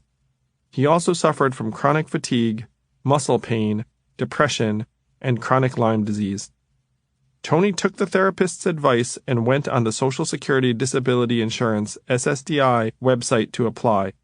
He submitted notes from his therapist, nurse prescriber, supervising psychiatrist, primary care physician, a specialist in holistic medicine, and a specialist in infectious disease. I had a lot of stuff that had built up in my body over the years. I sometimes think that if I'd had proper treatment as a kid, I might not be disabled today. Tony submitted the paperwork in March 2016 and was notified that he was denied benefits 5 months later. About 75% of initial claims get denied nationally. He then went online and found a local attorney who specializes in disability appeals. The lawyer worked through the appeals process on Tony's behalf. 2 months later, Tony was approved and began receiving approximately $1,200 a month. After the lawyer took over, that was it. The money showed up in my account. The lawyer collected about $2,700 for handling the appeal, 25% of the disability payments that were retroactive to when Tony was deemed disabled. Tony is currently on disability, and his first review will be after 2 years. Thank God for disability. If not for disability, I would have worked myself to death and died. Tony is 42. He volunteers at a local church. I live in Western Massachusetts, which is not some place that people think of as struggling, but it's crazy how many people come into church who are living in tents and on the street. People just do what they have to do to get by. I'm personally very glad that disability was there for Tony. For him, disability was literally a lifesaver. J.D. Vance writes of how the people in Ohio became angry that they were working hard and scraping by while others were doing nothing and living off of government checks. He cites this resentment toward government handouts as an explanation for why regions like Ohio have become more Republican. The numbers have grown to a point where more Americans are currently on disability than work in construction. In 2013, 56.5% of prime-age men, 25 to 54, who were not in the workforce, reported receiving disability payments. Though the numbers have stabilized as more people in this age group have moved into Social Security retirement, they are already way beyond what anyone intended. The Fund for Disability Insurance recently ran out and was combined with the Greater Social Security Fund, which is itself scheduled to run out of money in 2034. The fact that a program designed for a relatively small number of Americans has now become such a major lifeline for people and communities is part of the Great Displacement. We pretend that our economy is doing all right while millions of people give up and get on the draw or get on the check. It's a $143 billion per year shock absorber for the unemployed or unemployable whose ranks are growing all of the time. After one gets on disability, one enters a permanent shadow class of beneficiaries. Even if you start feeling better, you're not going to risk a lifetime of benefits for a tenuous job that could disappear at any moment.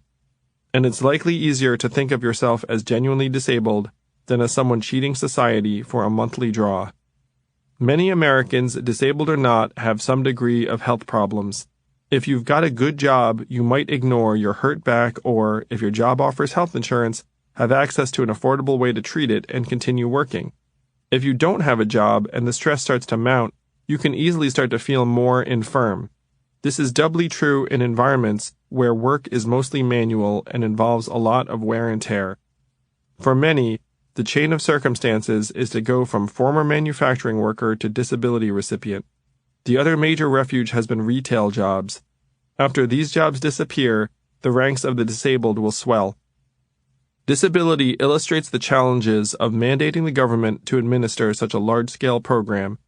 It's essentially the worst of all worlds, as the truly disabled and needy may find themselves shut out by red tape, while the process rewards those who lawyer up and the lawyers themselves. It sends a pervasive message of game the system and get money, and think of yourself as incompetent and incapable of work. It's subject to fraud, and once you're on, you never leave. 14. Video games and the male meaning of life. Virtual worlds give back what has been scooped out of modern life. It gives us back community, a feeling of competence, and a sense of being an important person whom people depend on. Jonathan Gottschall. When I was 7, my parents bought me and my brother an Atari 2600, the first mass game console. The game it came with was Asteroids.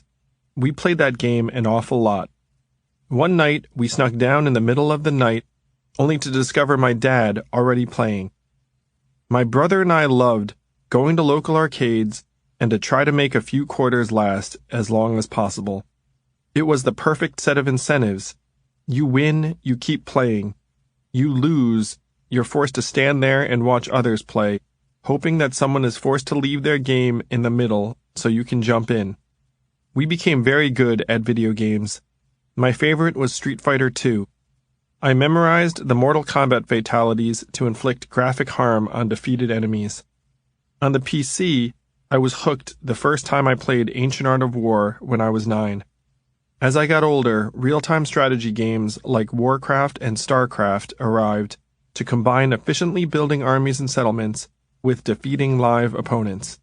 My friends and I would sit next to each other in a house with several networked computers, taking on strangers and talking trash. The amount of time I spent on video games dropped dramatically after I graduated from college. I wanted to go on dates, and playing video games wasn't helping.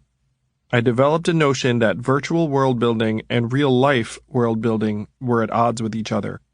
I started reading books on investing and financial statement analysis, which seemed to me to be the real-world analog to becoming good at video games. By the time I started dabbling in games again and asked my brother-in-law to school me in Defense of the Ancients, Dota, over the holidays, they had leapt forward to a point where I felt old and slow. Memorizing key commands seemed beyond me.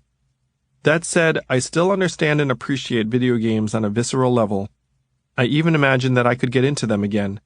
They speak to a primal set of basic impulses, to world creating, skill building, achievement, violence, leadership, teamwork, speed, efficiency, status, decision-making, and accomplishment. They fall into a whole suite of things that appeal to young men in particular. To me, the list would go something like gaming, the stock market, fantasy sports, gambling, basketball, science fiction/geek movies, and cryptocurrencies, most of which involve a blend of numbers and optimization. It's a need for mastery, progress, competition, and risk. As of last year, 22% of men between the ages of 21 and 30 with less than a bachelor's degree reported not working at all in the previous year, up from only 9.5% in 2000. And there's evidence that video games are a big reason why. According to a recent study based on the Census Bureau's time use surveys, young men without college degrees have replaced 75% of the time they used to spend working with time on the computer, mostly playing video games. From 2004 to 2007, young unemployed men without college degrees were spending 3.4 hours per week playing video games. By 2011 to 2014, the average time spent per week had more than doubled to 8.6 hours. The economists conducting the study, led by the University of Chicago's Eric Hurst, strained to figure out whether men who were already detached were playing video games to pass the time, or whether video games were actually causing them to drop out. Evidence pointed to the latter. Their research indicated that improved technological entertainment options, primarily video games, are responsible for between 20 and 33% of reduced work hours. The trends are different for women who have not seen the same increase in gaming at the expense of work hours and are more likely to return to school when out of work. For many men, however, games have gotten so good that they have made dropping out of work a more appealing option. When I play a game, I know if I have a few hours I will be rewarded, said one 22-year-old who lives with his parents in Silver Spring, Maryland. With a job, it's always been up in the air with the amount of work I put in and the reward. Jacob Berry, a 21-year-old in Michigan, finds it easier to get excited about playing games than his part-time job making sandwiches at a local Jimmy John's, particularly given the sense of community he finds online. He plays up to 40 hours a week, the equivalent of a full-time job. How exactly are these game-playing men getting by? They live with their parents. In 2000, just 35% of lower-skilled young men lived with family. Now, more than 50% of lower-skilled young men live with their parents, and as many as 67% of those who are unemployed do so. More U.S. men, aged 18 to 34, are now living with their parents than with romantic partners, according to the Pew Research Center. Video games function as extremely inexpensive entertainment on a time-use basis. After one invests in a console or computer, the marginal cost is near zero. Gamers can log hundreds or thousands of hours for the cost of one game or rental subscription. Time spent gaming is what's known in economic terms as an inferior good. The poorer you are, the more of it you consume. Recent studies found that households making between $25,000 and $35,000 a year spent 92 more minutes per week online than households making $100,000 plus a year.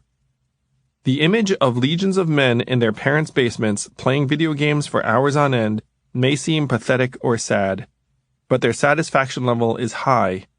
Happiness has gone up for this group, says Hurst, despite the high rate of unemployment.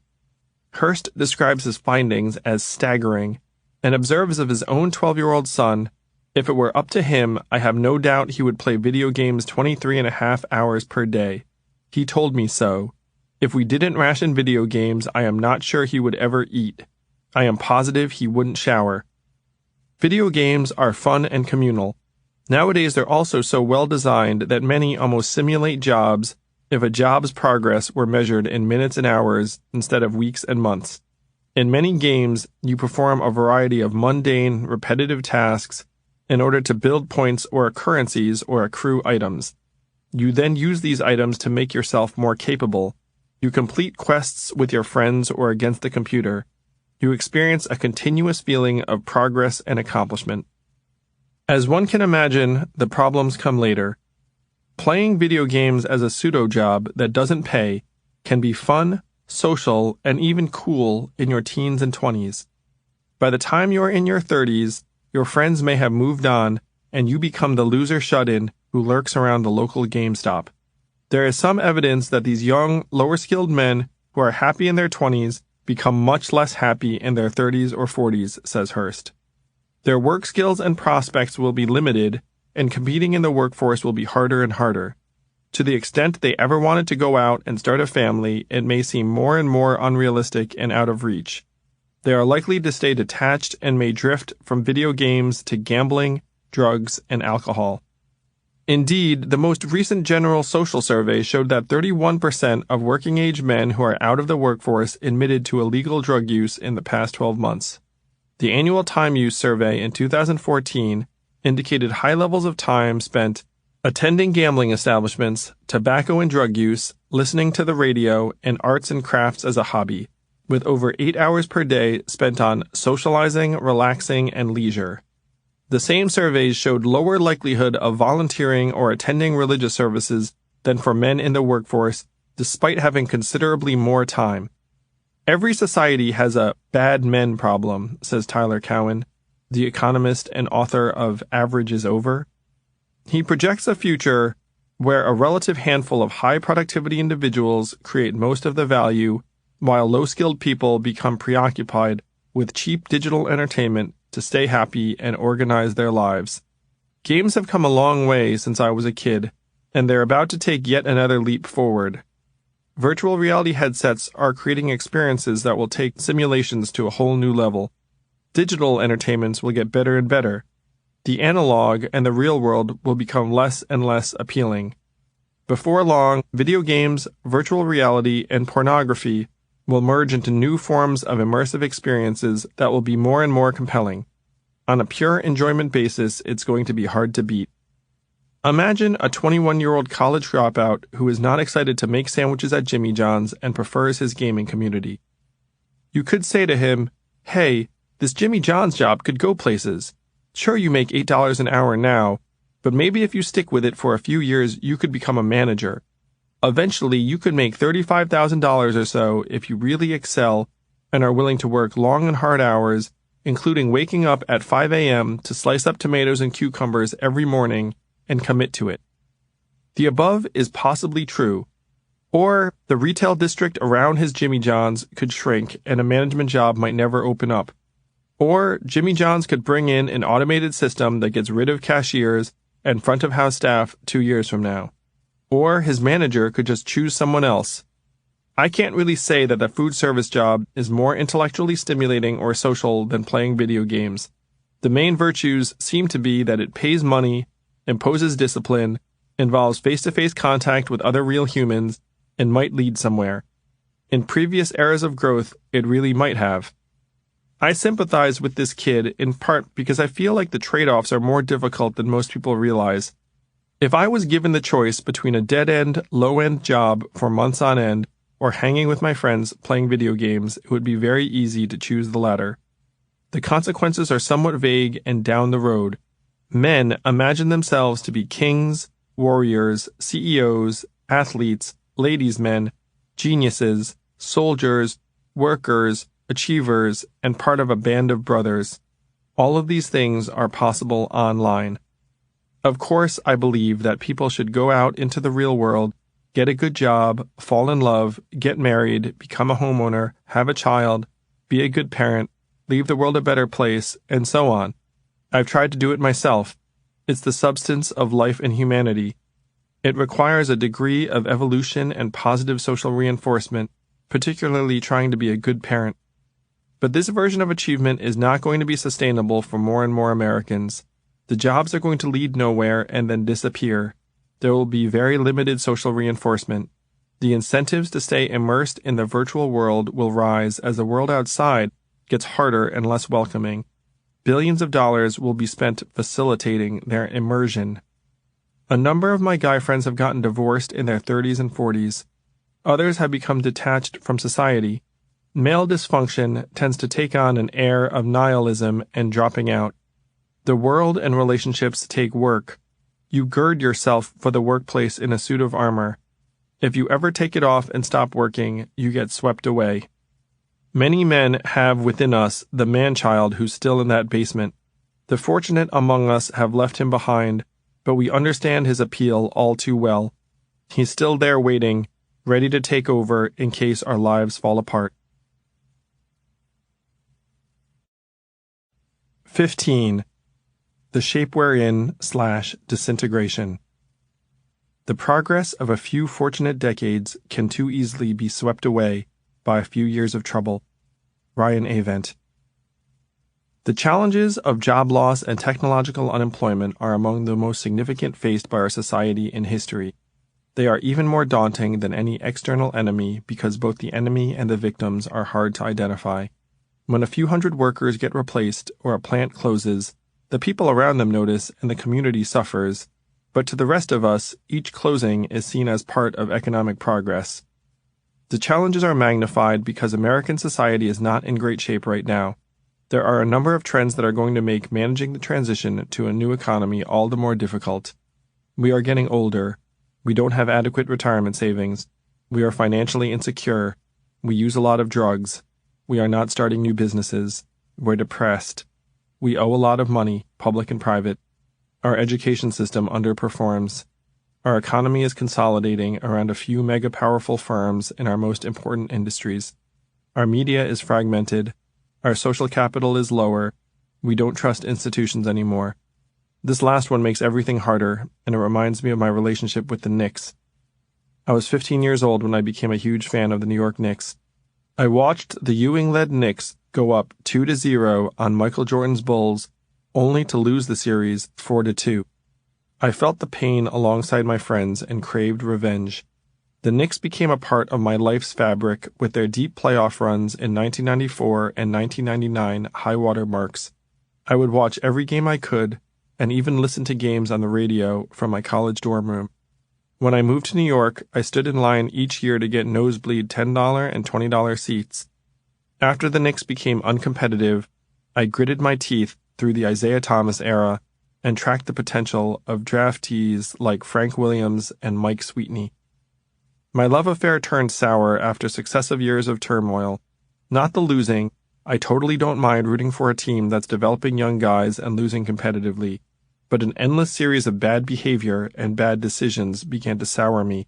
What started out as a wholesome sports allegiance felt more and more like an abusive relationship. I couldn't follow the Knicks anymore. Their leadership was corrupt. Their figures were unsympathetic and incompetent. I swore off the Knicks in 2014 and never looked back. That's essentially how many Americans feel about most institutions nowadays. Their love and trust have been taken for granted and abused. As you can see in the accompanying PDF, public faith in the medical system, the media, public schools, and government are all at record lows compared to past eras. We have entered an age of transparency where we can see our institutions and leaders for all of their flaws. Trust is for the gullible. Everything now will be a fight. Appealing to common interests will be all the more difficult. In the musical Hamilton, the protagonist refers to the newly formed United States as young, scrappy, and hungry. That hasn't been us for quite a while. Membership in organizations like the PTA, the Red Cross, labor unions, and recreational leagues has declined by between 25 and 50% since the 1960s. Even time spent on informal socializing and visiting is down by a similar level. Our social capital has been declining for a long time, and there is no sign of a reversal. All of these things make addressing technological unemployment harder. We no longer believe we're capable of turning things around without something dramatic changing. Among the things being questioned is our capitalist system. Among young people, polls show a very high degree of sympathy for other types of economies, in part because they've witnessed capitalism's failures and excesses these past years. I love capitalism. Anyone who has a smartphone in their pocket has to appreciate the power of markets to drive value and innovation. We all have capitalism to thank for most of what we enjoy. It has elevated the standard of living of billions of people and defined our society for the better. That said, capitalism with the assistance of technology is about to turn on normal people. Capital and efficiency will prefer robots, software, AI, and machines to people more and more. Capitalism is like our mentor and guiding light to whom we've listened for years. He helped us make great decisions for a long time, but at some point he got older, teamed up with his friend technology, and together they became more extreme. They started saying things like, let's automate everything, and if the market doesn't like it, get rid of it, which made reasonable people increasingly nervous. Even the most hard-nosed business person should recognize that the gains and losses from unprecedented technological advances will have dramatic sets of human winners and losers, and that the system needs to account for that in order to continue. Capitalism doesn't work that well if people don't have any money to buy things, or if communities are degenerating into scarcity, anger, and despair. The question is, what is to be done? If we do nothing, society will become dramatically bifurcated on levels we can scarcely imagine. There will be a shrinking number of affluent people in a handful of megacities, and those who cut their hair and take care of their children. There will also be enormous numbers of increasingly destitute and displaced people in decaying towns around the country that the trucks drive past without stopping. Some of my friends project a violent revolution if this picture comes to pass. History would suggest that this is exactly what will happen. America has been getting less violent in most measurable ways. Violent crimes and protests are all less common than in the past, even though it doesn't seem like it. For example, there were approximately 2,500 leftist bombings in America between 1971 and 1972, which would seem unfathomable today. It's possible that we may already be too defeated and opiated by the market to mount a revolution. We might just settle for making hateful comments online and watching endless YouTube videos with only the occasional flare-up of violence amid many quiet suicides. Yet it's almost certain that increasing levels of desperation will lead to destabilization. One can imagine a single well-publicized kidnapping or random heinous act against a child of the privileged class leading to bodyguards, bulletproof cars, embedded safety chips in children, and other measures. The rich people I know tend to be somewhat paranoid about their own safety and that of their families. To me, without dramatic change, the best-case scenario is a hyper-stratified society like something out of the Hunger Games or Guatemala with an occasional mass shooting. The worst case is widespread despair, violence, and the utter collapse of our society and economy. This viewpoint may strike some as extreme. Consider, though, that trucking protests were common in the final days of the Soviet Union. A large unemployed group of working-age men is a common feature in Middle Eastern countries that experience political upheaval, and there are approximately 270 to 310 million firearms in the United States, almost one per human being. We are the most heavily armed society in the history of mankind. Disintegration is unlikely to be gentle. The unemployment rate at the height of the Great Depression was about 25%. Society experiences fractures well before all the jobs disappear. In his book Ages of Discord, the scholar Peter Turchin proposes a structural demographic theory of political instability based on societies throughout history. He suggests that there are three main preconditions to revolution. 1. Elite oversupply and disunity. 2. Popular misery based on falling living standards. And 3. A state in fiscal crisis. He uses a host of variables to measure these conditions, including real wages, marital trends, proportion of children in two-parent households, minimum wage, wealth distribution, college tuition, average height, oversupply of lawyers, political polarization, income tax on the wealthy, visits to national monuments, trust in government, and other factors. Turchin points out that societies generally experience extended periods of integration and prosperity, followed by periods of inequity, increasing misery, and political instability that lead to disintegration, and that we're in the midst of the latter. Most of the variables that he measures began trending negatively between 1965 and 1980 and are now reaching near crisis levels. By his analysis, the U.S. right now has much in common with the antebellum 1850s before the Civil War, and, more surprisingly, with France on the eve of the French Revolution. He projects increased turmoil through 2020 and warns that we are rapidly approaching a historical cusp at which American society will be particularly vulnerable to violent upheaval. If there is a revolution, it is likely to be born of race and identity with automation-driven economics as the underlying force. A highly disproportionate number of the people at the top will be educated whites, Jews, and Asians. America is projected to become majority-minority by 2045. African Americans and Latinos will almost certainly make up a disproportionate number of the less privileged in the wake of automation, as they currently enjoy lower levels of wealth and education. Racial inequality will become all the more jarring as the new majority remains on the outside. Gender inequality, too, will become more stark, with women comprising the clear majority of college graduates, yet still underrepresented in many environments. Less privileged whites may be more likely to blame people of color, immigrants, or shifting cultural norms for their diminishing stature and shattered communities than they will automation and the capitalist system. Culture wars will be proxy wars for the economic backdrop. This is already happening. Alec Ross, an author and Baltimore resident, described the Freddie Gray riots in 2015 as partially a product of economic despair. The protests injured 20 police officers, resulted in 250 arrests, damaged 300 businesses, caused 150 vehicle fires and 60 structure fires, and led to the looting of 27 drugstores.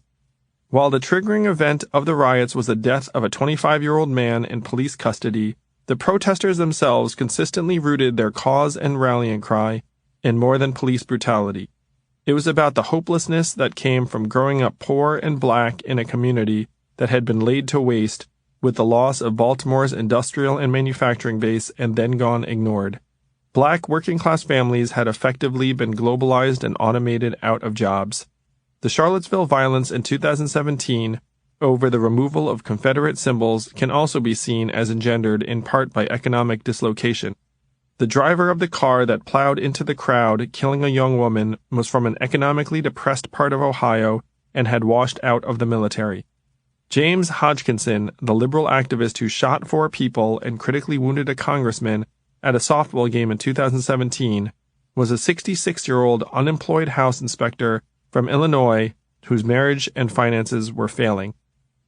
The group I worry about most is poor whites. Even now, people of color report higher levels of optimism than poor whites, despite worse economic circumstances. It's difficult to go from feeling like the pillar of one society to feeling like an afterthought or failure. There is a strong heritage of military service in many white communities that will be subverted into anti-government militias, white nationalist gangs, and bunkers in the woods. There will be more random mass shootings in the months ahead, as middle-aged white men self-destruct and feel that life has no meaning. As the mindset of scarcity spreads and deepens, people's executive functioning will erode. It takes self-control to resist base impulses. Racism and misogyny will become more and more pervasive even as they are policed in certain sectors.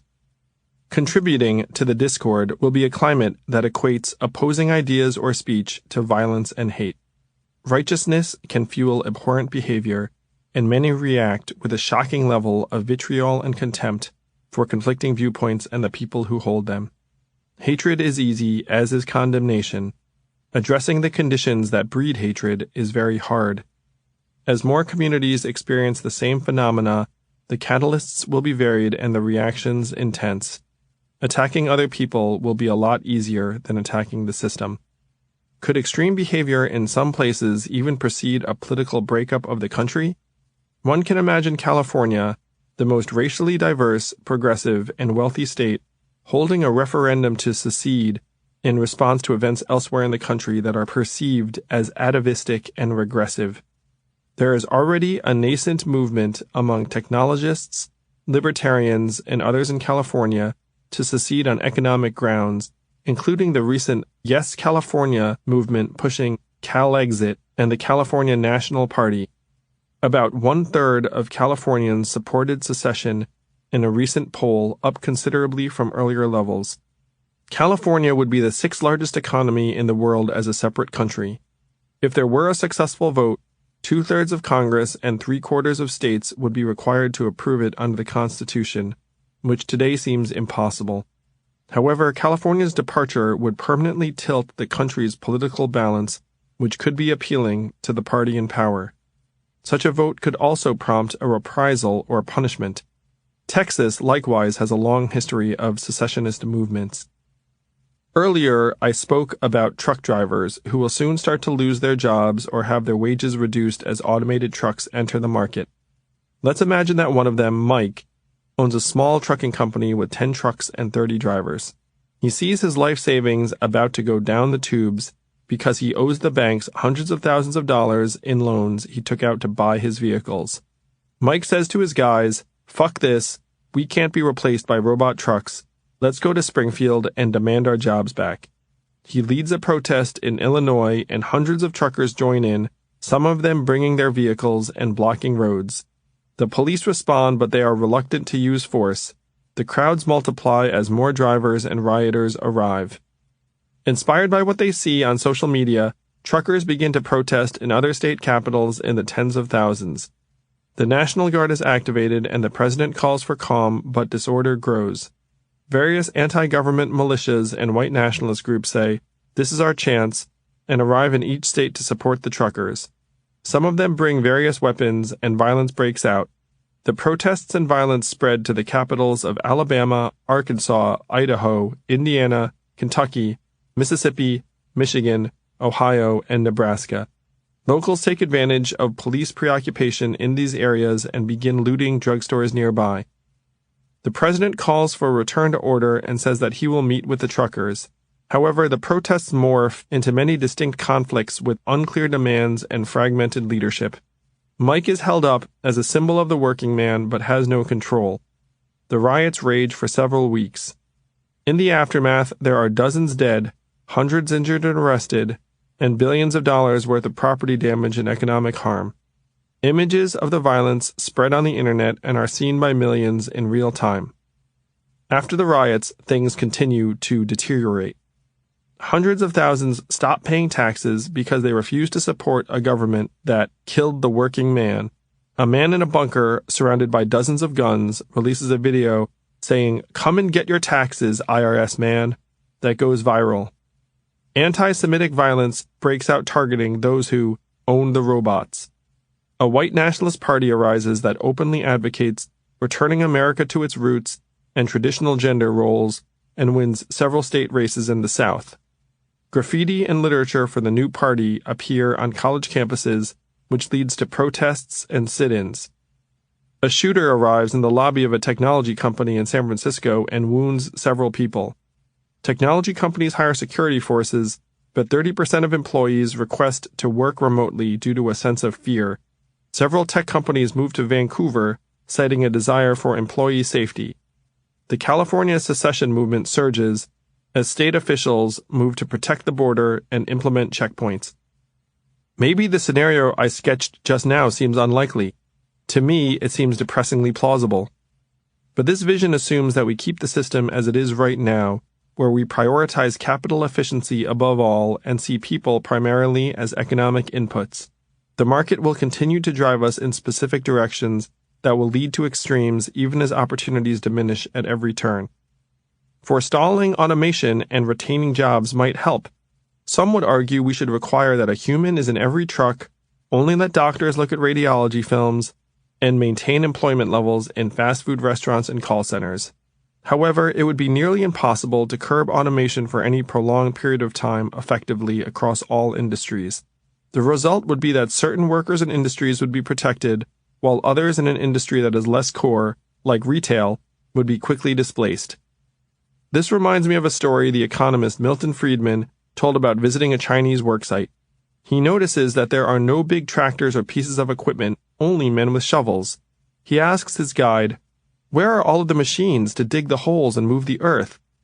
His guide responds, "You don't understand. This is a program designed to create jobs." Milton thinks for a second, then asks, "So why give them shovels?" Time only flows in one direction, and progress is a good thing as long as its benefits are shared. Doing nothing leads to almost certain ruin. Trying to forestall progress is likely a doomed strategy over time. What's left? When you're left with no other options, the unthinkable becomes necessary. We must change and reformat the economy and society to progress through a massive historical shift. Much of this book has likely come across as quite negative. This transition will indeed be very difficult, but the opportunities ahead are vast. Robert Kennedy famously said that GDP does not allow for the health of our children, the quality of their education, or the joy of their play. It measures everything, in short, except that which makes life worthwhile. We have to start thinking more about what makes life worthwhile. Part 3. Solutions and Human Capitalism. 16. The Freedom Dividend. At this point, you may be hanging your head, thinking, wow, this guy's view of the future is bleak.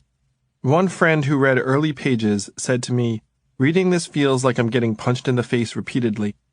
Another said, "You should change the title to We're Fucked." There are potential solutions to these problems. Things will certainly be very difficult in the years ahead as jobs disappear, but there are things we can do that will make things dramatically better. They will require imagination, will, confidence, empathy, and a can-do spirit. Peter Fraze, author of Four Futures, points out that work encompasses three things: the means by which the economy produces goods and services, the means by which people earn income, and an activity that lends meaning or purpose to many people's lives. We should tackle these one at a time, with the easiest one first. In a future without jobs, people will need to be able to provide for themselves and their basic needs.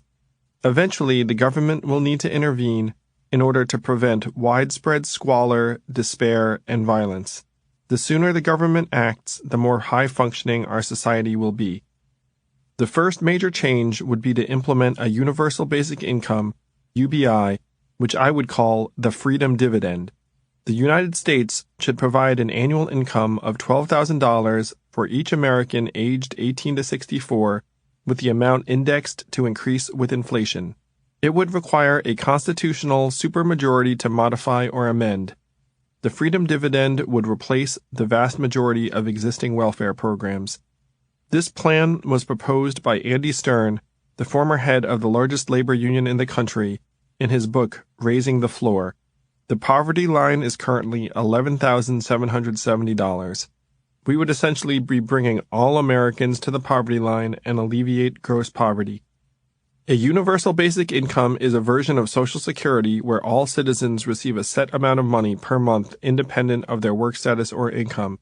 Everyone from a hedge fund billionaire in New York to an impoverished single mom in West Virginia would receive a monthly check of $1,000.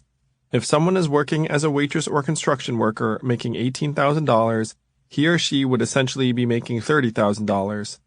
UBI eliminates the disincentive to work that most people find troubling about traditional welfare programs. If you work, you could actually start saving and get ahead. With the growing threat of automation, the concept has gained renewed attention, with trials being run in Oakland, Canada, and Finland, as well as in India and other parts of the developing world. Today, people tend to associate universal basic income with technology utopians, but a form of UBI almost became law in the United States in 1970 and 1971, passing the House of Representatives twice before stalling in the Senate. Versions of the idea have been championed by robust thinkers of every political persuasion for decades, including some of the most admired figures in American life. Here's a sampling. Thomas Paine, 1796. Out of a collected fund from landowners, there shall be paid to every person, when arrived at the age of 21 years, the sum of £15 as a compensation in part for the loss of his or her natural inheritance to every person, rich or poor. Martin Luther King Jr., 1967. I am now convinced that the simplest approach will prove to be the most effective. The solution to poverty is to abolish it directly by a now widely discussed measure, the guaranteed income. Richard Nixon, August 1969. What I am proposing is that the federal government build a foundation under the income of every American family that cannot care for itself and wherever in America that family may live. Milton Friedman, 1980. We should replace the ragbag of specific welfare programs with a single comprehensive program of income supplements in cash, a negative income tax, which would do more efficiently and humanely what our present welfare system does so inefficiently and inhumanely. Bernie Sanders, May 2014. In my view, every American is entitled to at least a minimum standard of living. There are different ways to get to that goal, but that's the goal that we should strive to reach.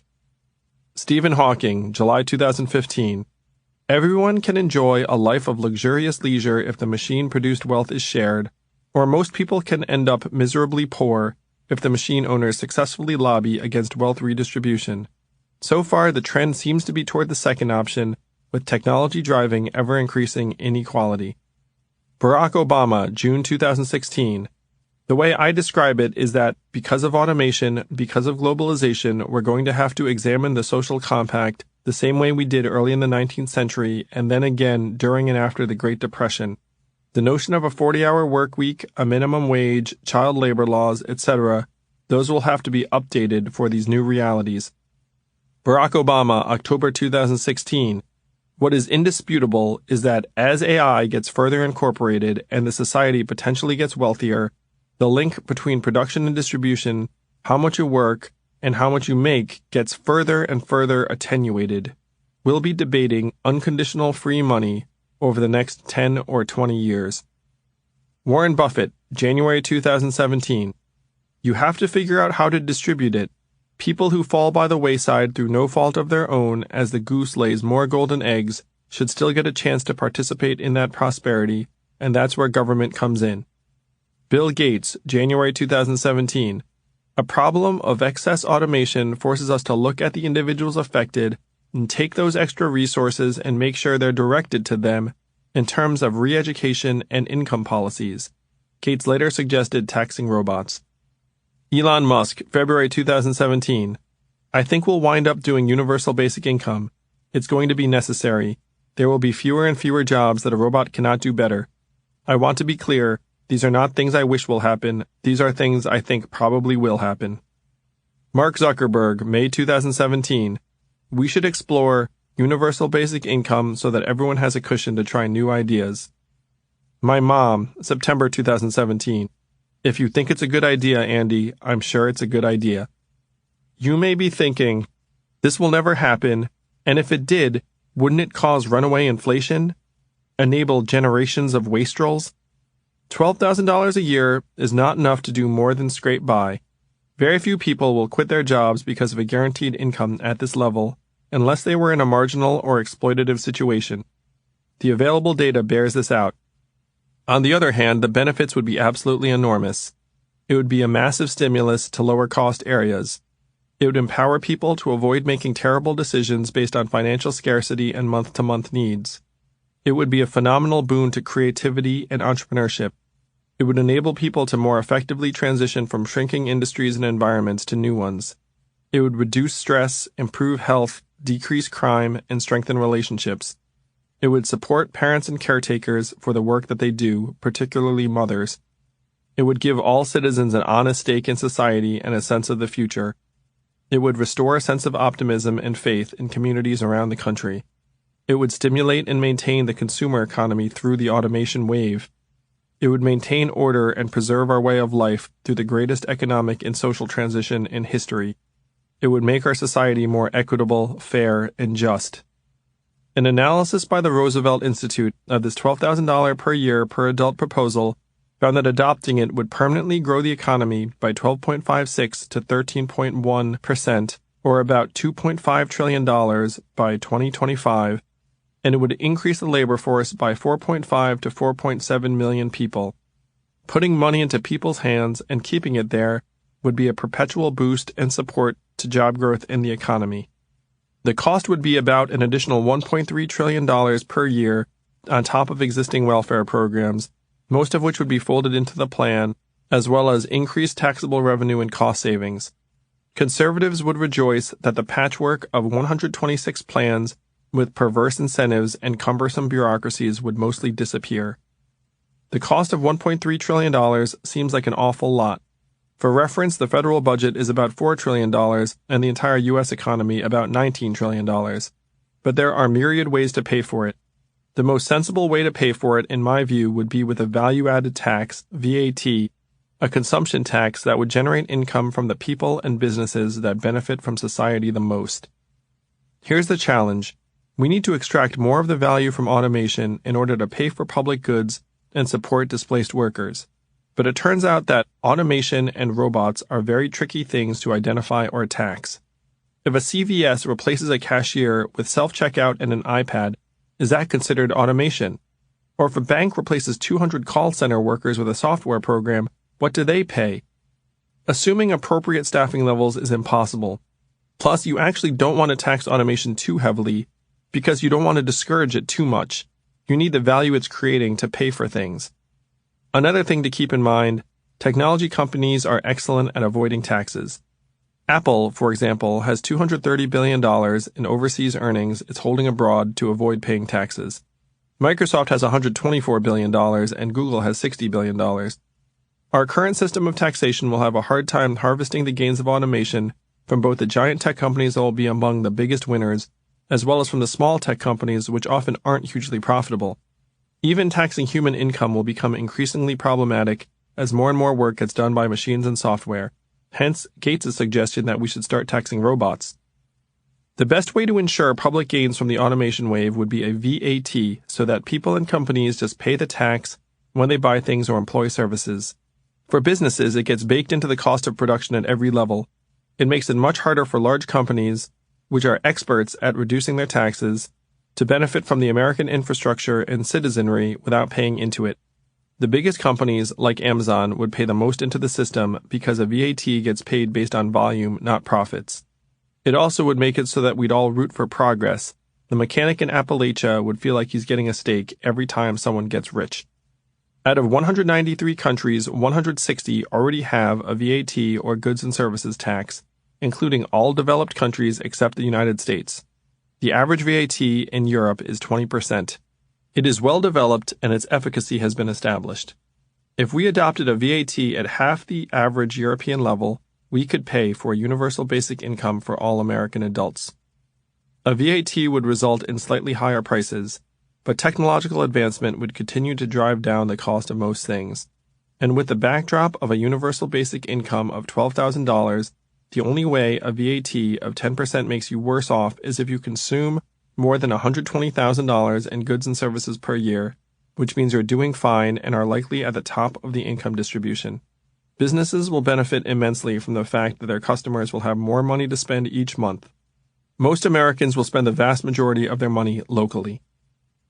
The hedge fund billionaire who spends $10 million a year on private jets and fancy cars will pay $1 million into the system and receive $12,000. The single mom will pay about $2,500 and receive $12,000, and will also have the peace of mind that her child will start receiving $1,000 a month when he or she graduates from high school. For people who consider this farcical, consider the bailouts that took place during the financial crisis. You may not recall that the U.S. government printed over $4 trillion in new money for its quantitative easing program following the 2008 financial collapse. This money went to the balance sheets of the banks and depressed interest rates. It punished savers and retirees. There was little to no inflation. We did this nominally so that the banks would lend money to businesses who would then create jobs and shore up the economy. In practice, most of the money went to the balance sheets of the banks and to inflate asset bubbles all over the country, primarily in assets like real estate in Manhattan and Silicon Valley, and the stock prices of private companies like Uber and Airbnb. Many human beings did get rich from the money printing bonanza, but they were people among the best situated, not the least. We did this because we believed in institutions far more than we believe in our people. With the freedom dividend, money would be put in the hands of our citizens in a time of unprecedented economic dislocation. It would grow the consumer economy. It's a stimulus of people. The vast majority of the money would go directly into the economy each month, to paying bills, feeding children, visiting loved ones, youth sports, eating at the local restaurant, piano lessons, extra tutoring help, car repairs, small businesses, housing improvements, prenatal vitamins, elder care, and so on. Most Americans are so cash-strapped that most of the money would be spent locally and quickly.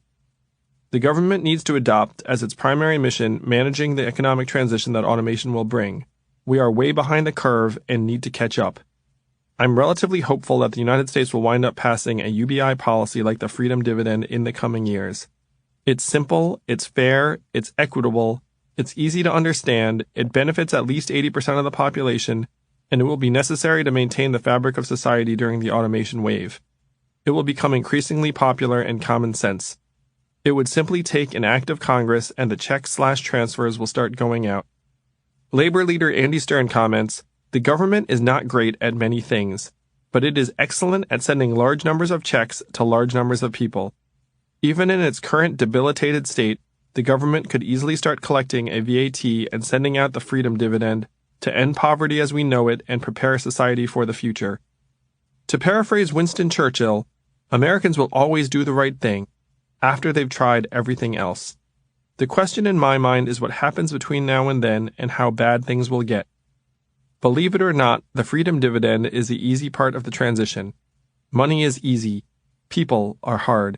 For all of the immense good a UBI will do, it is just the first step.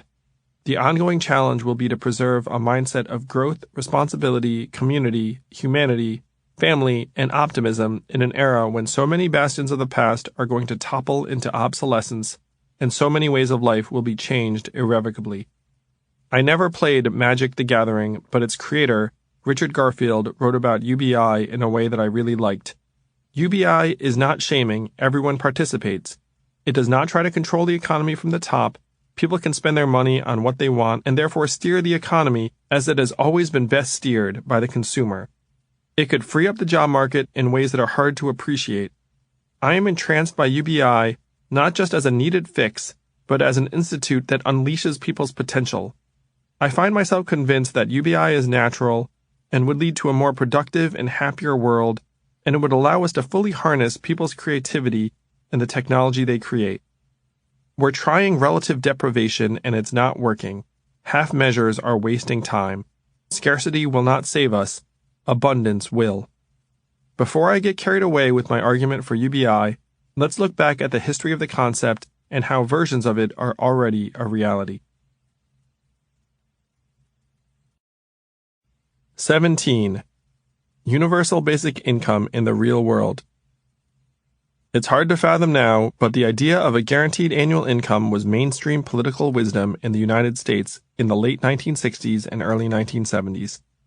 Medicare and Medicaid had just been passed in 1965, and the country had an appetite for solutions for social problems. In May 1968, over 1,000 university economists signed a letter supporting a guaranteed annual income.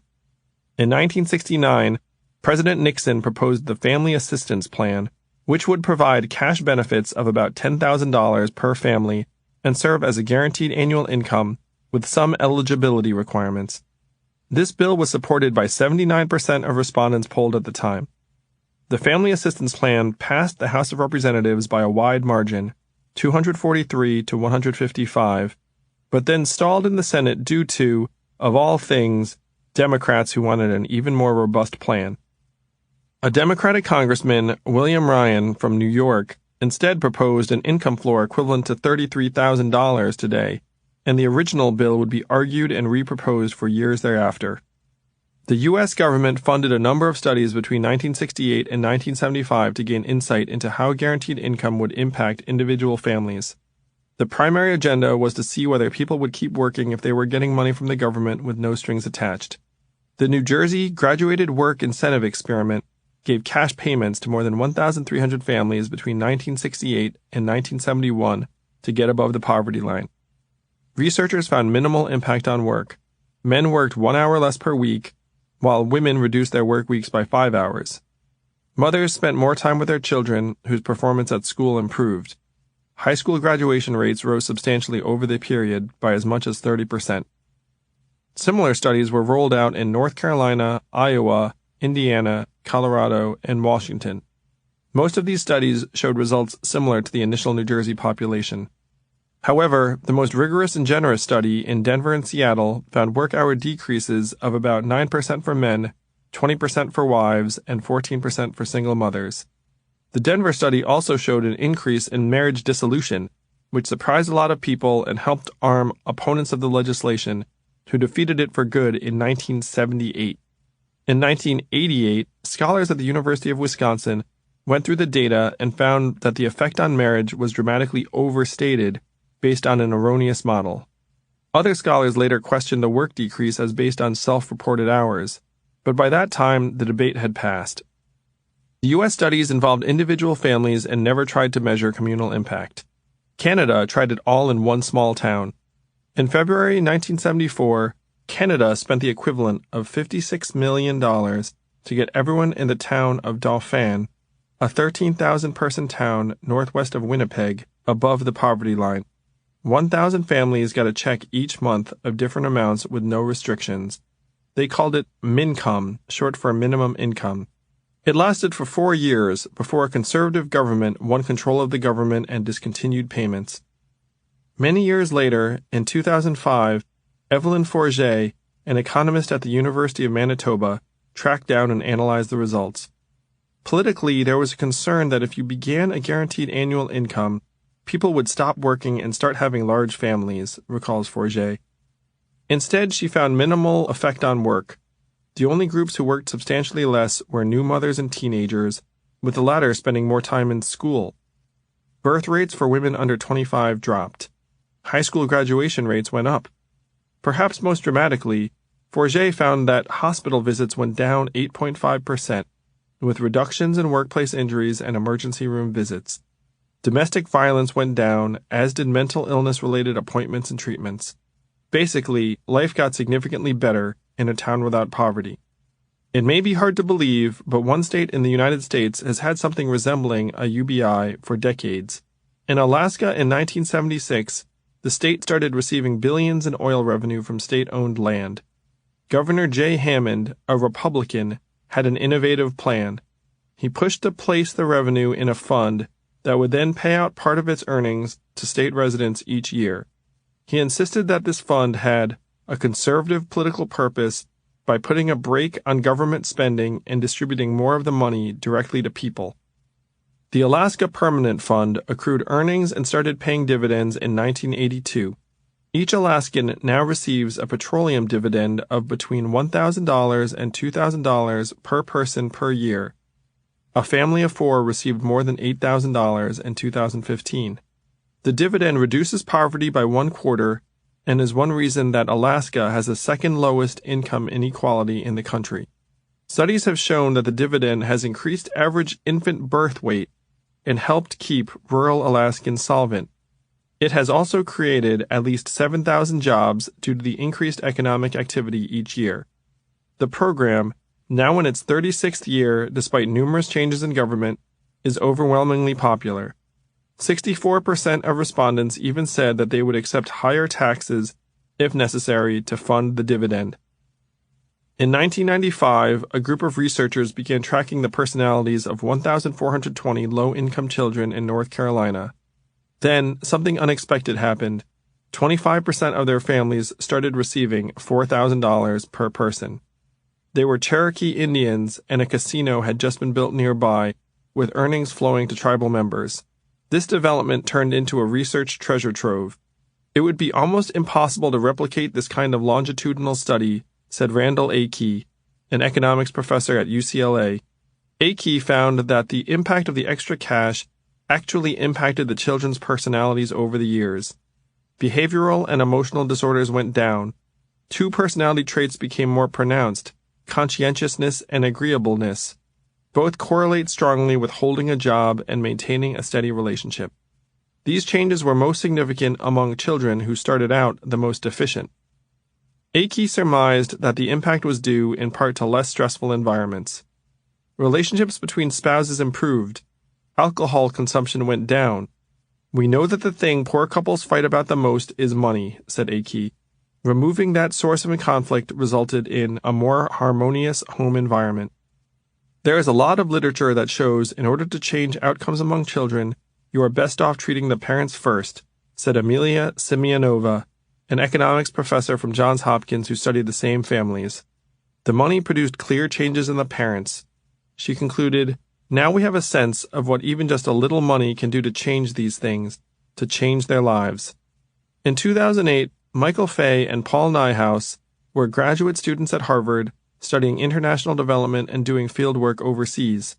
They visited Kenya, and everywhere they looked, they saw misspent aid dollars in the forms of abandoned water pumps, unused clothing, and the like. They became convinced that more than food, bed nets, school books, sports equipment, cows, water jugs, or anything else, that people wanted cash. That summer, Michael and Paul gave a few $1,000s of their own money to poor villagers and started to measure results. They found that among cash recipients, domestic violence rates dropped, mental health improved, and people started eating better. They stuck with the idea and expanded it. In 2012, a friend introduced them to Google.org, which contributed $2.4 million to further their efforts. The more the pair measured, the more dramatically positive the results were. People started businesses. Children weighed more. Girls went to school more often. Women had more independence. It turns out that giving cash is very effective. Unlike most organizations, they documented all of their results and brought them back to show the world. Since then, Give Directly has raised more than $120 million, in part to enable new ways to distribute money in developing countries. In 2016, they announced a $30 million, 12-year basic income trial in a region in western Kenya. Give Directly has sent shockwaves through the charity sector, posited one article in The Guardian. Organizations that ask for money on behalf of the poor should be able to prove they can do more good with it than the poor themselves. For most NGOs, this is a compelling challenge. Basically, the global poor would be better served if most aid organizations got out of the way and handed them the money. Today, economic inequality, frayed job markets, and the early signs of automation have produced a massive surge of enthusiasm for UBI worldwide. Finland started a 2-year trial in 2017 in which 2,000 unemployed people between 25 and 28 receive a basic income of about $660 a month with no strings attached. India is actively considering implementing a modest basic income nationally in the next year after studies showed that it would be more efficient than their existing programs. Canada is giving 4,000 participants in Ontario grants of up to $12,570 for individuals and $18,900 for couples from 2017 through 2020 and measuring results. The Netherlands and Scotland are each running a small trial. Iran implemented a full-blown equivalent of UBI in 2011 of approximately $16,000 per year in response to heavy cuts to oil and gas subsidies. Economists measured labor rates and found no reduction in hours worked. If anything, they found people in the service industry expanded their businesses. This is hugely indicative because of the enormous sample size. Iran has 80 million people, equivalent to the combined total of New York, California, and Florida, over an extended period of time. Most recently, a small trial launched in the United States. Starting in early 2017 in Oakland, California, Sam Altman, the head of the technology firm Y Combinator, is giving 100 households in Oakland approximately $1,000 to $2,000 per month for about a year to measure the impact on recipients. The goal is to roll out a larger 5-year trial afterward. Sam and his friends are giving away $2 million and hiring researchers just to see what will happen. I love the fact that Sam is putting up the resources to study this problem. He's demonstrating the kind of leadership and vision that, in an ideal world, our government would be capable of. Enthusiasm is building for a UBI based on both its intellectual and moral appeal and its real-world success thus far. The main counterarguments generally go something like this. We can't afford it. Money has to come from somewhere. We're used to the government spending billions wastefully to no great effect. Trying to raise taxes is a tough assignment in any climate. What's fascinating is that a UBI doesn't actually grow the government. It's almost cost-free to administer. It doesn't build a new bureaucracy. It is less an expenditure and more a transfer to citizens so they can use it to improve their lives, pay each other, patronize local businesses, and support the consumer economy. Instead of hiring a new army of government employees, every dollar will be put into the hands of an American citizen and then largely spent within the American economy. By definition, none of the money would be wasted because it goes to citizens. It's analogous to a company giving dividends or monies to its shareholders. No one regards that as a waste of money, because the shareholders theoretically are the owners of the company. Are we not, as the citizens of the United States, the owners of this country? As a country, we are easily wealthy enough to manage even a full UBI. Our economy has grown by more than $4 trillion in the past 10 years alone. The U.S. dollar remains the global reserve currency. We are the most technologically advanced society in human history, and increased automation will allow our economy to continue to grow well past its current level. Not only that, but we will get a lot of the money back through new businesses and economic activity, better educational outcomes, improved health and preventative care, better mental health, reduced crime and incarceration, reduced services for homelessness, and many other social benefits. You know what's really expensive? Dysfunction, revolution. Keeping people and families functional will largely pay for itself. It will destroy people's incentives to work. All of the available data shows that work hours stay stable or at most decrease modestly with a basic income. To the extent that people spend less time working, they tend to be young mothers and teenagers whom we might not mind working a little less if they're taking care of their kids or going to school. There are two completely oppositional ideas that many people seem to hold simultaneously. First, work is vital and the core of the human experience. Second, no one will want to work if they don't have to. These two ideas are at complete odds with each other. Either work is a core of the human experience and we'll do it even if we don't necessarily have to, or work is something we have no interest in doing and we do it only to survive. Setting a freedom dividend of $12,000 a year would enable one to barely scrape by. Anyone who wants to accomplish anything, buy something nice, or build a better life for their children will still have to work.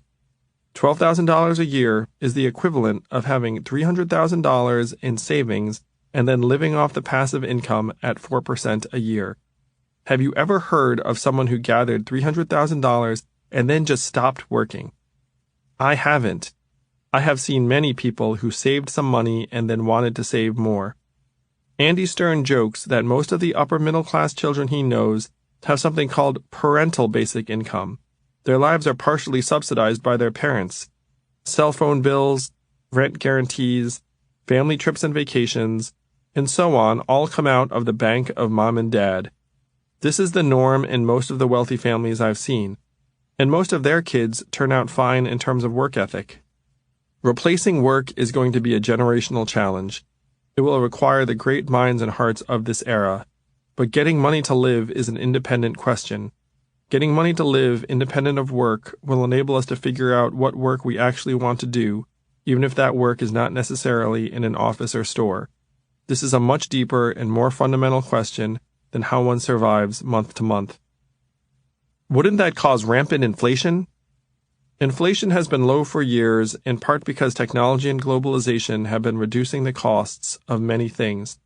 Even the printing of $4 trillion in monetary easing after the financial crisis didn't cause meaningful inflation.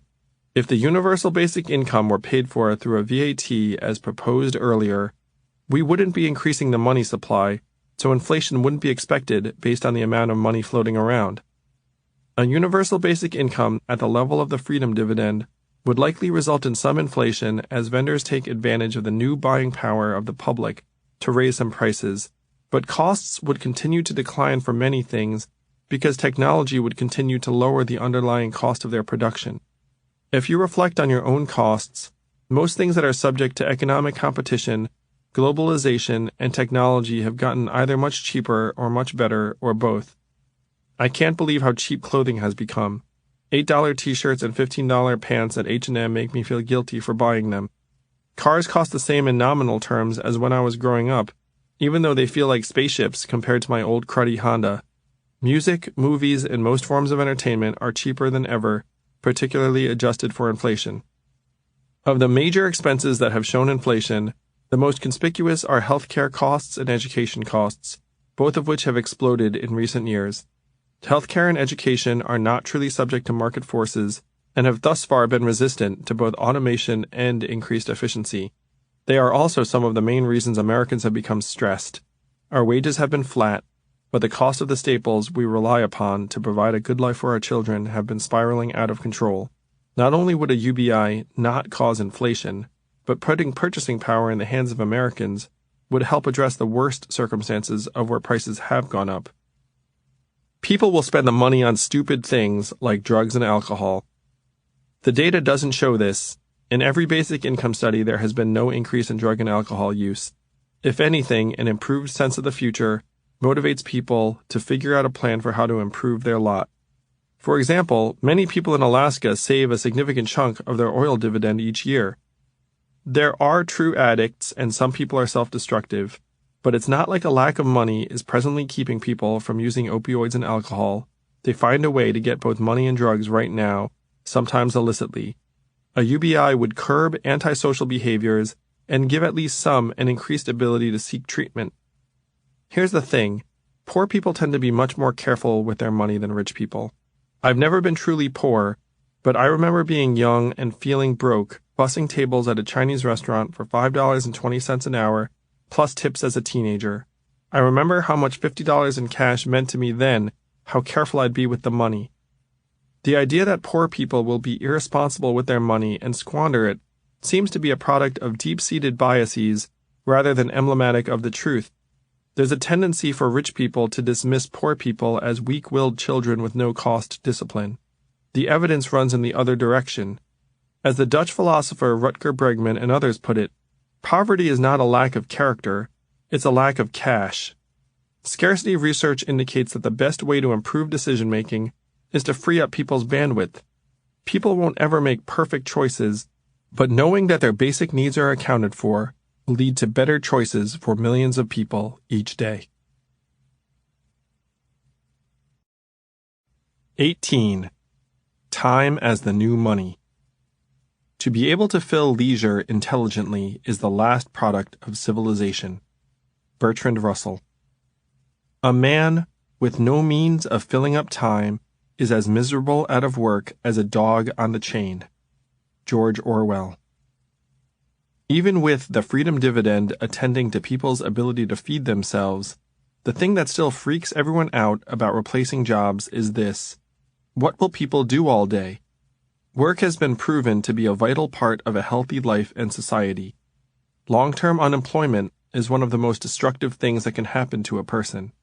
Getting a bit of money doesn't necessarily change that. Should the government guarantee work or create jobs? Many idealistic people I know advocate for universal service opportunities.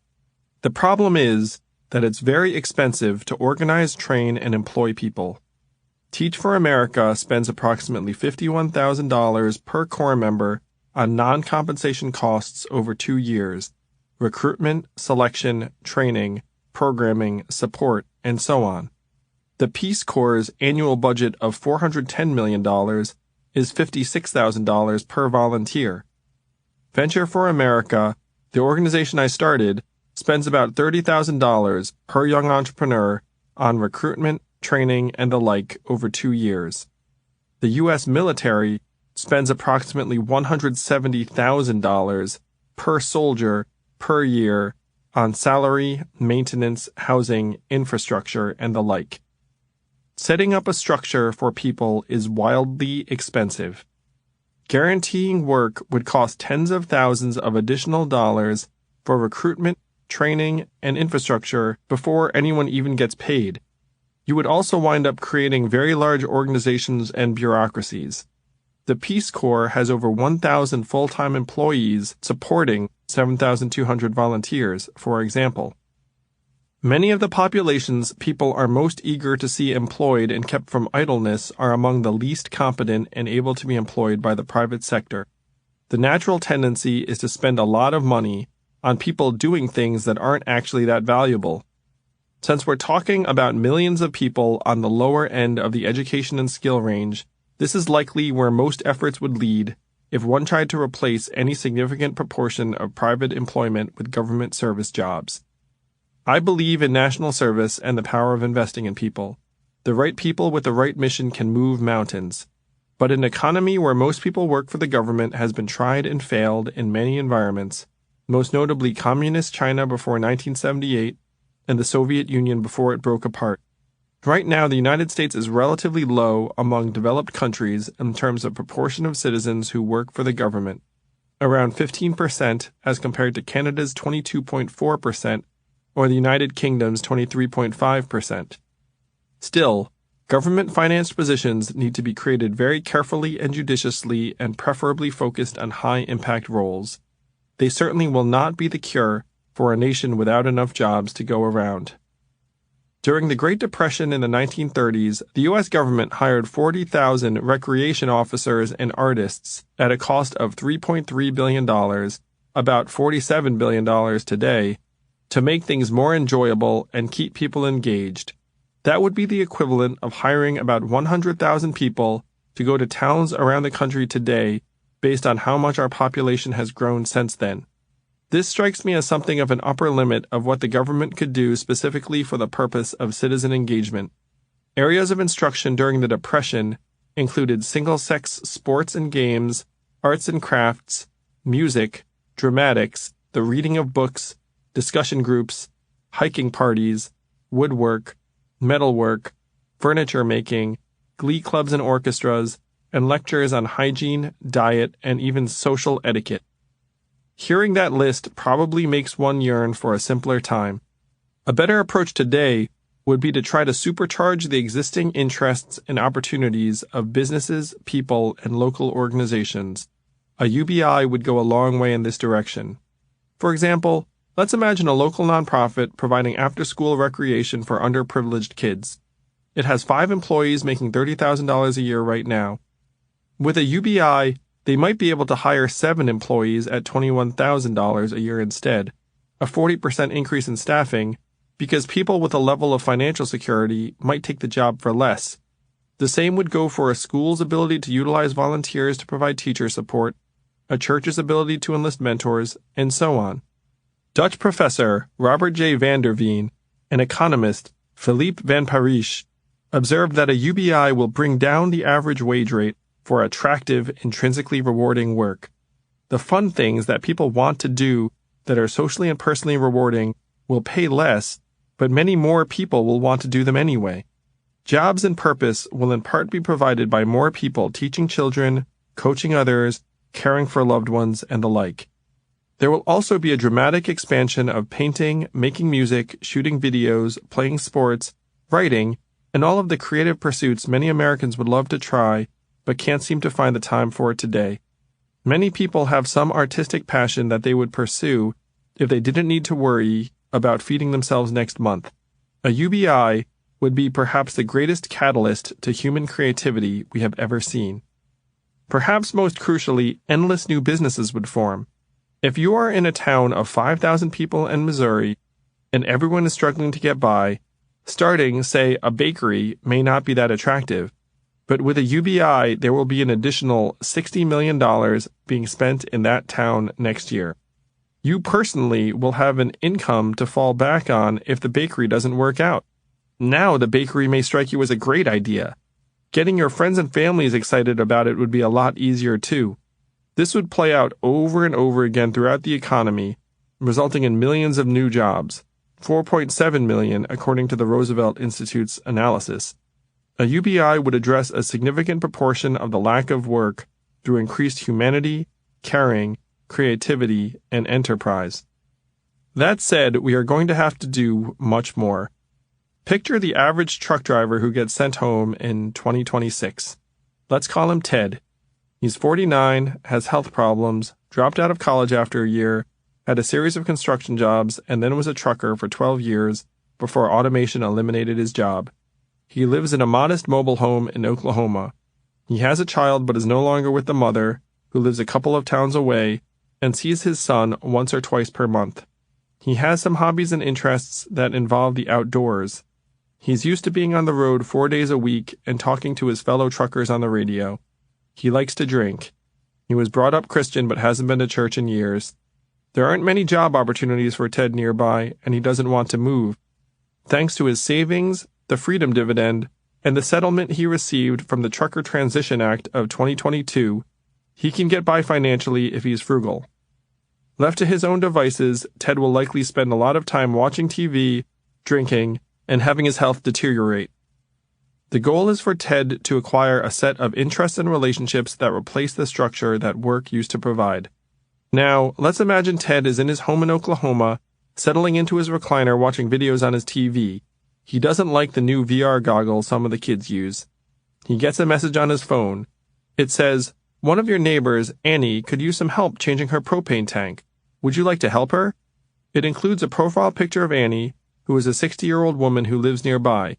Ted shrugs and responds yes, and puts in a time for later that day. At 1 p.m., Ted drives over to Annie's house and swaps out her depleted propane tank for a new one from Lowe's. His back hurts a little as he moves the tank, but it makes him feel useful. Annie profusely thanks him and they make some small talk. Annie worked as a secretary at a nearby hospital. Her wrists are fragile. It turns out her children went to the same high school as Ted. Ted returns to his house. Later he gets a message saying, "Thanks for helping Annie. You have earned 100 social credits. You now have 1,600 social credits banked. You have earned 14,800 social credits over your lifetime." He also gets a message from Annie saying, "Thank you for the help. You're a lifesaver." He replies, "No problem. Happy to help." He takes on an assignment like this once or twice a day, generally moving something around or picking someone up. He's hoping to meet someone with a dog that he can borrow for the next time his son visits. His boy likes dogs. He could post a request on the Tulsa Digital Social Credit Exchange but would prefer not to. He doesn't really like asking for help. He prefers to help others and earn credits. He has his eye on a couple of deals for Thunder tickets or to buy a tent at Cabela's. He used a bunch of social credits to pay for a fishing trip earlier in the year. His local poker game just started using social credits instead of dollars, too. A couple of the guys had just started volunteering at the local youth center, so they were swimming in credits. Maybe you smirked in disbelief at my concept of social credits, but this scenario is based on a system currently in use in about 200 communities around the United States called time banking. Time banking is a system through which people trade time and build credits within communities by performing various helpful tasks: transporting an item, walking a dog, cleaning up a yard, cooking a meal, providing a ride to the doctor, and so on. The idea was championed in the mid-1990s in the United States by Edgar Kahn, a law professor and anti-poverty activist, as a way to strengthen communities. For example, in Brattleboro, Vermont, today, 315 members of the local time bank have exchanged 64,000 hours of mutual work over the past 8 years. The Brattleboro Time Bank was started by 2 graduate students with 30 members in 2009 and has grown each year. Amanda Whitman, a 40-year-old single mother, wrote about her experience. 3 years ago, I was in a tough spot. My husband and I had separated, and I was in a large house that needed lots of repairs. I was homeschooling my kids and working part-time from home doing website customer service. I had a huge financial challenge. My friends knew I was overwhelmed, and more than one said I should join the Brattleboro time trade. At first I thought, who has time to trade? Then I learned that you can run a deficit, get help immediately, and pay back the time when you're able. So I posted requests on the website to fix up my house. I'd hoped 1 or 2 members would respond, but a bunch of people ended up offering assistance. Randy Bright fixed holes in the wall and replaced my water pressure tank. Other people hauled a bunch of stuff to the dump, replaced ancient wiring, and helped me plant a vegetable garden. Before joining the group, I never would have been comfortable requesting all that help. But you don't feel like you're pestering anyone because people happily volunteer for the jobs, and they always show up with a smile.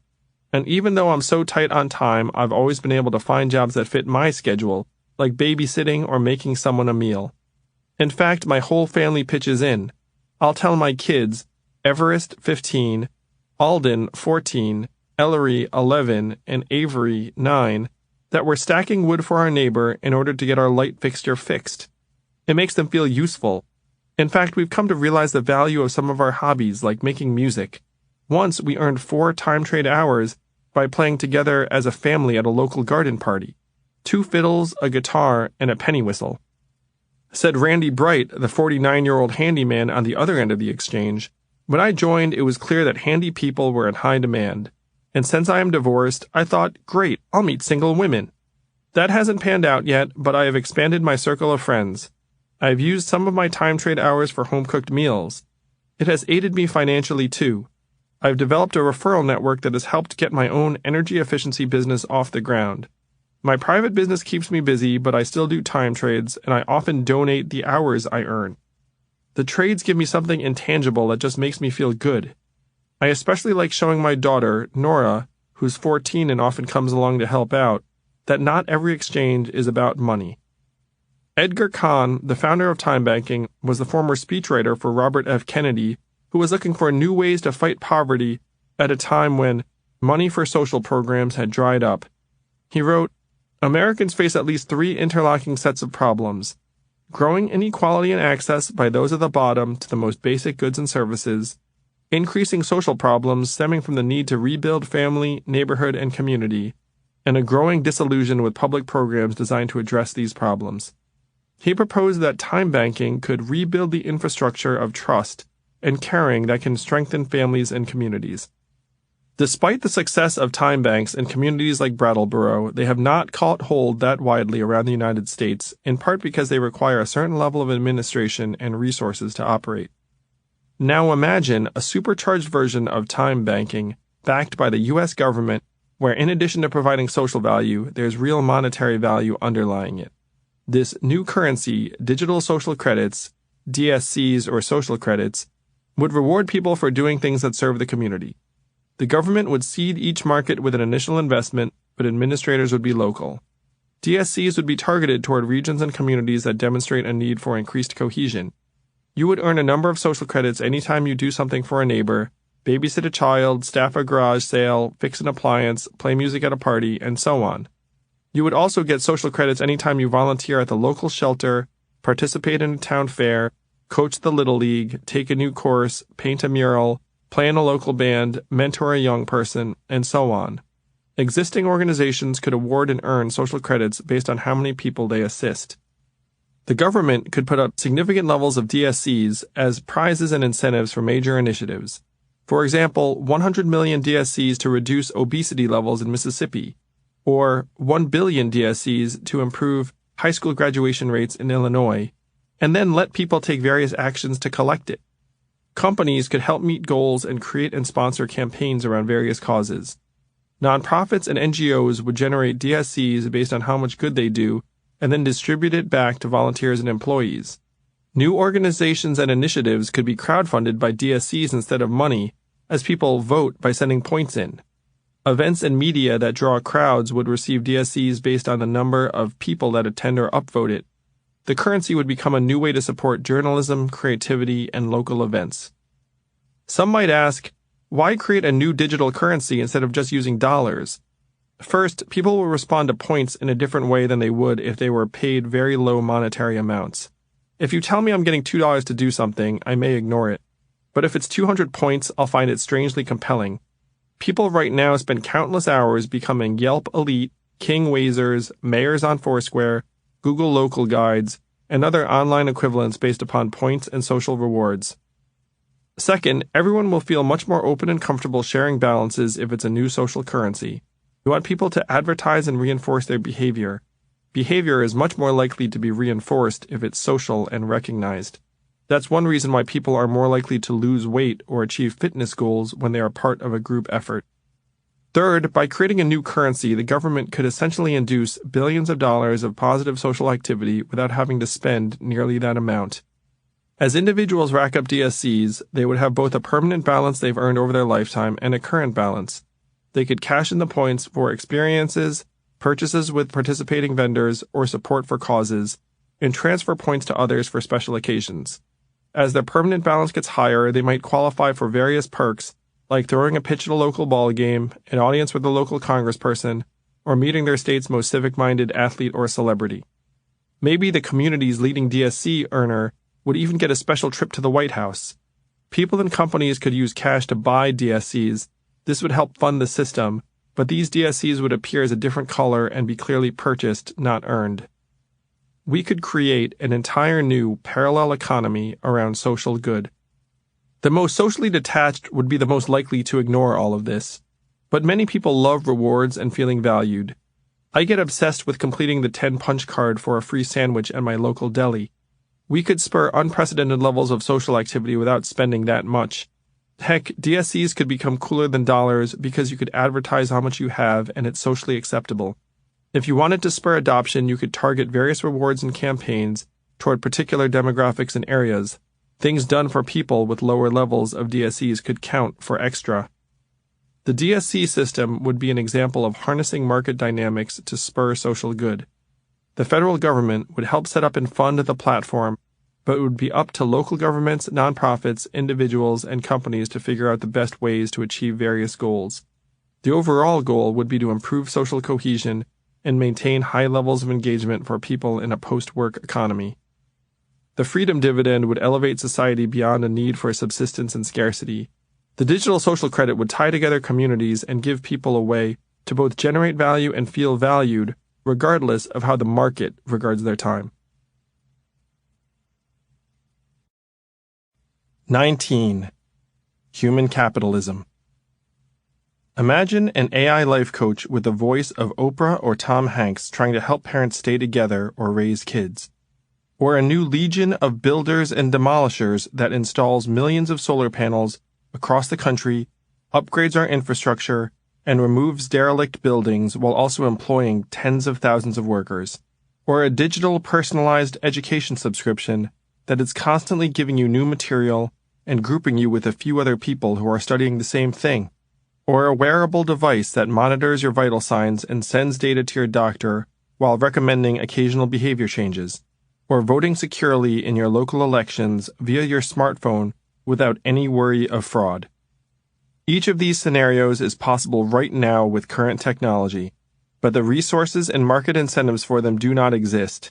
There is limited or no market reward at present for keeping families together, upgrading infrastructure, lifelong education, preventative care, or improving democracy.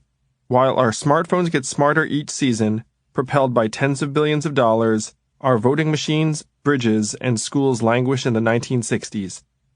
This is what we must change.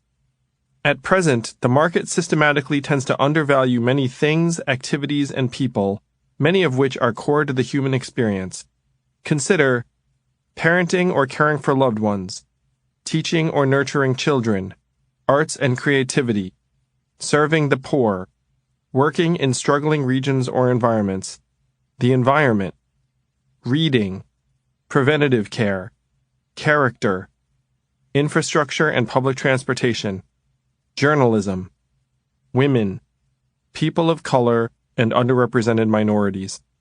And now, increasingly, unskilled labor and normal people, meaningful community connections, small independent businesses, effective government. There were periods when the market supported some of these things more than it does today. Today, it needs to be steered to do so. The United States has reached a point where its current form of capitalism is faltering in producing an increasing standard of living for the majority of its citizens. It's time for an upgrade.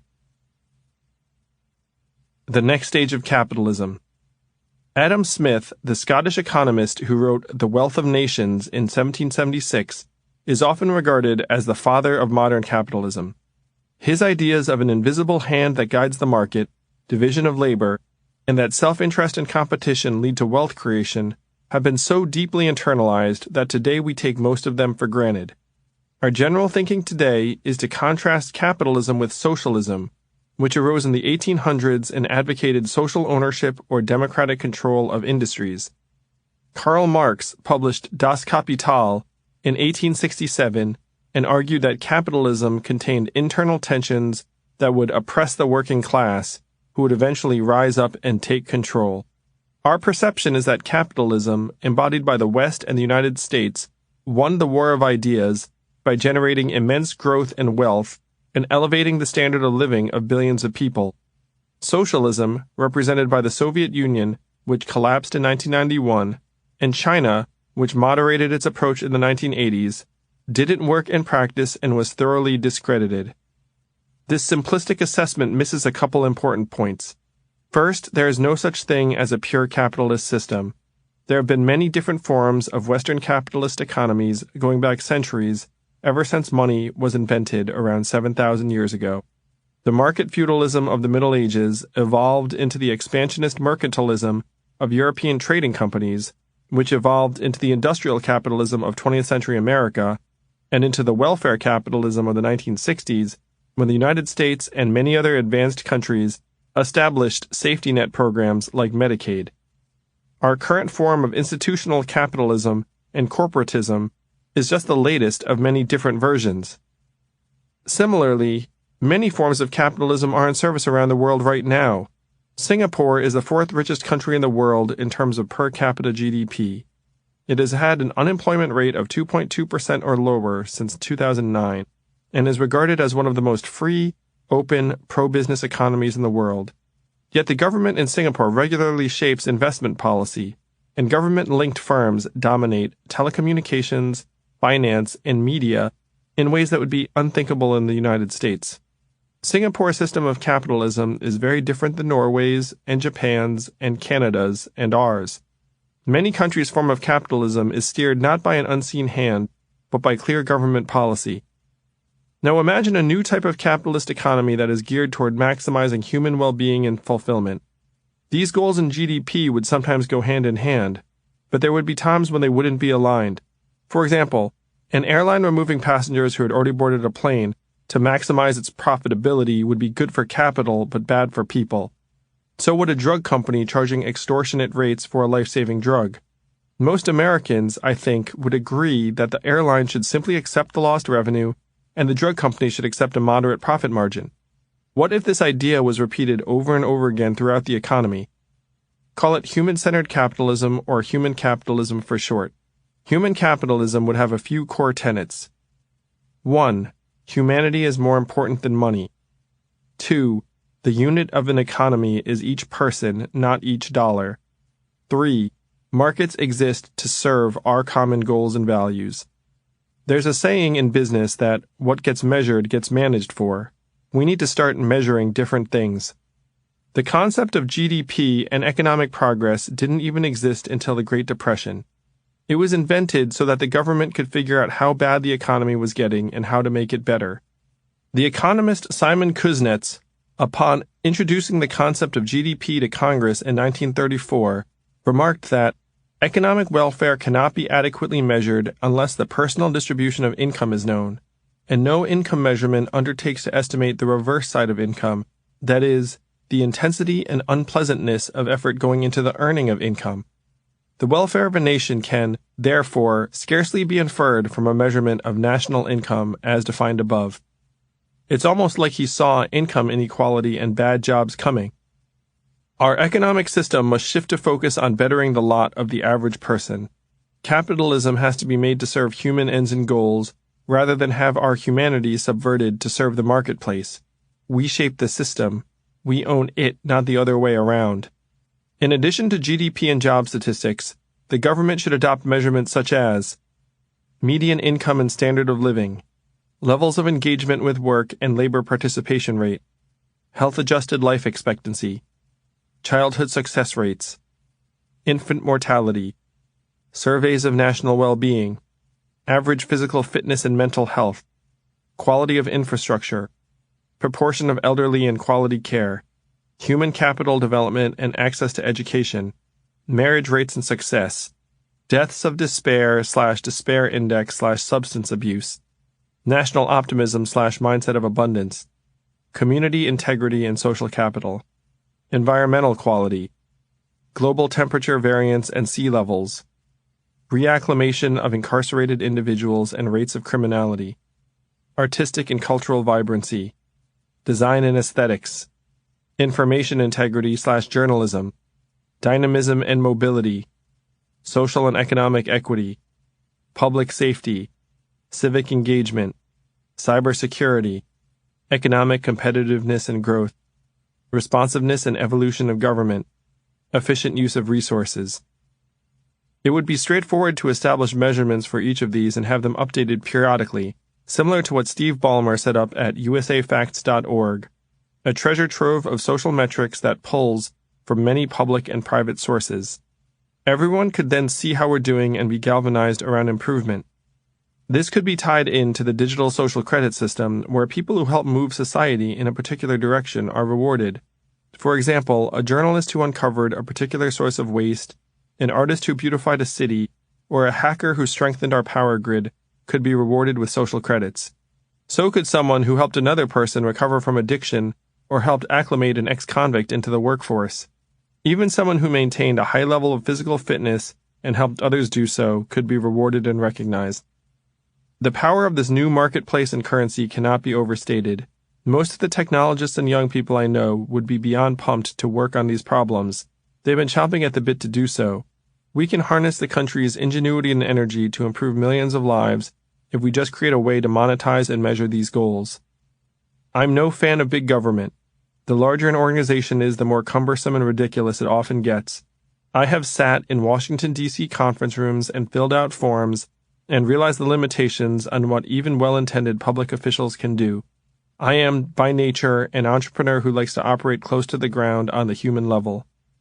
I've also spent time with people at the highest levels of government, and it's striking how stuck most of them feel. One congressman said to me, "I'm just trying to get one big thing done here so I can go home." He'd been in Congress for 7 years at that point. Another joked that being in D.C. was like being in Rome, with a marble there to remind you that nothing will change. Government isn't magic. Quite the opposite. The system has become bigger than the people. That said, I've concluded that there is no other way to make these changes and manage through the loss of jobs than to have the federal government reformat and reorganize the economy, particularly using technology to serve human needs. I've been around some of the richest individuals, philanthropies, and companies in the world. Even the richest and most ambitious of them either operates at the wrong scale or has multiple stakeholders that make big, long-term commitments difficult to sustain. Most all of them are kind of waiting for government to reinvent itself and get its act together. Even billionaires operate on a scale of $100,000 to $10 million most of the time. We're staring at trillion-dollar problems, and we need commensurate solutions. Grassroots efforts are admirable and inspiring, but the market to support most of them does not exist, and things are getting worse around them.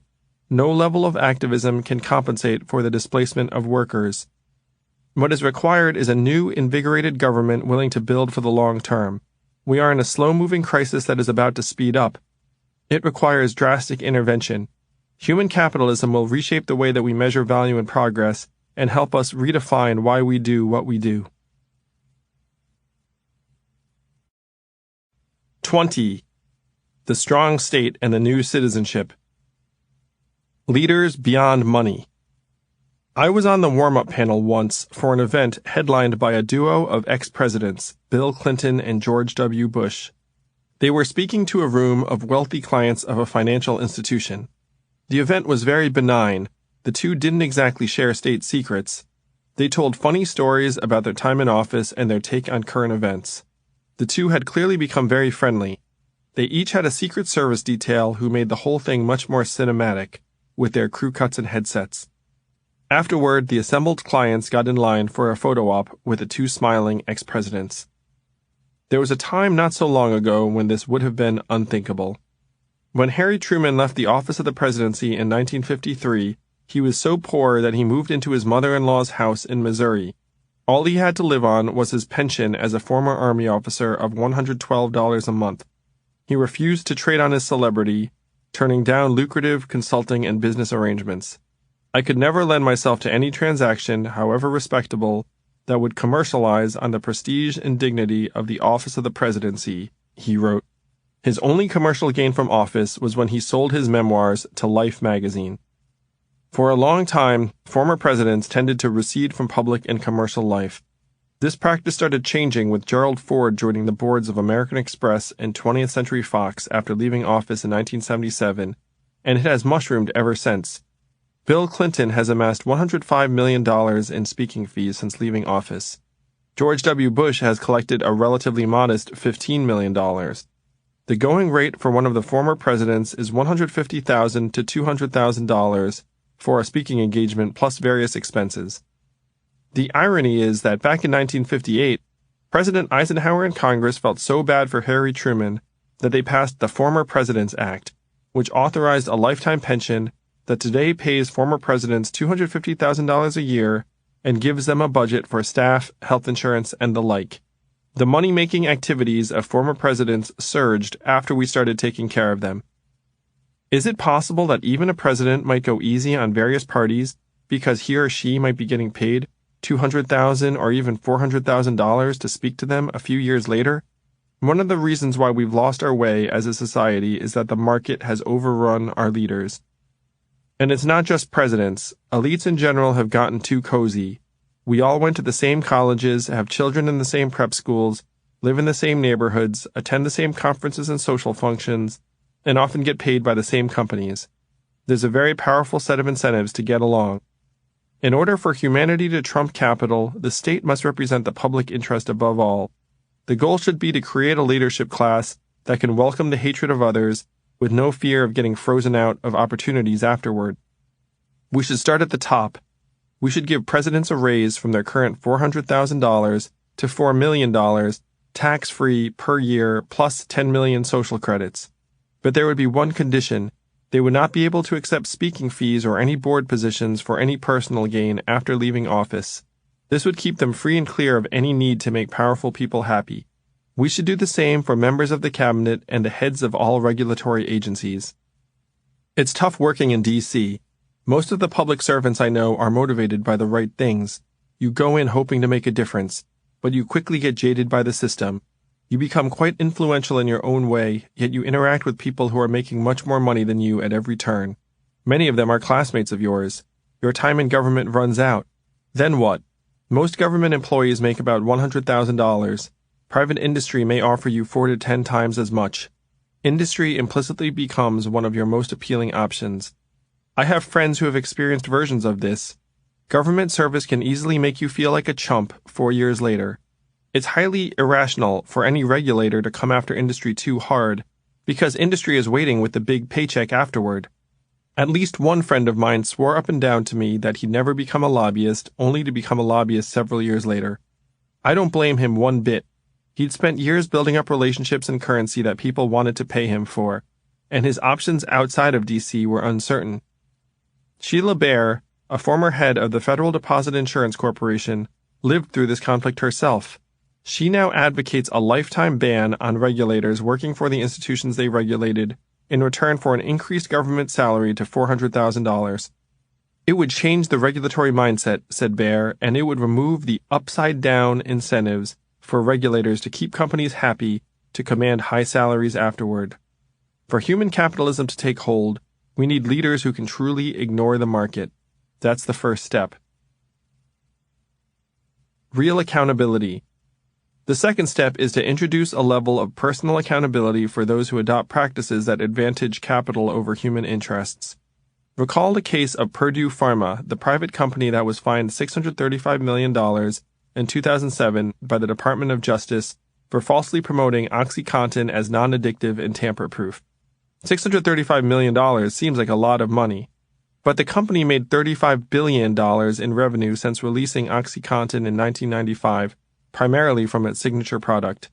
The family that owns Purdue Pharma, the Sackler family, is now the 16th richest family in the country, with a fortune of $14 billion. They have a museum at Harvard and a building at Yale named after them. If you're going to make $35 billion, paying $635 million, only about 2%, seems like a fine price to pay for success. Meanwhile, the rest of us will be dealing with hundreds of thousands of opioid addicts for years to come. They have given us a modern-day plague with no end in sight. Thousands of families, lives, and communities have been ruined and affected, arguably to enrich one family. A similar dynamic played out during and after the financial crisis. Most of the major banks issued and profited from mortgage-backed securities in the tens of billions over multiple years. Then the market discovered these securities were worthless, the financial crisis ensued, the economy went into a tailspin, and all of the major banks needed taxpayer-funded bailouts. The big banks eventually settled with the Department of Justice for billions of dollars. J.P. Morgan Chase agreed to pay $13 billion in 2013, and Bank of America agreed to pay $16.65 billion in 2014. But most everybody kept their jobs, and senior executives escaped culpability despite the havoc wreaked on the economy. Even the CEOs of the failed firms Lehman Brothers, Merrill Lynch, and Bear Stearns each walked away with hundreds of millions of dollars. In the current system, it pays financially for companies to be aggressive and abuse the public trust, make as much money as possible, and then pay some modest fines. Often, no criminal laws are broken, or if they are, violations are impossible to either prosecute or prove. It's little wonder that our current version of institutional capitalism sits so poorly with young people who grew up during the recession. They were on the receiving end of a morality play that ended with the bad guys walking away with bags of cash and a lousy job market. What could we do that would seriously mitigate this behavior and elevate the state and the public good above the interests of multi-billion-dollar corporations? Here's an idea for a dramatic rule. For every $100 million a company is fined by the Department of Justice or bailed out by the federal government, both its CEO and its largest individual shareholder will spend 1 month in jail. Call the new law the Public Protection Against Market Abuse Act. If it's a foreign company, this would apply to the head of the U.S. operation and the largest American shareholder. There would be a legal tribunal and due process in each case. The president would have the ability to pardon, suspend, shorten, or otherwise modify the period or sentence. The president would also have the ability to claw back the assets of any such individual to repay the public. Admittedly, this drastic approach would stretch the bounds of the powers of the state. But there's a clear need for penalties with some teeth for executives and individuals who are being enriched by egregious behavior at public expense. If this rule had been in place during the financial crisis, we would have had the heads of the major banks all lined up for prison sentences. The Sacklers would have spent time behind bars. It would certainly set up a hierarchy where CEOs are not above the public good. Technology on our minds. Effectively regulating technological innovations like self-driving cars and artificial intelligence will require a much more activated and invigorated state. Elon Musk in 2017 called for proactive regulation of AI, calling it a fundamental risk to the existence of civilization. Techies don't often call for regulation of their own industries, so you know it must be serious. Another major technology issue that will require government intervention is the effect of smartphones on human minds, particularly those of young children. Recent research indicates that the increase in smartphone use by teenagers coincides with an unprecedented surge in depression, anxiety, reduced sociability, and even higher suicide rates. Tristan Harris, a former design ethicist at Google, has written compellingly about how apps are designed to function like slot machines, vying for our attention and giving us variable, unpredictable rewards to keep us engaged. As individuals trying to moderate our own behavior and that of our children, we're outgunned by billion-dollar companies. Tristan wrote, "Imagine hundreds of engineers whose job every day is to invent new ways to keep you hooked." Another technologist lamented that the best minds of my generation are thinking about how to make people click ads, and they're succeeding. In a better world, one can imagine smartphones with settings like maximum stimulation, moderate engagement, and serenity, and apps modifying their notifications and home screens accordingly. A government regulator, call it the Department of the Attention Economy, could dig into the guts of social media, gaming, and chat apps and allow for both user and parental visibility and control. Maybe there could even be notifications that flag excessive screen time. For example, you are now entering hour 4 of continuous smartphone use. You may want to go outside or look at another human being now. I have 2 little boys, and I'm not eager to see them become antisocial homebody zombies trying to set new high gaming scores. Yet, in observing parents interact with their children, I can see how easily it happens. Parents know there are endless hours to fill. Change won't happen without some regulation, because the gaming and social media companies, many of them publicly traded, have strong financial incentives to maximize engagement. The new citizenship. A renewal of citizenship and humanity will require a different experience at the user level of citizenship. What do I mean by that? The state has a few big responsibilities. Keeping people healthy and educating them are 2 of the main ones, which we'll turn to shortly. Another aspect of citizenship is a sense of belonging and commonality. Most Americans have less and less exposure to those in other walks of life as we increasingly diverge into rural and urban enclaves. This leads to increasingly fraught politics as gaps become harder to bridge. Many of my friends advocate service year opportunities to foster more of a sense of unity. One idea is instituting an American exchange program or citizenship trip, during which all graduating high school seniors go on a month-long trip to several different parts of the country, hosted by host families and paid for by the government. They would volunteer for a local organization and participate in programming with 24 other high school graduates from diverse regions and backgrounds. The 25 young people would get to know each other in structured yet personal ways. It could be run by the top-rated school teachers and professors in the region each August and take place at high schools or community colleges. There would be some required programming on the basics of citizenship and civic investment. Afterward, everyone would have at least a few friends from vastly different backgrounds. Young people have the potential to develop significant relationships in short periods of time in the right context. It would permanently alter our politics by making it impossible to cast other Americans as anything other than fellow citizens who want better lives for themselves and their loved ones.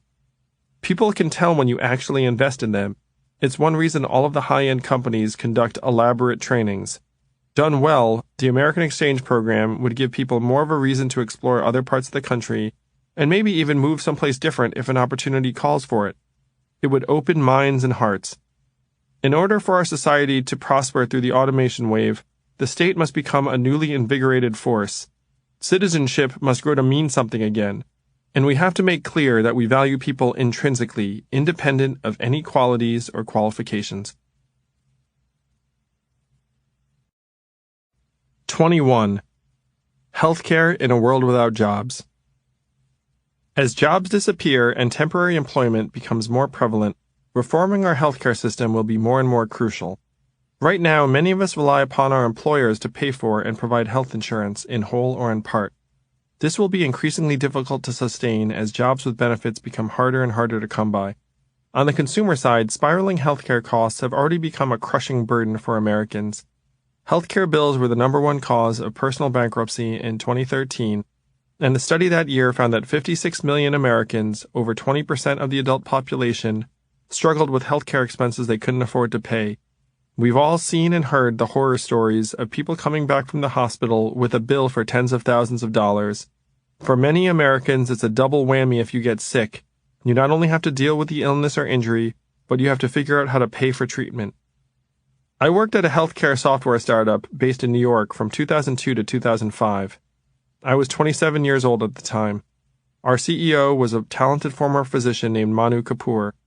We were one of the early electronic medical records companies that specialized in taking paper info and digitizing it. Our niche was pre-surgical info, so our clients were large hospitals that hosted a lot of surgeries. I was the head of client engagement. I led small teams that rolled out our software to clerks, doctors' offices, secretaries, nurses, office managers, residents, anesthesiologists, and the occasional surgeon. It took a while to train the dozens or hundreds of people who could be touching a particular patient file. We were modifying behavior from paper to digital. I would spend weeks and months in urban hospitals in the Bronx, Morningside Heights, or West Palm Beach, distributing usernames and passwords, training people, troubleshooting, and answering the occasional angry phone call. I hung out outside operating rooms at 7 a.m. because surgeons like to start early, and I ate at the IHOP across the street from the UMDNJ hospital in Newark so many times that I still can't set foot in one today. Although we passionately believed in the benefits of our product, we found that it was difficult to make what seemed like a pretty simple and straightforward process change. There were many reasons for this, not the least of which was that the hospitals had a limited ability to police doctors' office behavior. The surgeons were in charge. Their procedures were the big money generators. Each surgeon's office was its own business with different systems and practices. Some doctors liked to invest in technology and people, while others were clearly happy spending very little in order to maximize profitability. They just wanted to come in 3.5 days a week and get to their golf courses or boats as fast as possible. It was like a fast-moving assembly line filled with people scrambling to get through each day and little accountability or incentive to improve. We used to joke around as the months wore on that healthcare is where good ideas go to die. We never did accomplish our heady goals as adoption was painstaking and difficult. I left after 4 years, having helped build a client base of about a dozen hospitals. I learned firsthand how even something that made sense and should make things more efficient would be slow going in the healthcare industry. There's no real reason for them to change. I know my experiences in the early 2000s have played out over and over again for others who have tried to improve the healthcare system with technology. In general, the use of technology has not transformed healthcare the way that optimists would hope. Healthcare costs have continued to climb to a record 17.8% of the economy in 2016, up from 11.4% in 1989 and less than 6% in 1960. We spend about twice what other industrialized countries do on healthcare per capita, with lesser results. According to a 2014 Commonwealth Fund report, we are last among major industrialized nations in efficiency, equity, and health outcomes attributable to medical care, despite spending much more than anyone else. Another study had the United States last among developed countries in basic measurements such as rate of women dying due to pregnancy or childbirth and rate of survival to age 5. To the extent that new technology is used, it tends to be expensive new devices and implants that drive costs ever higher. The basic practice of medicine, as well as the training, is the same as it's been for decades. Our job-based health insurance system does the very thing we most want to avoid. It discourages businesses from hiring. I've now run a couple companies, and if I hire a full-time entry-level worker in New York at $42,000, I have to factor in an additional $6,000 for healthcare insurance costs. For employers, company-subsidized health insurance costs are a major impediment to hiring and growth. The costs get a lot higher for senior people with families. My last company was spending more than $2,500 a month on certain people's insurance plans. If these costs weren't on our books, we definitely would have hired more people.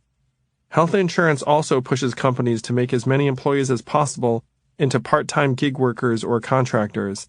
The organizations I ran were generous. My education company made instructors who worked more than 20 hours a week full-time employees and provided benefits accordingly. This was highly unusual in our industry and very expensive. We could do it because we were growing and profitable, and it was always important to me to take care of people. For many companies, insurance costs are increasingly out of control, and they can make or break a business. It's very difficult to pass increased costs onto employees or take back benefits after they've been provided, so you're setting yourself up for increased costs in good times and bad. On the worker side, I know tons of people who hang on to jobs that they do not want to be in just for the health insurance. Economists refer to this as job lock. It makes the labor market much less dynamic, which is bad in particular for young workers. Replacing health insurance is a major source of discouragement for people striking off on their own and starting a new business, especially if they have families. In a world where we're trying to get more people to both create jobs and start companies, our employer-based health insurance system serves as a shackle, holding us in place and a reason not to hire. As jobs disappear, having one's healthcare linked to employment will become increasingly untenable. The need for a different approach is growing. Healthcare is not truly subject to market dynamics for a host of reasons. In a normal marketplace, companies compete for your business by presenting different value propositions, and you make an informed choice. With healthcare, you typically have only a few options. You have no idea what the real differences are between different providers and doctors. Costs are high and extremely unpredictable, making it hard to budget for them. The complexity leaves many Americans overwhelmed and highly suggestible to experts or institutions. When you actually do get sick or injured, you become cost insensitive just trying to get well. Hospitals often employ opaque pricing, resulting in patient uncertainty over what their insurance will actually cover. Moreover, when you're ill, it's possible your faculties can be impaired because of illness, emotional distress, or even unconsciousness. As Stephen Brill wrote in his seminal Time magazine article on healthcare costs, unless you are protected by Medicare, the healthcare market is not a market at all. It's a crapshoot. The lack of real market discipline or cost control incentives has driven costs ever higher. Technology that should decrease costs has been kept at the door because for most actors in the system, the goal is to increase revenue and profitability. The more services, tests, appointments, procedures, and expensive gadgets you use, the better. The system rewards activity and output over health improvements and outcomes. Changing these incentives is key. The most direct way to do so would be to move toward a single-payer healthcare system in which the government both guarantees healthcare for all and negotiates fixed prices. Medicare, the government-provided healthcare program for Americans 65 and over, essentially serves this role for senior citizens and has successfully driven down costs and provided quality care for tens of millions. Most everyone loves Medicare. It's politically bulletproof. Sam Altman, the head of Y Combinator, suggests rolling out Medicare across the population by gradually lowering the eligibility age over time. A gradual phase-in would give the industry time to plan and adjust. This is an excellent way forward, and a Medicare for All movement is currently gathering steam. There would inevitably remain a handful of private options for the super affluent, but most everyone would use the generalized care.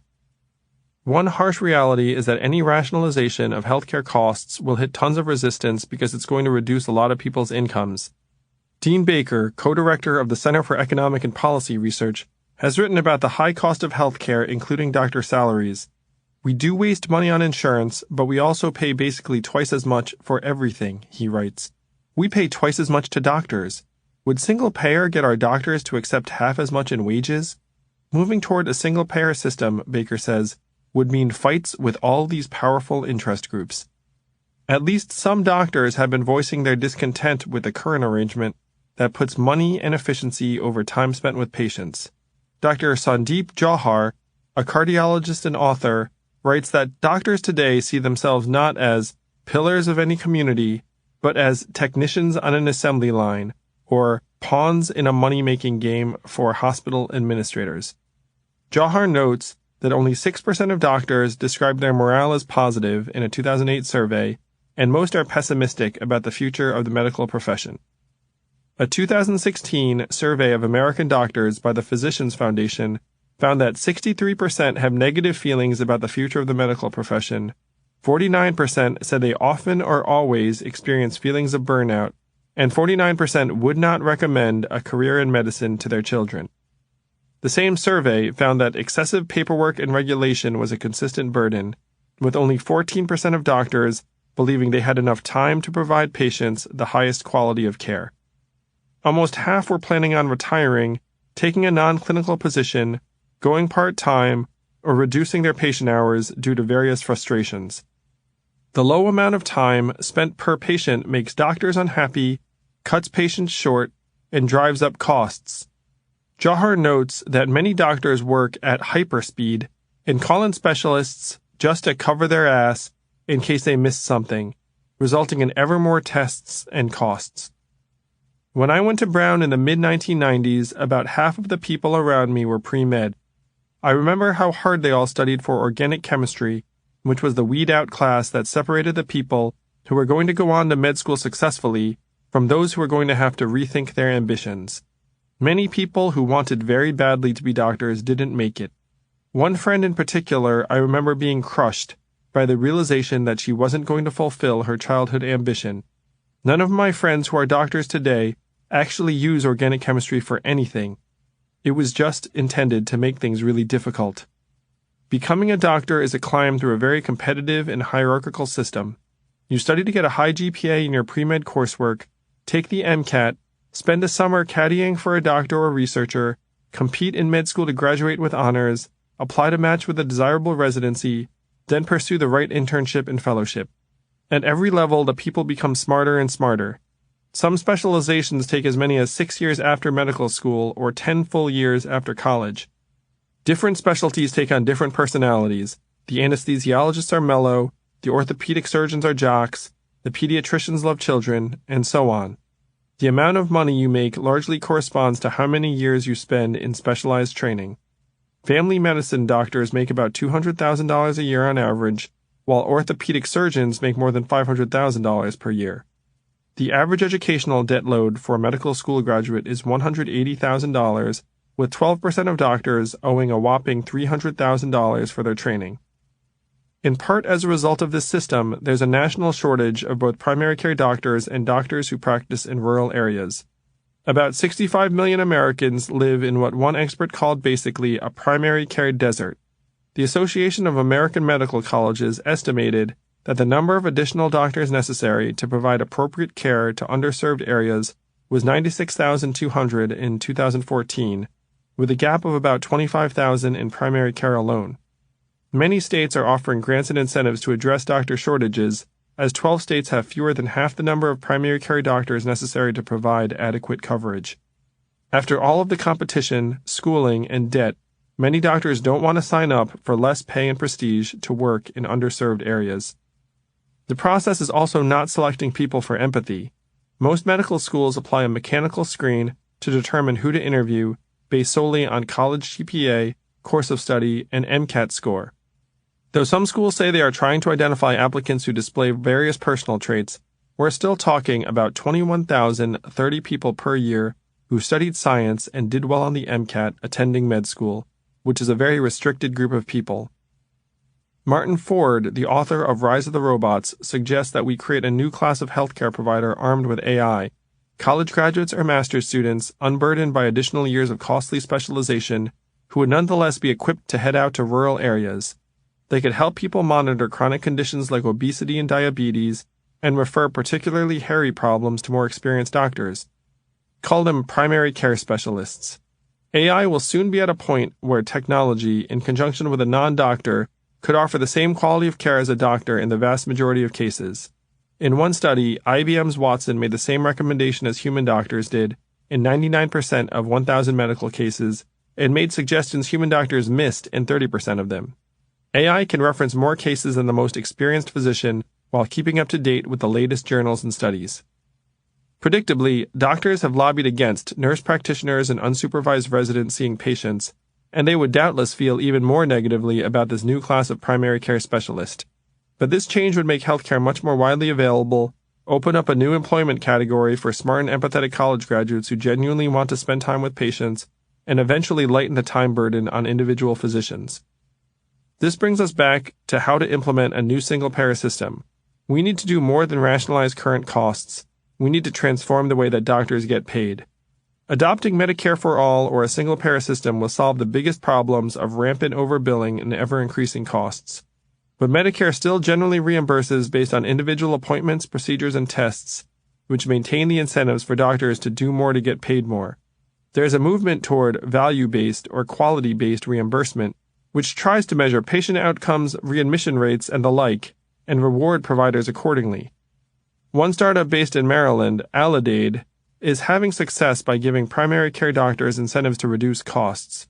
But these pay-for-performance plans are tough to measure, influence a very low proportion of the funds currently being received by providers, and have had mixed results. The best approach is what they do at the Cleveland Clinic. Doctors simply get paid flat salaries. When doctors aren't worried about billing, they can focus on patients. Dr. Delos Cosgrove, the CEO of the Cleveland Clinic, said, I think you have to recognize that people do what you paid them to do. If you pay doctors to do more of something, then that's what they'll do. If you put the emphasis on looking after patients, they'll do that. The Cleveland Clinic is consistently ranked among the top hospitals in the country, and physician turnover is only 3.5% per year, much lower than normal. The Cleveland Clinic has achieved financial success in part by universalizing a sense of cost control. They put price tags on things so everyone knows how much it costs to, say, open up a new set of sutures. They don't allow redundant tests. They include doctors in purchasing decisions. Everyone is interested in the company's financial sustainability because they feel a sense of ownership and mission. Plus, if the hospital does well, you're more likely to get a raise. What's required is an honest conversation in which we say to people who are interested in becoming doctors, if you become a doctor, you'll be respected, admired, and heal people each day. You will live a comfortable life, but medicine will not be a path to riches. On the bright side, we're not going to burn you out by forcing you to see 1 million patients a day and fill out paperwork all the time. We're going to supplement you with an army of empathetic people equipped with AI who will handle most routine cases. We'll only call you when the case genuinely requires distinct human judgment or empathy. We want you to become the best and most human version of yourself, not Dr. Speed Demon who can bang out a 9-minute appointment. Let's leave that to Watson. I'm sure that many doctors would enjoy this shift in role and embrace becoming better, more empathetic clinicians. Changing their incentives would change everything. A shift in incentives would also allow doctors to treat patients holistically. The South Central Foundation, a healthcare provider for Alaska Natives, treats health problems and behavioral problems as related issues. When you get a health checkup, you also get a psychological appointment. It turns out that problems like obesity and depression are linked, and the local citizens' top concerns, child sexual abuse, child neglect, domestic violence, and addictions, all involve psychology and behavior as much as medicine and drugs. Integration of physical and psychological services at South Central lowered hospital admissions and visits to the emergency room by more than a third between 2000 and 2015, and 97% of patients said they were satisfied with the care. Integrating medical and behavioral health care could save tens of billions of dollars each year from the nation's healthcare costs. South Central CEO Catherine Gottlieb, an Alaska Native, received a MacArthur Genius Grant for her work. In time, freedom from being paid a fee-for-service would give physicians and organizations the opportunity to solve problems in new ways. At first, the goal would be to measure patient outcomes and decrease readmissions and errors. Eventually, one can imagine hospitals being measured against statistics on the health of the surrounding population. Primary care specialists could distribute biometric devices, monitor a patient's interactions with other doctors, and encourage preventative measures. AI coaches could be employed to remind people to stick to their treatment or regimen, or to assist with psychological disorders. Patients could volunteer to share their health data to usher in revolutionary new approaches. The goal would be to make each hospital a hub of health and vitality that solves or reduces problems beyond its walls. Technology that streamlines costs and improves patient care would become a clinician's best friend. We have so many brilliant doctors, they should be innovators, detectives, guides, and sources of comfort, not glorified assembly line workers. And freeing healthcare from being locked to a job would be a massive boon to economic growth and dynamism.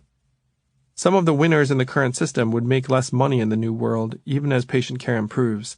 The message should be, thank you for taking care of us. Now the country needs you to adapt and evolve. You possibly knew that this time would come sooner or later. We hope you'll be even more excited to help people get well now that you have the time to really focus on it. 22. Building people. Education in the age of automation. Reimagining college in the age of automation begs the fundamental question, what are people sent to college to learn? Originally, the idea of an education was to develop a sense of morality. As Mary Woolley, the president of Mount Holyoke, stated in 1901, character is the main object of education. The Harvard psychologist and philosopher William James wrote around the same time that character and moral significance are built through adopting a self-imposed heroic ideal that is pursued through courage, endurance, integrity, and struggle. It's the development of these ideals that was once the purpose of a university education. Of course, for many decades now, the point of college has been to set people up for jobs. But what happens when the jobs disappear? Similar to healthcare, the automation wave should lead us to invest more people in education and human capital development. It should also drive us to dramatically increase our emphasis on technical and vocational training and apprenticeships at the high school level to take advantage of the jobs that will continue to exist. The difficulty is that schools will need to reinvest and adapt even as the monetary returns on education diminish and jobs become harder to come by. Some believe that we can inexpensively educate large numbers of people using the latest technology. A couple years ago, I spoke at an awards dinner with Sal Khan, the founder of the Khan Academy. If you don't know Khan Academy, you should. They make education videos that are used by millions around the world on everything from basic arithmetic to great literature to quantum physics. Sal was a hedge fund analyst turned explainer of all things. Bill Gates' kids used to watch the videos to supplement their schooling, leading Bill to become one of the many million-dollar donors to Khan Academy. Their mission is to educate the world. Sal gave an inspiring talk that night. The high point went something like this. Back in the Middle Ages, if you asked the literate monks and scholars how many of the farmers and peasants walking around would be capable of learning to read, they'd scoff and say, "Read?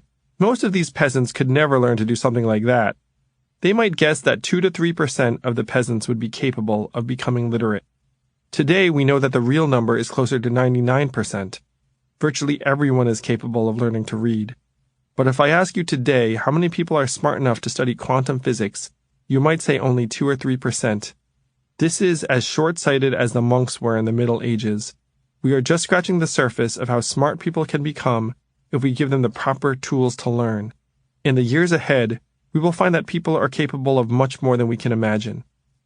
Sal's speech received a rousing ovation. It was an exhilarating vision. Technology and universally accessible, low-cost education materials would accelerate a new age of smarter human beings. Presumably, these new smarter human beings would innovate and create new jobs and businesses. As we walked away, I found myself asking, is he right? At least here in the United States, it's very hard to say that he is. The internet became widely available and adopted in 2002. A majority of American households have had broadband internet at home for more than 10 years now, and 85% today have either a broadband home connection or a smartphone. We have years of information about how unlimited access to materials like Khan Academy has influenced learners around the country. Unfortunately, SAT scores have declined significantly in the last 10 years. High school graduation rates have edged upward. College readiness is generally down. We don't seem to be getting any more enlightened despite ubiquitous online lessons. It's impossible not to love Khan Academy. I fully intend to strap my kids in as soon as they're ready for it, and I fantasize about coming home and having them say things like, "I learned thermodynamics today." But if one gives a 12-year-old access to high-speed internet, they are infinitely more likely to chat with their friends, play video games, or watch the latest honors trailers video than delve into a deep thought-provoking discussion of war and peace. Among the biggest gainers from Khan Academy are people abroad and learners like Bill Gates' kids who already had some things going for them.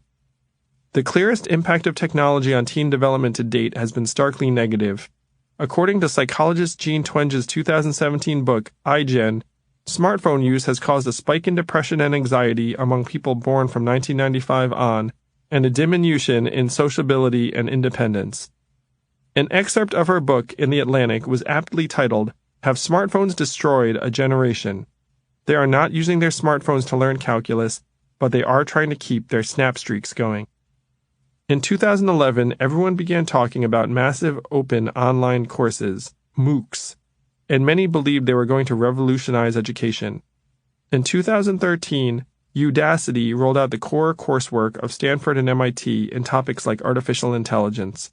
Tens of thousands of students around the world enrolled. Pundits and experts predicted the disruption of college as an institution.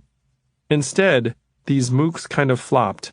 Only about 4% of students completed the average course, with many quitting after only 1 or 2 sessions. In one case, an online math course was found to be less effective than a remedial college class in person and scaled back. Though these online courses continue to improve, college applications remain higher than ever. People still learn from other people. Too often, people mistake content for education and vice versa. We act as if we can take a textbook or lesson online and make it interactive, and then that will educate someone. But no one would consider putting a child in an empty classroom with a textbook education. We would call that reading or maybe punishment. Max Ventilla, the founder and CEO of AltSchool, has said that the worst use of software in education is in replacement of humans. That's craziness. It's about the relationship that kids have with their peers, with adults. That's what creates the motivation that creates the learning. AltSchool is a company founded in 2014 to personalize education for all children across the country. AltSchool has raised over $175 million from Mark Zuckerberg, Emerson Collective, and others. It has opened 6 schools that collectively serve hundreds of elementary school students in San Francisco and New York. It employs more than 50 engineers who are developing tools each day that teachers request. The school uses video cameras to monitor tiny student interactions for playback. We believe that the vast majority of the learning should happen non-digitally, Max explains. He is the former head of personalization at Google and parent to 3 young children, and he wants to build schools that prepare children for the future. In any AltSchool classroom, most of what a kid is doing is not on a screen, but for every kid we have a digital representation of the important things that relate to that child's learning, not just their academic learning, but also their non-academic learning. They learn that their character skills matter, that their grit, their perseverance, that their experience with being successful after failing a bunch of times is as much a part of the education as learning history facts and knowing how to multiply 2 numbers.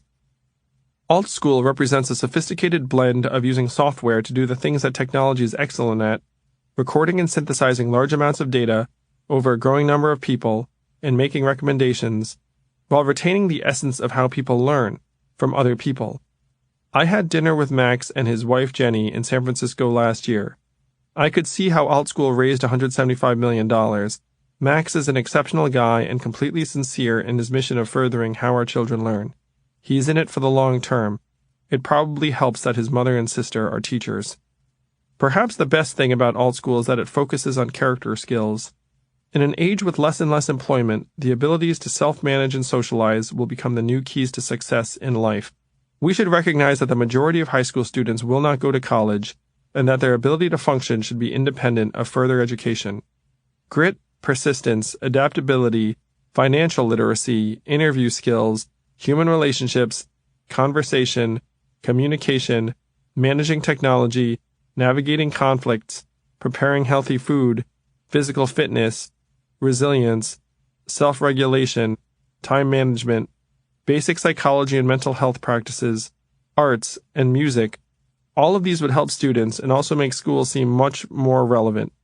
Our fixation on college readiness leads our high school curricula toward purely academic subjects and away from life skills. The purpose of education should be to enable a citizen to live a good, positive, socially productive life independent of work. Education starts at home.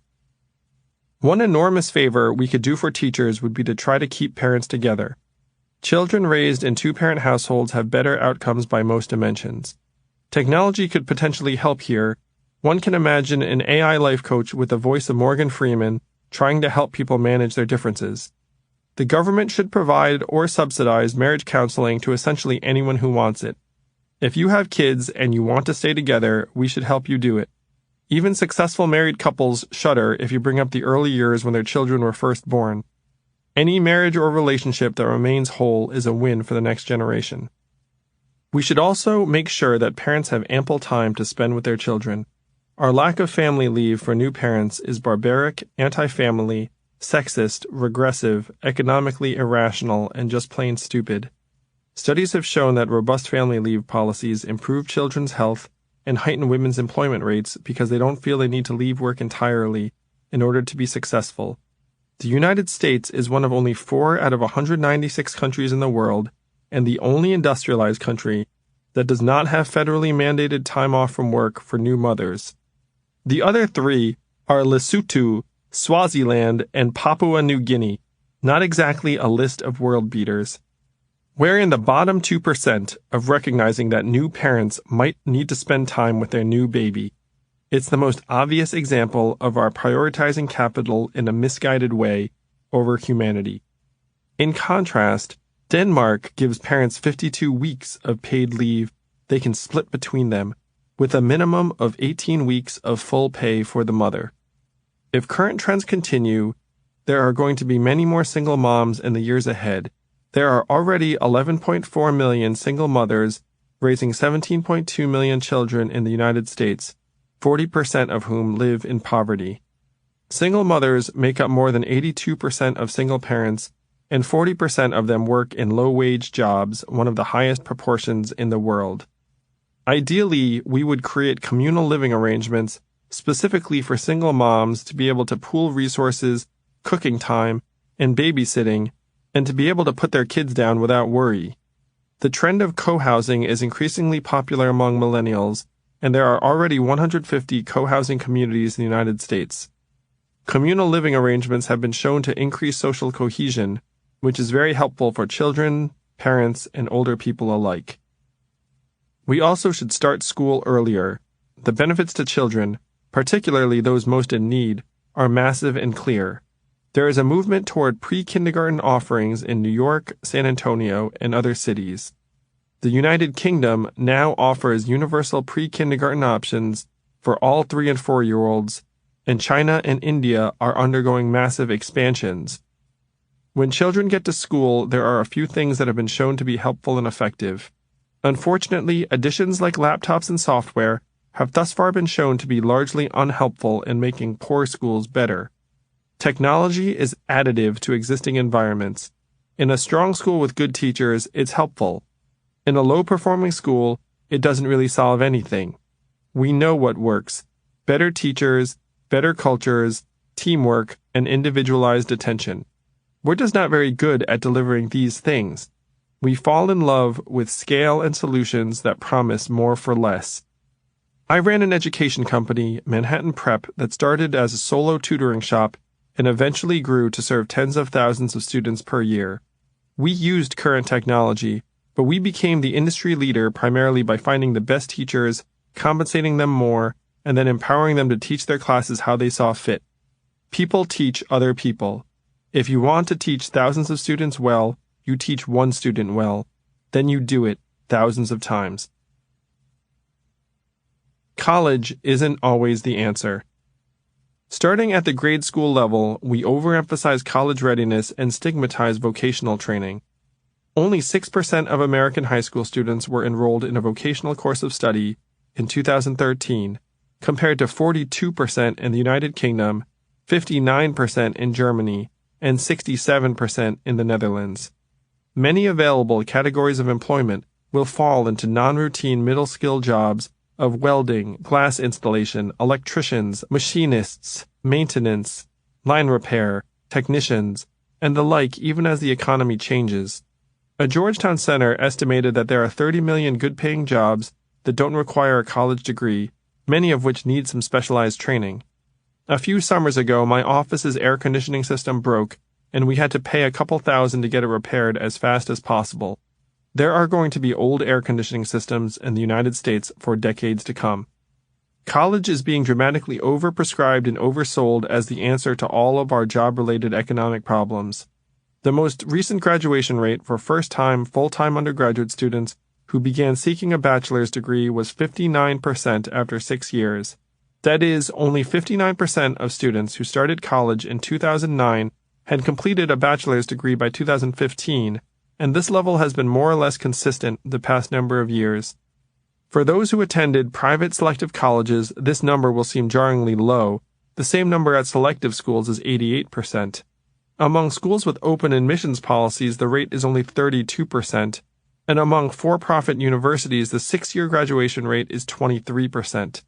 Similarly, the graduation rate from 2-year associate's degree programs within 3 years is only 29.1%. College, more than high school, is America's true dropout factory. The main reasons cited for dropping out are being unprepared for the rigors of academic work, inability to cope with the competing demands of study, family and jobs, and cost. The worst part is that no school will refund you your tuition if you don't get your degree. Millions of high school graduates show up to college or community college, rack up significant debt, and then don't graduate. We are up to a record $1.4 trillion in educational debt that serves as an anchor on the futures of many of our young people. Meanwhile, the New York Federal Reserve estimated the underemployment rate of college graduates to be as high as 44% for recent grads and 34% overall. 1/3 of college graduates are working in jobs that don't require a degree. We pretend that a college degree will prepare one for the future and ensure gainful opportunities when that's often not the case. Why is college so expensive? This raises a central question. Why is college so expensive? There is no real measure of the effectiveness of college. It's not like they give you the SAT again and see how much better you got at it. And yet college tuition has risen at several times the rate of inflation the past 20 years, more dramatically than all other costs, including healthcare, as you can see in the accompanying PDF. Thousands of parents right now are sitting there thinking, gosh, sending 2 kids to college might cost $500,000. The real income received by college graduates has declined, even as the cost of a degree has gone through the roof.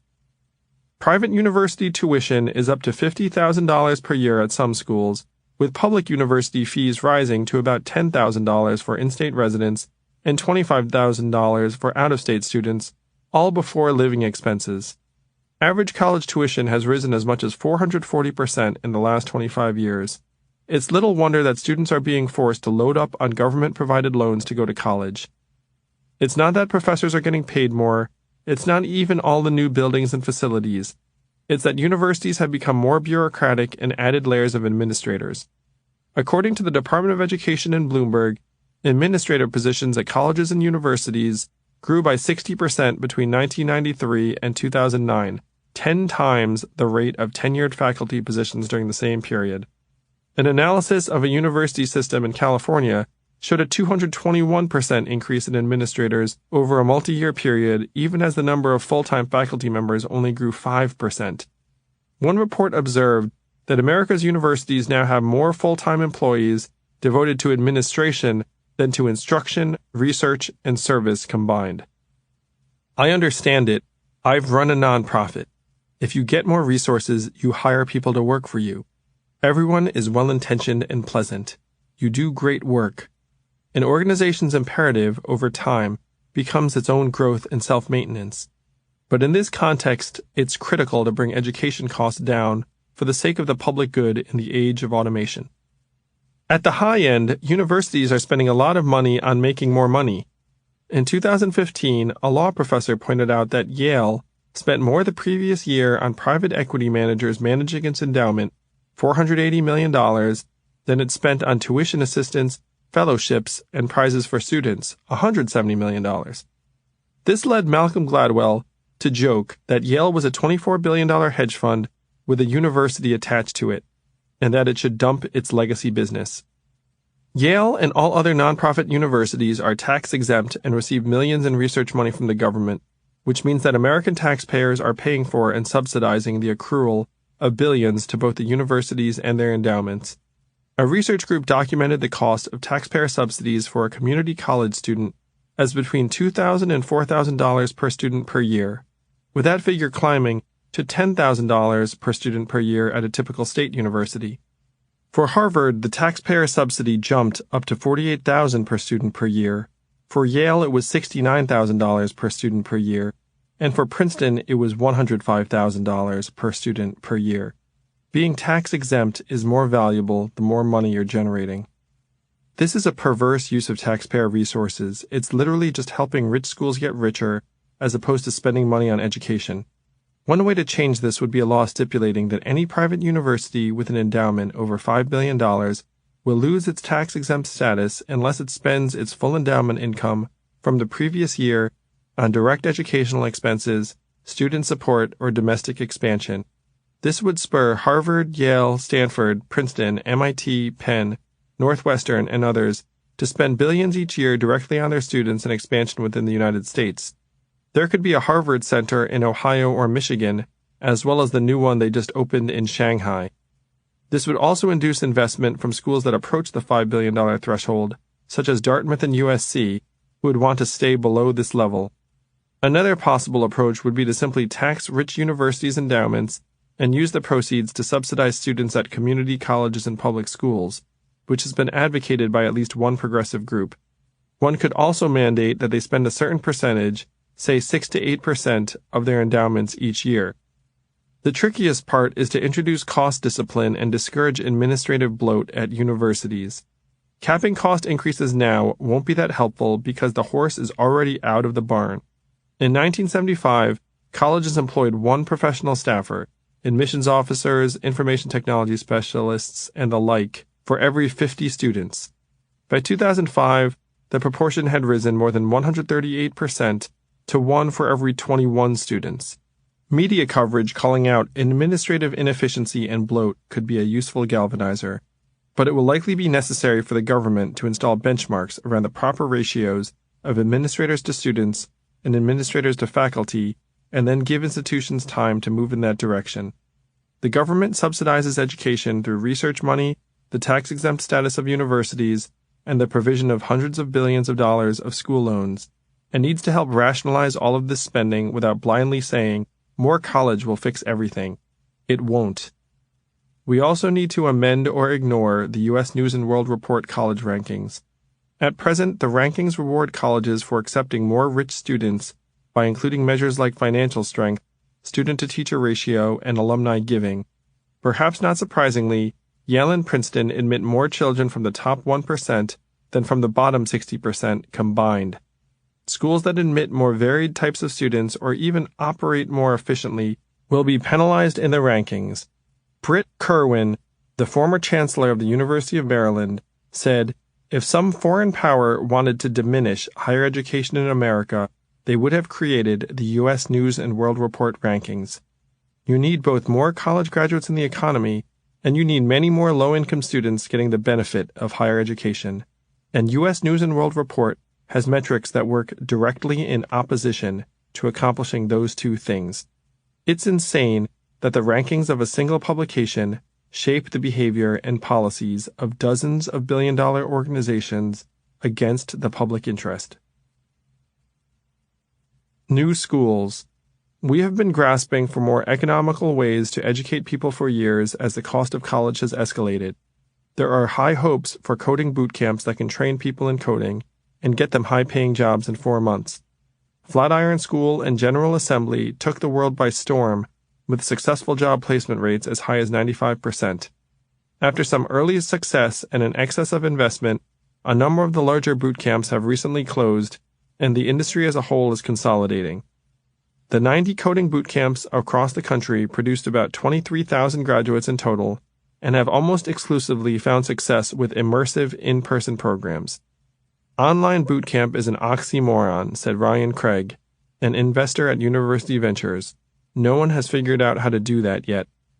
Perhaps the most interesting application of technology in college education is the Minerva Project, a startup university now entering its 5th year.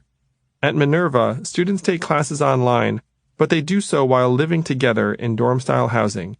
Minerva's online interface is unusual in that the student's face is shown the whole time, and they get called on to ensure accountability and engagement. This face time is even the main performance metric. There aren't final exams. Professors review the classes to see if individual students are demonstrating the right habits of mind. Minerva saves money by not investing in libraries, athletic facilities, sports teams, and the like. Students spend up to 1 year each in different dorms in San Francisco, Buenos Aires, Berlin, Seoul, and Istanbul. Minerva is selective. The acceptance rate for the latest class was only 1.9%. Students socialize and build connections because they live and travel together. Minerva delivers learning, but it also delivers the credentialing, network, socialization, and identity that students crave. And it does this at $28,000 a year, a little more than half of what similarly selected universities charge. I met a group of Minerva students in San Francisco last year, and they struck me as unusually self-determined and thoughtful. One thing I love about Minerva is that it's a new school. Ben Nelson, the founder and CEO, has made the point that if everyone wants to attend a great university, why don't we create more of them? It's truly odd that we've maintained a similar number of slots at selective schools, even as admissions rates have plummeted to record lows. It may serve a school's interest to remain small and selective, but it's better for society if they were to try to expand. Dartmouth recently announced it may grow its entering class by as much as 25%, which is a step in the right direction. Rediscovering ideals. The single best thing that universities could do would be to rediscover their original missions. What do you stand for? What should every graduate of your institution hold or believe? Teach and demonstrate some values. They're not your customers or your reviewers or even your community members. They're your students. They can tell if you're primarily sitting there selecting them, trying to connect them to jobs, building your endowment for the future, and encouraging them to donate. Harvard was originally founded to prepare clergy for their work. Now its main purpose seems to be to make sure that at least one banker a year used to play the cello. I spoke at Princeton a while back, and the students literally laughed when someone mentioned their motto, "In the nation's service and the service of humanity." I'm sure if someone had said it was "for the wealth of Princeton" or "in service of the markets," they would have laughed too, for different reasons. In his book, Self and Soul, Mark Edmondson, a University of Virginia professor, writes that Western culture historically prized three major ideals. The warrior. His or her highest quality is courage. Historical archetypes include Achilles, Hector, and Joan of Arc. The saint. His or her highest quality is compassion. Historical archetypes include Jesus Christ and Mother Teresa. The thinker. His or her highest quality is contemplation. Historical archetypes include Plato, Kant, Rousseau, and Ayn Rand. Edmondson mourns that these ideals today have been largely abandoned. The new ideal is what he calls the worldly self of middle-class values, to get along and get ahead, to succeed and self-replicate. The three great ideals live on in diluted form, e.g., spin classes and Spartan races for the warrior, nonprofits and social entrepreneurship for the saint, Ta-Nehisi Coates and the blogosphere for the thinker. But anyone who pursues one of these ideals to their extremes in modern life would seem ridiculous, impractical, unworldly, and even unbalanced. I'm sure most college students would agree. Personal qualities today are increasingly marginalized in favor of technocratic, market-driven skills. Instead, finance is the new courage, branding is the new compassion, and coding is the new contemplation. Schools today don't believe it's their place to teach toward the big questions. They can barely remember what ideals look like. If they can remember, there will be much more hope for us all. Conclusion. Masters or servants. I realize the vision I paint of our present and future challenges in this book has been a lot to take. The challenges of this era are massive. Automation-led job destruction has had a running start, weakening our society. We feel paralyzed because we fear that our institutions and leaders are no longer able to operate, and the solutions require many to act against their own immediate interests. We strive to make more people and communities capital efficient and market-friendly, even as the water level rises. The logic of the market has overtaken most of our waking lives. Normal Americans will increasingly suffer as the market grinds on and eliminates opportunities and paths to a better life. A majority of the technologists I speak to are already 100% certain that the automation wave is coming. They skip to the logical end. The time frame is unclear, but it really doesn't matter that much if it's 5, 10, or 15 years. They've already gotten there in their minds. Most are ready to head for the hills. I am fighting for my soul because I'm right there with them. I see it too. I see the path from here to there, filled with broken people and communities, and a society torn apart by ever-rising deprivation and disability. People will blame each other because they are locked in a fight for scarcity. Experts will squabble while the average person suffers. Families will deteriorate into dysfunction. Children will come of age with no real hope of a better life and with institutions selling them false promises. The age of automation will lead to many very bad things, but it will also potentially push us to delve more deeply into what makes us human. I spent the past 6 years raising a small army of idealistic entrepreneurs who have fanned out to 18 cities around the country. Dozens of our alumni have started companies ranging from a crawfish restaurant to a company connecting brand sponsors to Little Leagues to a chickpea pasta company to a company that helps make construction projects more environmentally friendly. We have helped create more than 2,500 jobs. It's amazing. It's inspiring. It won't be nearly enough. It will be like a wall of sand before an incoming tide. I created a multi-million-dollar organization out of people and ideals. I have lived in Manhattan, Silicon Valley, and San Francisco while working in Providence, Detroit, New Orleans, Cincinnati, Las Vegas, Baltimore, Cleveland, Philadelphia, Pittsburgh, St. Louis, Miami, Columbus, San Antonio, Charlotte, Atlanta, Nashville, Birmingham, Denver, Kansas City, and Washington, D.C. I have been in the room with the people who are meant to steer our society. The machinery is weak. The institutionalization is high. The things you fear to be true are generally true. I wrote this book because I want others to see what I see. We are capable of so much better. There's a very popular notion out there that ideas change the world. That's wrong. People change the world. People making commitments and sacrifices and doing something about the forces that are tearing our society apart.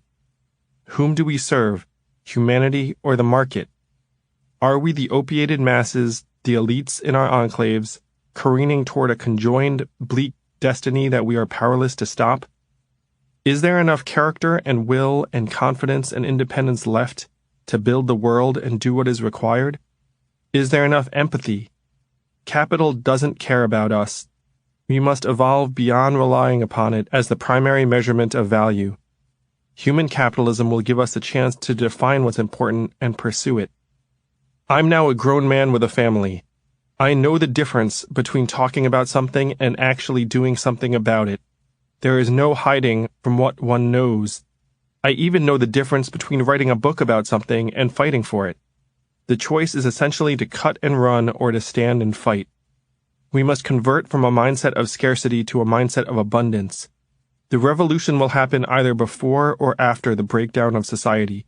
We must choose before. It will not be easy. We all have dysfunction within us, darkness and pain, contempt and resentment, greed and fear, pride and self-consciousness. Even reason will hold us back. Through all of the doubt, the cynicism, the ridicule, the hatred and anger, we must fight for the world that is still possible. Imagine it in our minds and hearts and fight for it, with all of our hearts and spirits.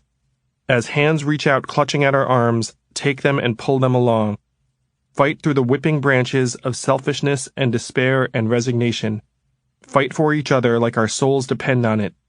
Climb to the hilltop and tell others behind us what we see. What do you see? And build the society we want on the other side. Evelyn, thank you for all that you do for me and our boys. They will grow up to be strong and whole. The rest of you get up. It's time to go. What makes you human? The better world is still possible. Come fight with me. Acknowledgments. Thank you to my editor, Paul Whitlatch, for being such an incredible reader and collaborator. And thank you to my agent, Bird Lavelle, for being a great friend and the best in the business. Belief in someone is a powerful thing.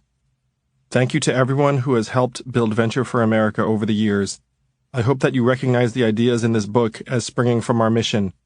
A dedicated group of the right people can indeed change the world. I've lived it and been the beneficiary of this truth thanks to you. As an entrepreneur, I'm a big fan of borrowing. I owe an intellectual debt to Martin Ford for breaking this ground and Andy Stern for orienting me towards solutions. David Friedman inspired the title of this book. Lauren Zalaznick, Cheryl Hauser, Eric Bond, Miles Lassiter, Bernie Sucher, Catherine Bendheim, Daniel Tarullo, Mika Grady, Scott Crace, Eric Cantor, Lawrence Yang, Owen Johnson, Chip Hazard, Chris Baggiano, Marian Salzman, Guillermo Silberman, and many others provided phenomenal insight into early drafts.